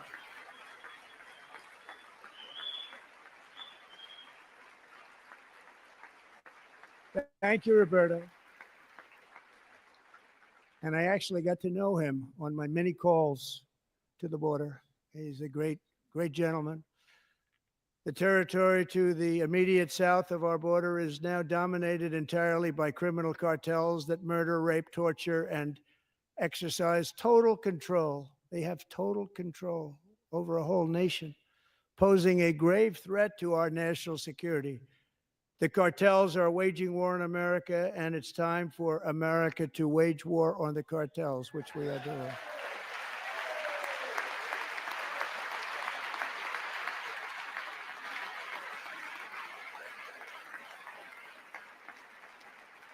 Five nights ago, Mexican authorities, because of our tariff policies being imposed on them, think of this, handed over to us 29 of the biggest cartel leaders in their country. That has never happened before. They want to make us happy. First time ever. But we need Mexico and Canada to do much more than they've done, and they have to stop the fentanyl and drugs pouring into the USA. They're going to stop it. I have sent Congress a detailed funding request laying out exactly how we will eliminate these threats to protect our homeland and complete the largest deportation operation in American history, larger even than current record holder President Dwight D. Eisenhower, a moderate man, but someone who believed very strongly Operation in borders. Wetback. Americans expect Congress to send me it this comes after funding that. without delay so I can sign it into Jew, law. Muslim, and Negro. Mr. Speaker, John Thune, both of you, I hope you're going to be able to do that, Mr. Speaker. Thank you. Mr. Leader, thank you. Thank you very much. And let's get it to me. I'll sign it so fast, you won't even believe it.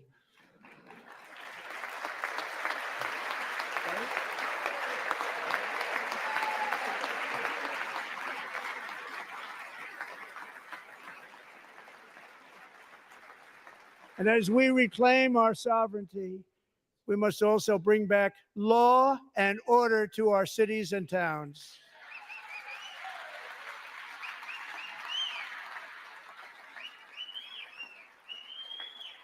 In recent years, our justice system has been turned upside down by radical left lunatics.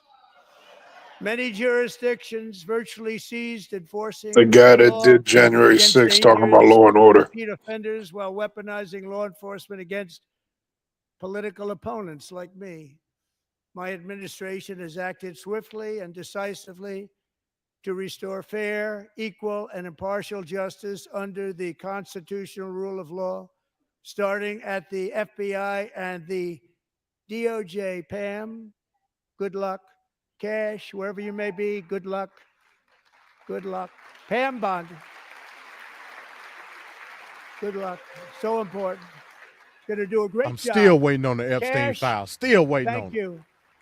They already released them, don't you remember? Cash. Man, they ain't released nothing, man. Look. Hey, they did their job. They got the people in a frenzy against the left, and now he's in, so it don't really matter anymore. Strong. They're going to do a fantastic job. You're going to be very proud of them. We're also once again giving our police officers the support, protection, and respect they Now, this is what's going to hurt us black folks. Dearly deserve. They have to get it. They have such a hard, dangerous job, but we're going to make it less dangerous. The problem is the bad guys don't respect the law, but they're starting to respect it, and they soon will respect it. This also includes our great fire departments throughout the country. Our firemen and women are unbelievable people, and we'll never forget them. And besides that, they voted for me in record numbers, so I have no choice.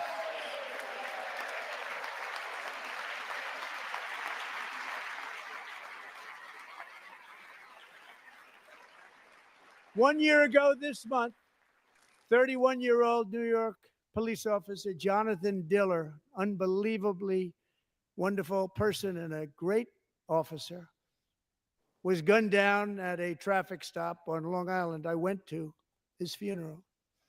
The vicious criminal charged with his murder had 21 prior arrests, and they were rough arrests, too. He was a real bad one. The thug in the seat next to him had 14 prior arrests and went by the name of Killer. He was Killer. He killed other people, they say, a lot of them.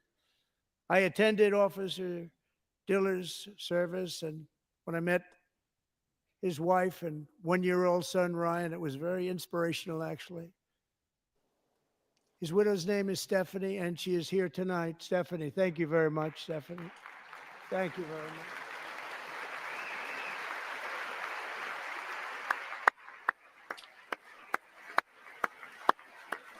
I hope you enjoyed this, Stephanie. You'll never see him again.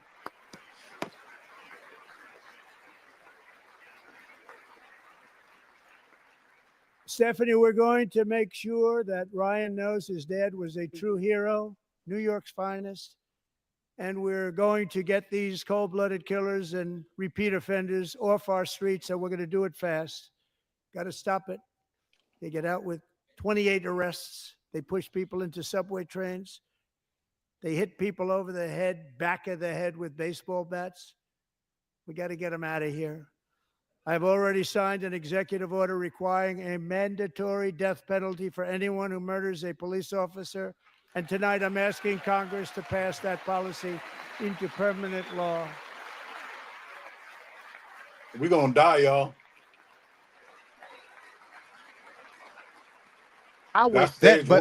That's a state thing. Like, you can't do that. What is wrong with you? He can do whatever he wants. Bill getting tough on repeat. He's got a mandate, MD. While enhancing Eddie King. protections for America's police He's officers. got a mandate. So they can do their jobs without fear of their lives being totally destroyed. They don't want to be killed. We're not going to let them be killed. They're the ones killing people. Joining us in the gallery tonight is a young man who truly loves our police. His name is DJ Daniel. He is 13 years old, and he has always dreamed of becoming a police officer.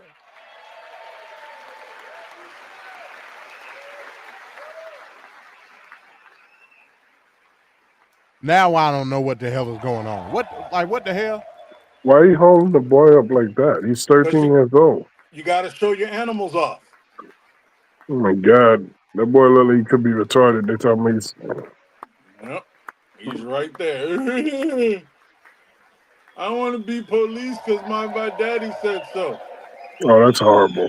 Let's hold him up like Simba. Propaganda at its finest. Yeah, now I'm offended. Now I'm offended. Like, this is crazy. But in 2018, DJ was diagnosed with brain cancer. The doctors gave him 5 months at most to live. That was more than 6 years ago.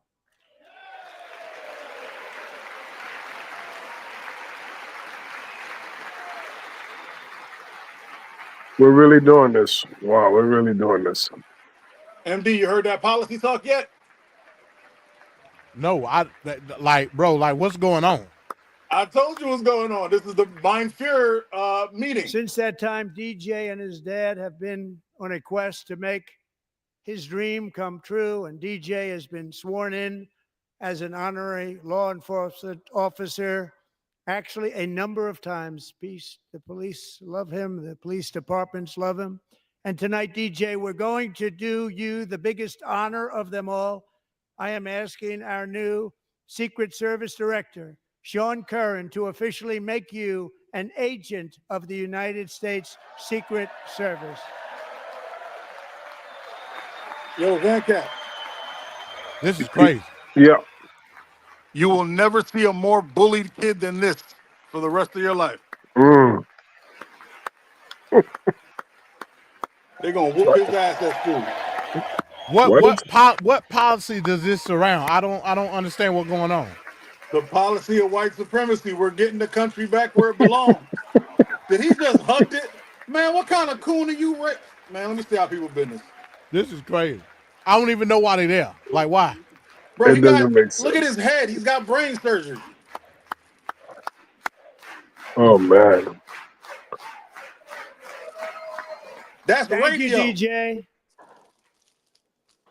DJ's doctors believe his Trump does this cancer every likely State of came the from a Union. chemical he was exposed to. Find somebody with a He problem. got cancer. Since I told you it was something. 1975, rates of child cancer have increased by more than 40%.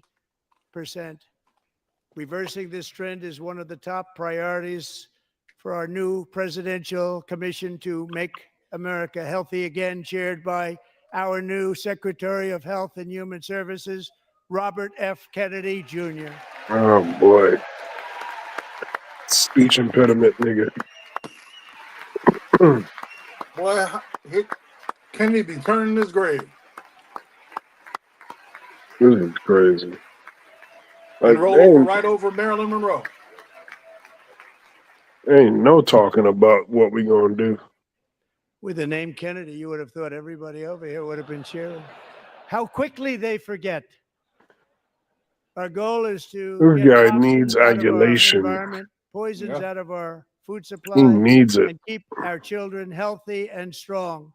As an example, not long ago, and you can't even believe these numbers, 1 in 10,000 children had autism, 1 in 10,000, and now it's 1 in 36. There's something wrong, 1 in 36. Think of that. So we're going to find out what it is, and there's nobody better than Bobby and all of the It's people. the friggin' chemicals in the food and the water. What are you talking about? Could it be the shit you're pumping in the chicken? Going on. Okay, Bobby. Good luck. Exactly. It's a very important job. Thank you. Just a thought.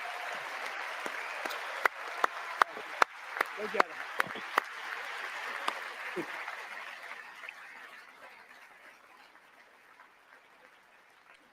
Thank you. My administration is also working to protect our children from toxic ideologies in our schools. A few years ago, January Littlejohn and her husband discovered that their daughter's school had secretly socially transitioned their 13-year-old little girl. Teachers and administrators conspired to deceive January and her husband while encouraging her daughter to use a new name and pronouns. They, them pronoun, actually, all without telling January, who is here tonight and is now a courageous advocate against this form of child abuse. January, thank you. Thank you. Thank you very much.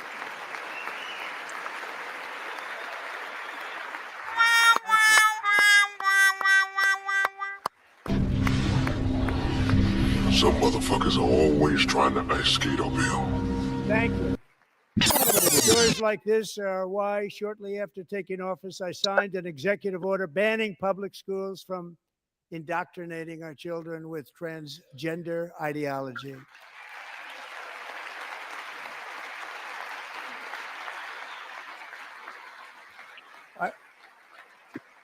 I also signed an order to cut off all taxpayer funding to any institution that engages in the sexual mutilation of our youth. What school is doing that? The one in prison. And now I want Congress with the to Latino pass a bill trans. permanently banning and criminalizing sex changes on children and forever ending the lie that any child is trapped in the wrong body. This is a big lie. Oh, boy. This guy going out of his way to target LGBTQ. To every But they're child in mad at America Dave is that Chappelle you and are his jokes, perfect though. exactly the way God That's the made big you. problem.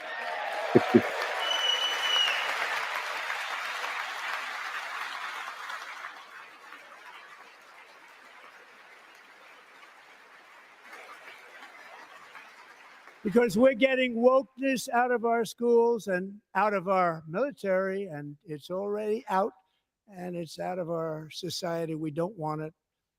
Wokeness is trouble. Wokeness is bad. It's gone. It's gone. Man, this guy is And so we feel so much anti-black, it better ain't for even it, don't funny. we? Don't we feel better? And the Negroes that love them signed up for it. Our service members won't be activists and ideologues. They will be fighters and warriors. They will fight for our country. And Pete, congratulations. Secretary of Defense, congratulations. I guess we're not going to bring up all these planes crashing. Crash Bandicoot ain't. And he's not big into It never the woke happened. movement, I can tell you. I know Alternative facts. I am pleased to report that in January, the U.S. Army had its single best recruiting month in 15 years, and that all armed services are having among the best recruiting results ever in the history of our service. Oh my God! Everything can be in the history. Yes, it can. All he has to do is say it. And you know, it was just a few months ago where the results were exactly the opposite. We couldn't recruit anywhere. We couldn't recruit. Now we're having the best results just about that we've ever had. What a tremendous God! I told you, of all time, really baby. A beautiful thing to see. People love our country again. It's very simple. They love our country and they love being in our military again. So it's a great thing. And thank you very much. Great job. He just says it without any proof, without any acknowledgement from anybody that's not him. You didn't hear the proof? We're joined tonight by a young man, Jason Hartley. That's who the knows proof. The weight of that Call of Duty. Jason's father, grandfather, and great-grandfather all wore the uniform. If I was a Democrat in Jason Congress, I wouldn't have came tragically to lost this. his This is some bullcrap. was also a Los If I was a Angeles Democrat in County Congress, Sheriff's I would have deputy did when he was what just a President boy, Zelensky and should now have he done wants to and carry gotten on up and the walked down the family aisle and legacy of left. service. Jason is a senior That's why in I high can't be in school, politics, because a I'd have got six-letter killed. varsity athlete, a really good athlete, they say. A They'd have murdered brilliant me by student now. with a 4.46, that's good, GPA. That's And his good. You greatest freaking dream idiot. is to attend the U.S. Military Academy at West Point. Yeah, throw your life away, youngster. I just don't understand how you can do this. This was not warranted to have interruptions on channels, news channels, to broadcast this. Of He has course said it is. nothing is substance. He's letting it's his victory lap to white And supremacy. Jason, that's Let a them know big, that they big deal, won. and that's a hard He one could to have just get in. released this pre-recorded I just online. to No, inform all you that your Negroes need to know you're application being has put in been your place. accepted. You will soon be joining the Corps of Cadets. Hey, it's crazy what he's saying right now, which is nothing. I hear him loud and clear, sir. Loud and clear. There is nothing. Like, all these people stayed late here. They usually be home by now. You Negroes thought you could get woke on us? Learn your lesson now, Negroes. It was real life. He said it like 10 seconds ago. Thank you. Jason, you're going to be on the long gray line, Jason. As Commander-in-Chief, my focus is on building the most powerful military of the future. As a first step, I'm asking Congress to fund a state-of-the-art Golden Dome missile defense shield to protect our homeland, all made in the USA. This guy has no ideas or plans. Why in the hell would we need And Ronald Reagan a gold wanted to do dome it long ago, but the in the technology United just States? wasn't there. Not Because even he's close. about Now to we have turn the everybody technology. It's against us, incredible, bro. actually. And other places have. And what did I say would be the last thing I'd do if all I had left was The missiles? United States should have it too, right, Tim? Right? Y'all ain't They hearing should me, have man. it It's too. all right. So I want to thank It's you, gonna but get it's through a one of very, these days. No, very we were just letting you important talk, thing. man. Very Y'all gonna feel dangerous y'all. world. I feel We like should I'm on the have it church. too. Y'all We're don't hear protected, and me. we're going to protect our citizens like never before. I can't believe this, To man. boost our Y'all go. defense Hey, industrial base, when Like, we got something thousands happens, of y'all gonna be miles of like, ocean. resurrect the huh? American shipbuilding I'm saying we industry, got thousands including of miles of commercial ocean. shipbuilding And they got subs. military shipbuilding. Like, that's crazy, man. That's crazy. You see Waste what of North money. Korea says? You And better to that you purpose, stop that I am money coming to announcing us. We gonna tonight stop something else. that we will create a new office of And America send that shipbuilding in the aid right White over to House North and Korea. offer special tax incentives to bring this industry home to America where it belongs. We used to make so many ships. We don't make them anymore very much, but we're going to make them very fast, very soon. It will have a huge impact. To further enhance our national security, my administration will be reclaiming the Panama Canal, and we've already started doing it. We're going to take the Panama Canal. Okay. Just today, a large American company announced they are buying both ports around the Panama Canal and lots of other things having to do with the Panama Canal and a couple of other canals. The Panama Canal was built by Americans. This guy is a couple of other canals. Hey, I got a canal up the block. You buying that one too? To be named on the later. job. What's the name of this company? It's going to be called the Canal of America. Building the Panama Canal. They died of malaria. They died of snake bites and mosquitoes. Not a nice. There's a bunch of homeless people out there. Ain't no homeless planet right now. What? There's no such thing as homeless. The Americans, we've already spoken. Homeless don't exist. It's a leftist ploy to get our money. History, if you bring it into modern day costs. It was given away by the Carter He ain't administration. talking about education or anything. But that We have the agreement best has been education. We got the violated best very teachers. severely. We didn't give it to China. He did talk about education. Gave He it to said, Panama, and we're taking it you know, back. it's no transition in the schools no more. Exactly. They had an operating table set up in the nurse's office, where if you wanted to go in there and transition, you Now could. we have Marco. Trump stopped that. Venkat. Good luck, Marco. MD can obviously hear it. Why can't you? We know who to blame if anything goes wrong. Marco's been amazing, and he's Oh doing great. man, that's all. You go in the nurse's office, you can get breast implant, BBL, whatever you needed. Yes, He was indeed. approved with Dude, actually 99. but apparently, you got to work on the your ears. 100th was this gentleman, and I feel very certain. So let's assume he got 100. There you votes. go. That's where they got I'm theirs either from. Very, very happy about that, or I'm very concerned about it. But he's already proven. I mean, he's a great gentleman. He's respected by everybody, and we appreciate you voting for Marco. He's going to do a fantastic job. Thank you. Thank you. oh my doing a God, great Marco job. Rubio's an embarrassment. Marco's sitting there looking. He's like, Well, I'm going to keep failing up. This is amazing. And I also have a message tonight for the incredible I thought it people was just of the Greenland. whites, but me too. We strongly support your right to determine your own future. And if you choose, we welcome you into the United States of America. We need Greenland for national security and even international security. And we're working with everybody involved to try and get it. But we need it really for international world security. And I think we're going to get it one way or And the because other. you're We're gonna white, get it. so we can trust you. We will keep you safe. We will make you rich, and together we will take Greenland to heights like you have never thought possible before. It's a That's very what they small told the population, Ukraine.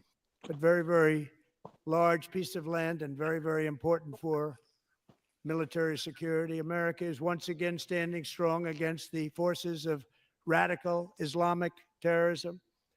3.5 years ago, ISIS terrorists killed 13 American service members and countless others in the Abbey Gate bombing during the disastrous and What'd I say, incompetent MD? withdrawal from Afghanistan. Not that they were Yeah, you withdrawn. called it. It was the way Yep, they I said withdrew. it's next up, Muslims, Perhaps Jews, the and most niggers. embarrassing Yep. moment in the history of our Might get another Muslim ban right Tonight, here. I am pleased to trying to tell announce you. that we have just Wow. apprehended the top terrorist responsible for that atrocity. And he is right now on his way here to face the swift sword of American justice. You know, they need to do the white man ban. Well, hold on, wait a minute. That's some bullshit. How does a president announce something like that and no military brass announced it at all? I ain't never Because seen it's nothing not- like that. It's not true. It's only true because he said it. If that And I was the wanna case, thank that would have been especially breaking the news government the of moment it Pakistan happened. for helping arrest this monster. This was a very momentous day for those 13 families who I actually got to know. I don't very believe well. that. That's some BS. But he These just said it, children were MD. murdered, and the Many people. MD's not a believer yet, Over Venkat. 42 people so badly injured believer. on that He's not a fateful believer day in yet. Afghanistan. What a horrible day. Such incompetence was shown. This is crazy. That when Putin saw what happened, I guess he said, wow, maybe this is my chance. That's how bad it was. Should have never happened. Okay, now we're getting into the Ukraine stuff. This is what I've been waiting on. I spoke to many of the parents and loved ones, and well, once he get off to Afghanistan, in our hearts tonight. Just spoke to him on the phone. We had a big call. Every one of them called, and everybody was on the line, and they did nothing but cry with happiness. They were very happy, as happy as you can be under those circumstances. Their child, brother, sister, son, daughter was. Oh boy! Was he transgender? For no reason whatsoever. In the Middle East, we're bringing back our hostages from Gaza. In my first term, we achieved one of the most groundbreaking peace agreements in generations, the Abraham Accords. Oh boy! Mm.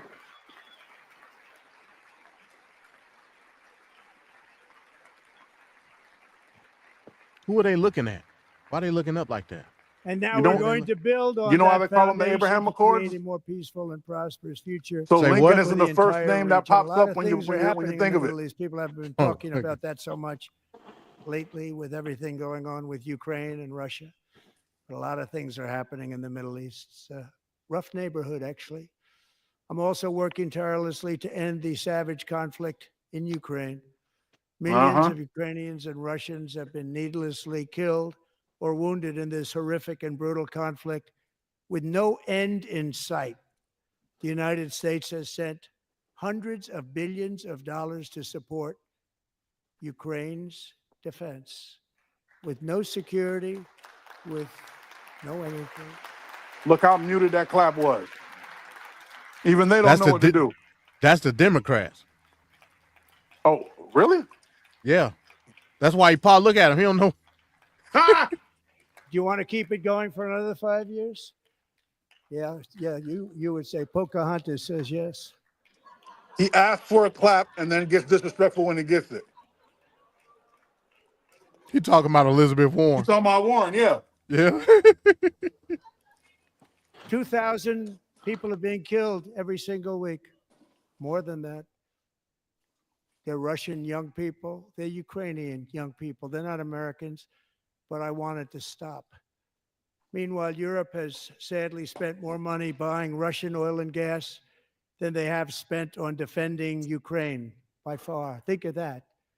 They've spent more buying Russian oil and gas than they have defending. And we've spent perhaps $350 billion, like taking candy from a baby. That's what happened. And they've spent $100 billion. What a difference that is. And we have an ocean separating us. He freestyling right now, making up numbers out there. Hey, you notice he didn't say how much Russian oil we buy? Biden has authorized more money in this fight than Europe has spent by billions and billions of dollars. It's hard to believe that they wouldn't have stopped it and said at some point, come on, let's equalize. You got to be equal to us. That didn't happen. Earlier today, I received an important letter from President Zelensky of Ukraine. He signed the letter deal. Reads, Ukraine is ready to come to the negotiating table as soon as possible to bring lasting peace closer. Nobody wants peace more than the Ukrainians, he said. My team and I stand ready to work under President Trump's strong leadership. Oh my God, he's talking to the third party. We do really value how much America has done to help Ukraine maintain its sovereignty and independence. Regarding the agreement on minerals and security, Ukraine is ready to sign it at any time. You said that the first time. For you. Oh, I appreciate that he sent this letter. Just got it a little while ago. Simultaneously, we've had serious discussions with Russia and have received strong signals that they are ready for peace. Wouldn't that be beautiful? Wouldn't that be beautiful? Russia ain't never sent no strong signals for signs of peace. Ever. There's probably not even a word in Russian. Wouldn't that be beautiful? What is peace? Piece of vodka? It's time to stop this madness. It's time to halt the killing. It's time to end the senseless war. If you want to end wars, you have to talk to both sides. Nearly 4 years ago, amid rising tensions, a history teacher named Mark Fogel was detained in Russia and sentenced to 14 years in a penal colony. Tough stuff. The previous administration barely lifted a finger to help him. They knew he was innocent. Lord. They had no idea where to begin. But last summer, I promised his 95-year-old mother, Malphine, that we would bring her boy safely back home. After 22 days in office, I did just that, and they are here tonight.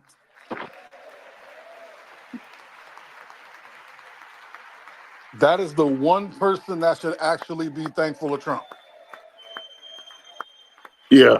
Because Putin held on to that man just so he could release him. Yeah, when Trump got in office. That's exactly what he did. Mike is right yet again. Of course he did. He's like, I got a nice little nugget for you. Don't worry about it. Propaganda. Of course, bro. I keep telling y'all. It's all right. One of these days, y'all gonna take me seriously.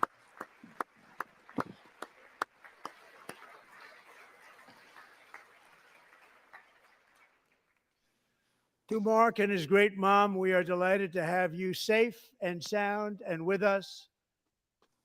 As fate would have it, Mark Fogel was born in a small rural town in Butler, Pennsylvania. Have you heard of it? Where his mother has lived for the past 78 years. I just happened to go there last July 13th for a rally. Yeah, he just happened to be there. Mm-hmm. And that is where I met his. That's called long-term booking, Venkat. Long-term booking. All this stuff was laid out. I would not forget what she said about her son. And I never did I? Never forgot. Less than 10 minutes later, at that same rally, gunfire rang out, and a sick and deranged assassin unloaded 8 bullets from his sniper's perch into a crowd of many thousands of people. My life was saved by a fraction of Oh my God, we talking about this again? Some were not so lucky. Corey Comparator was a firefighter, a veteran, a Christian, a husband, a devoted This really father, is a campaign rally. and above You all, thought, man, a protector. this is a victory And the lap. sound of gunshots pierced the air. It was a horrible sound. Corey knew instantly what it was and what to do. He threw himself on top of his wife and daughters and shielded them from the bullets with his own body. Corey was hit really hard.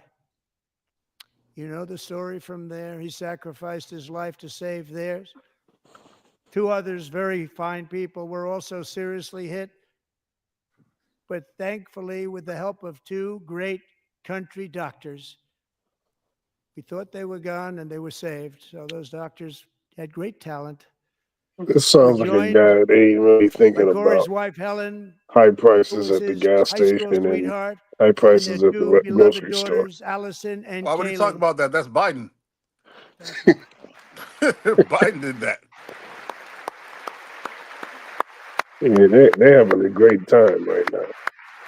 They're having a great time.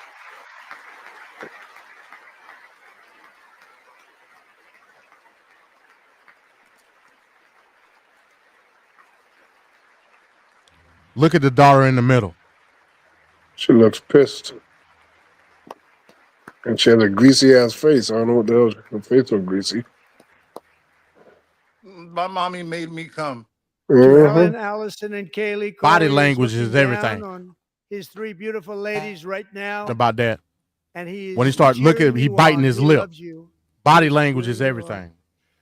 Corey was taken from us much too soon, but his destiny was to leave us all with a shining example of the selfless devotion of a true American patriot. It was love like Corey's that built our country, and it's love like Corey's that is going to make our country more majestic than ever before. I believe that my life was saved that day in Butler for a very good reason. I was Why would saved he by even bring God to this up make right now? America great again. I believe that. This is completely unnecessary. Thank you.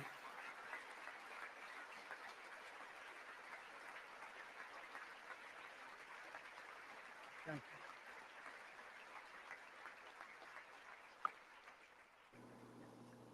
Thank you very much. From the patriots of Lexington and Concord to the heroes of Gettysburg and Normandy, from the warriors who crossed the Delaware to the trailblazers who climbed the Rockies, and from the legends who soared at Kitty Hawk to the astronauts who touched the moon, Americans have always been the people who defied all odds, transcended all dangers, made the most extraordinary sacrifices, and did whatever it took to defend our children, our country, and our freedom.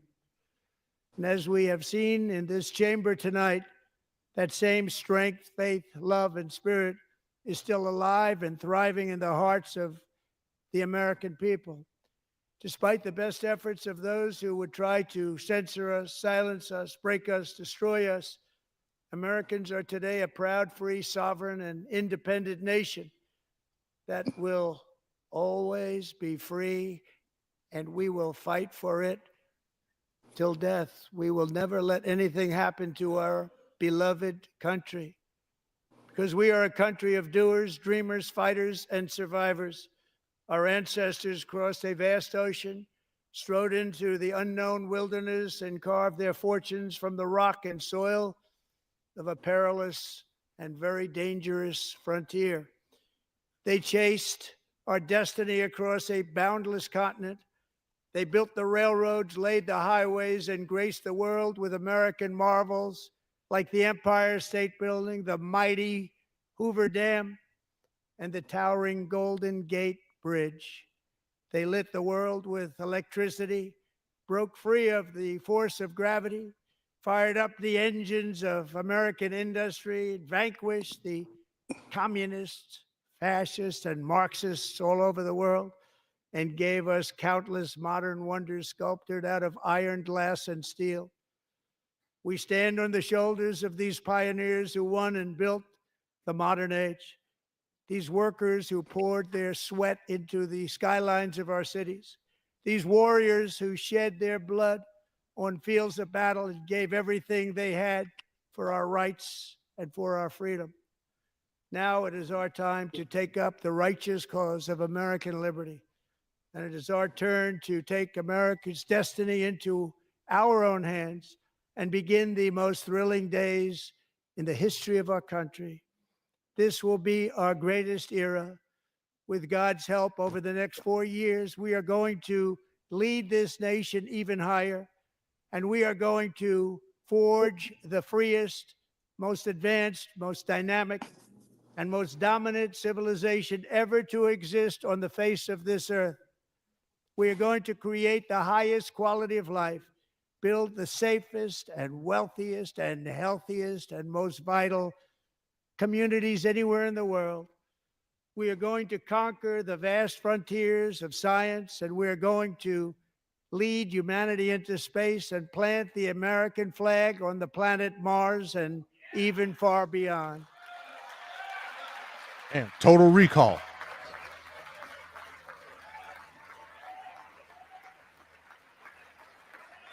Oh, yeah, good one.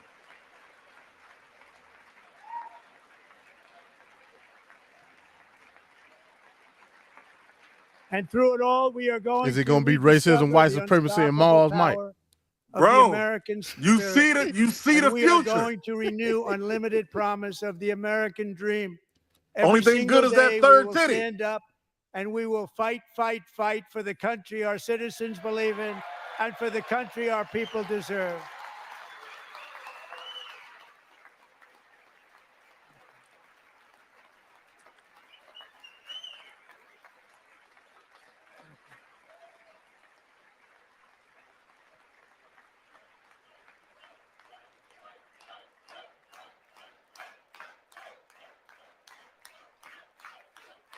It looked like a lot of the Democrats done left. They should have never came. They should have just like I don't even. They should have never came. They should have let him be there by himself to an empty has side. only just begun.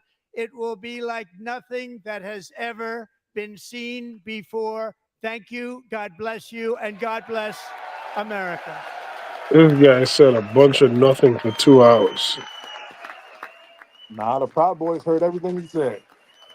Yeah, that was weak. That was weak. I was expecting more. Why? I thought he was gonna outline like specifics as far as legislate. He didn't do it. Negro, did you just say outline and Trump? You should be mad at yourself. Yeah, I kind of am. You gonna have a dog write you a dissertation next? Yeah, I kind of am. I was expecting way more than that. Yeah, this is the petty king. He ain't trying to do all that. Thank you very much. I was expecting way more. Thank you. I was expecting way less. He had a whole lot of visitors. I'm surprised he found a black person to show up, but a dude in a wave cap with a kid with cancer. That's what it had to be. Yeah. The Democrats, it was no point. Like they shouldn't have showed up. I thought they were gonna raise a little bit more hell than that. Like, well, they didn't raise any hell, like at all. They should have called the Nation of Islam. They would have teach them how to get up all together as one and march out. So yeah, I mean, we got little to nothing when it came to Ukraine. Little or nothing when it came to like what the actual economic policy was gonna be. Like he just said tariff, and that was it. Like yeah, that was weak. Alyssa Slotkin's supposed to be doing the rebuttal. I'm gonna watch that. I guess Rebut to what? I don't know. I don't know. That's crazy. Like hell, I'm kind of like sad that I even suggested to do this now, Venkat. Hey, you know what? All those lymph nodes on the left side of his neck got to work out because he damn sure didn't use the right side. Yeah, so yeah, hey, that's that. That's that. A whole bunch of MAGA babbling. What was just said. Yep. And get ready for this to be the natural, normal order of things. Yeah. That's pretty much it. Well, if you want to sign us off, Venkat. All right. Why don't you lead off with the final sign off? Yeah, man, great show as always. I don't know where Ricardo. I guess he was busy. He had some peas and rice to eat. This is not fear. I should not be put to them indignancies. So he couldn't join us tonight. I can't stand him, D. He couldn't join us tonight. He could have ate dinner on stream like the rest of us did. Exactly. But he didn't want to do that. So I cooked, washed dishes, and ate on. Come on, bro. Everybody want to be a nigga, but nobody want to be a nigga. How about that question? Exactly. Facts. So hey, we'll see you tomorrow. We got Elimination Chamber review, so I'll see y'all then. All right, Mike. Final sign off, sir. Hey, this might be the first time I knocked these two shows out back to back because I might have to jump on that Elimination Chamber. That thing was fire. Hey man, I ain't gonna say too much. Like when we talk about the greatest moments in wrestling history, like this is up there. It's up there. Bro, you wanna laugh at me? How dumb I am? Go ahead. When CM Punk tapped out, right? I shut the show off and went back to work. Damn. It wasn't until later on that night when I got on YouTube until I heard what happened. I was like, no! I was such an idiot. I was so disgusted because I love CM. And I was like, ugh, another him. Ugh. And I missed the whole thing. But hey, fantastic. In the replay, it must have been even better live. I'm all for it. I'm the alternative member. I try to make sure there's always a balance. I don't want MD to have to strong arm Venkat. And I don't want Venkat to try to drag MD to the left too far. His feet might get stuck. He's got to stay in the middle, so I got to show up and make sure there's some some balance. I hope my twin is okay. I'm gonna check him out after the show. Thanks for having me, and I will see you all. I will see you both tomorrow, because I'm gonna show up. I want to talk about it. Let's go. All right. So we got WWR Wrestle with Reality tomorrow, 6:30 Eastern Standard Time. Till tomorrow on this channel. We'll see everybody. Till then, have a good night and peace. Yes, sir.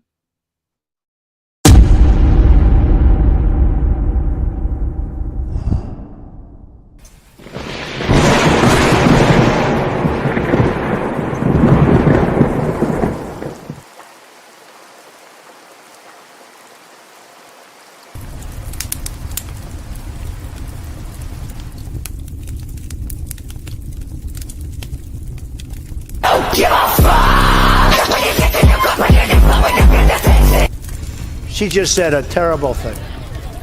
You know what she said? Shout it out, because I don't want to. Okay, you're not allowed to say, and I never expect to hear that from you again. She said, I never expect to hear that from you again. She said he's. That's terrible. Terrible.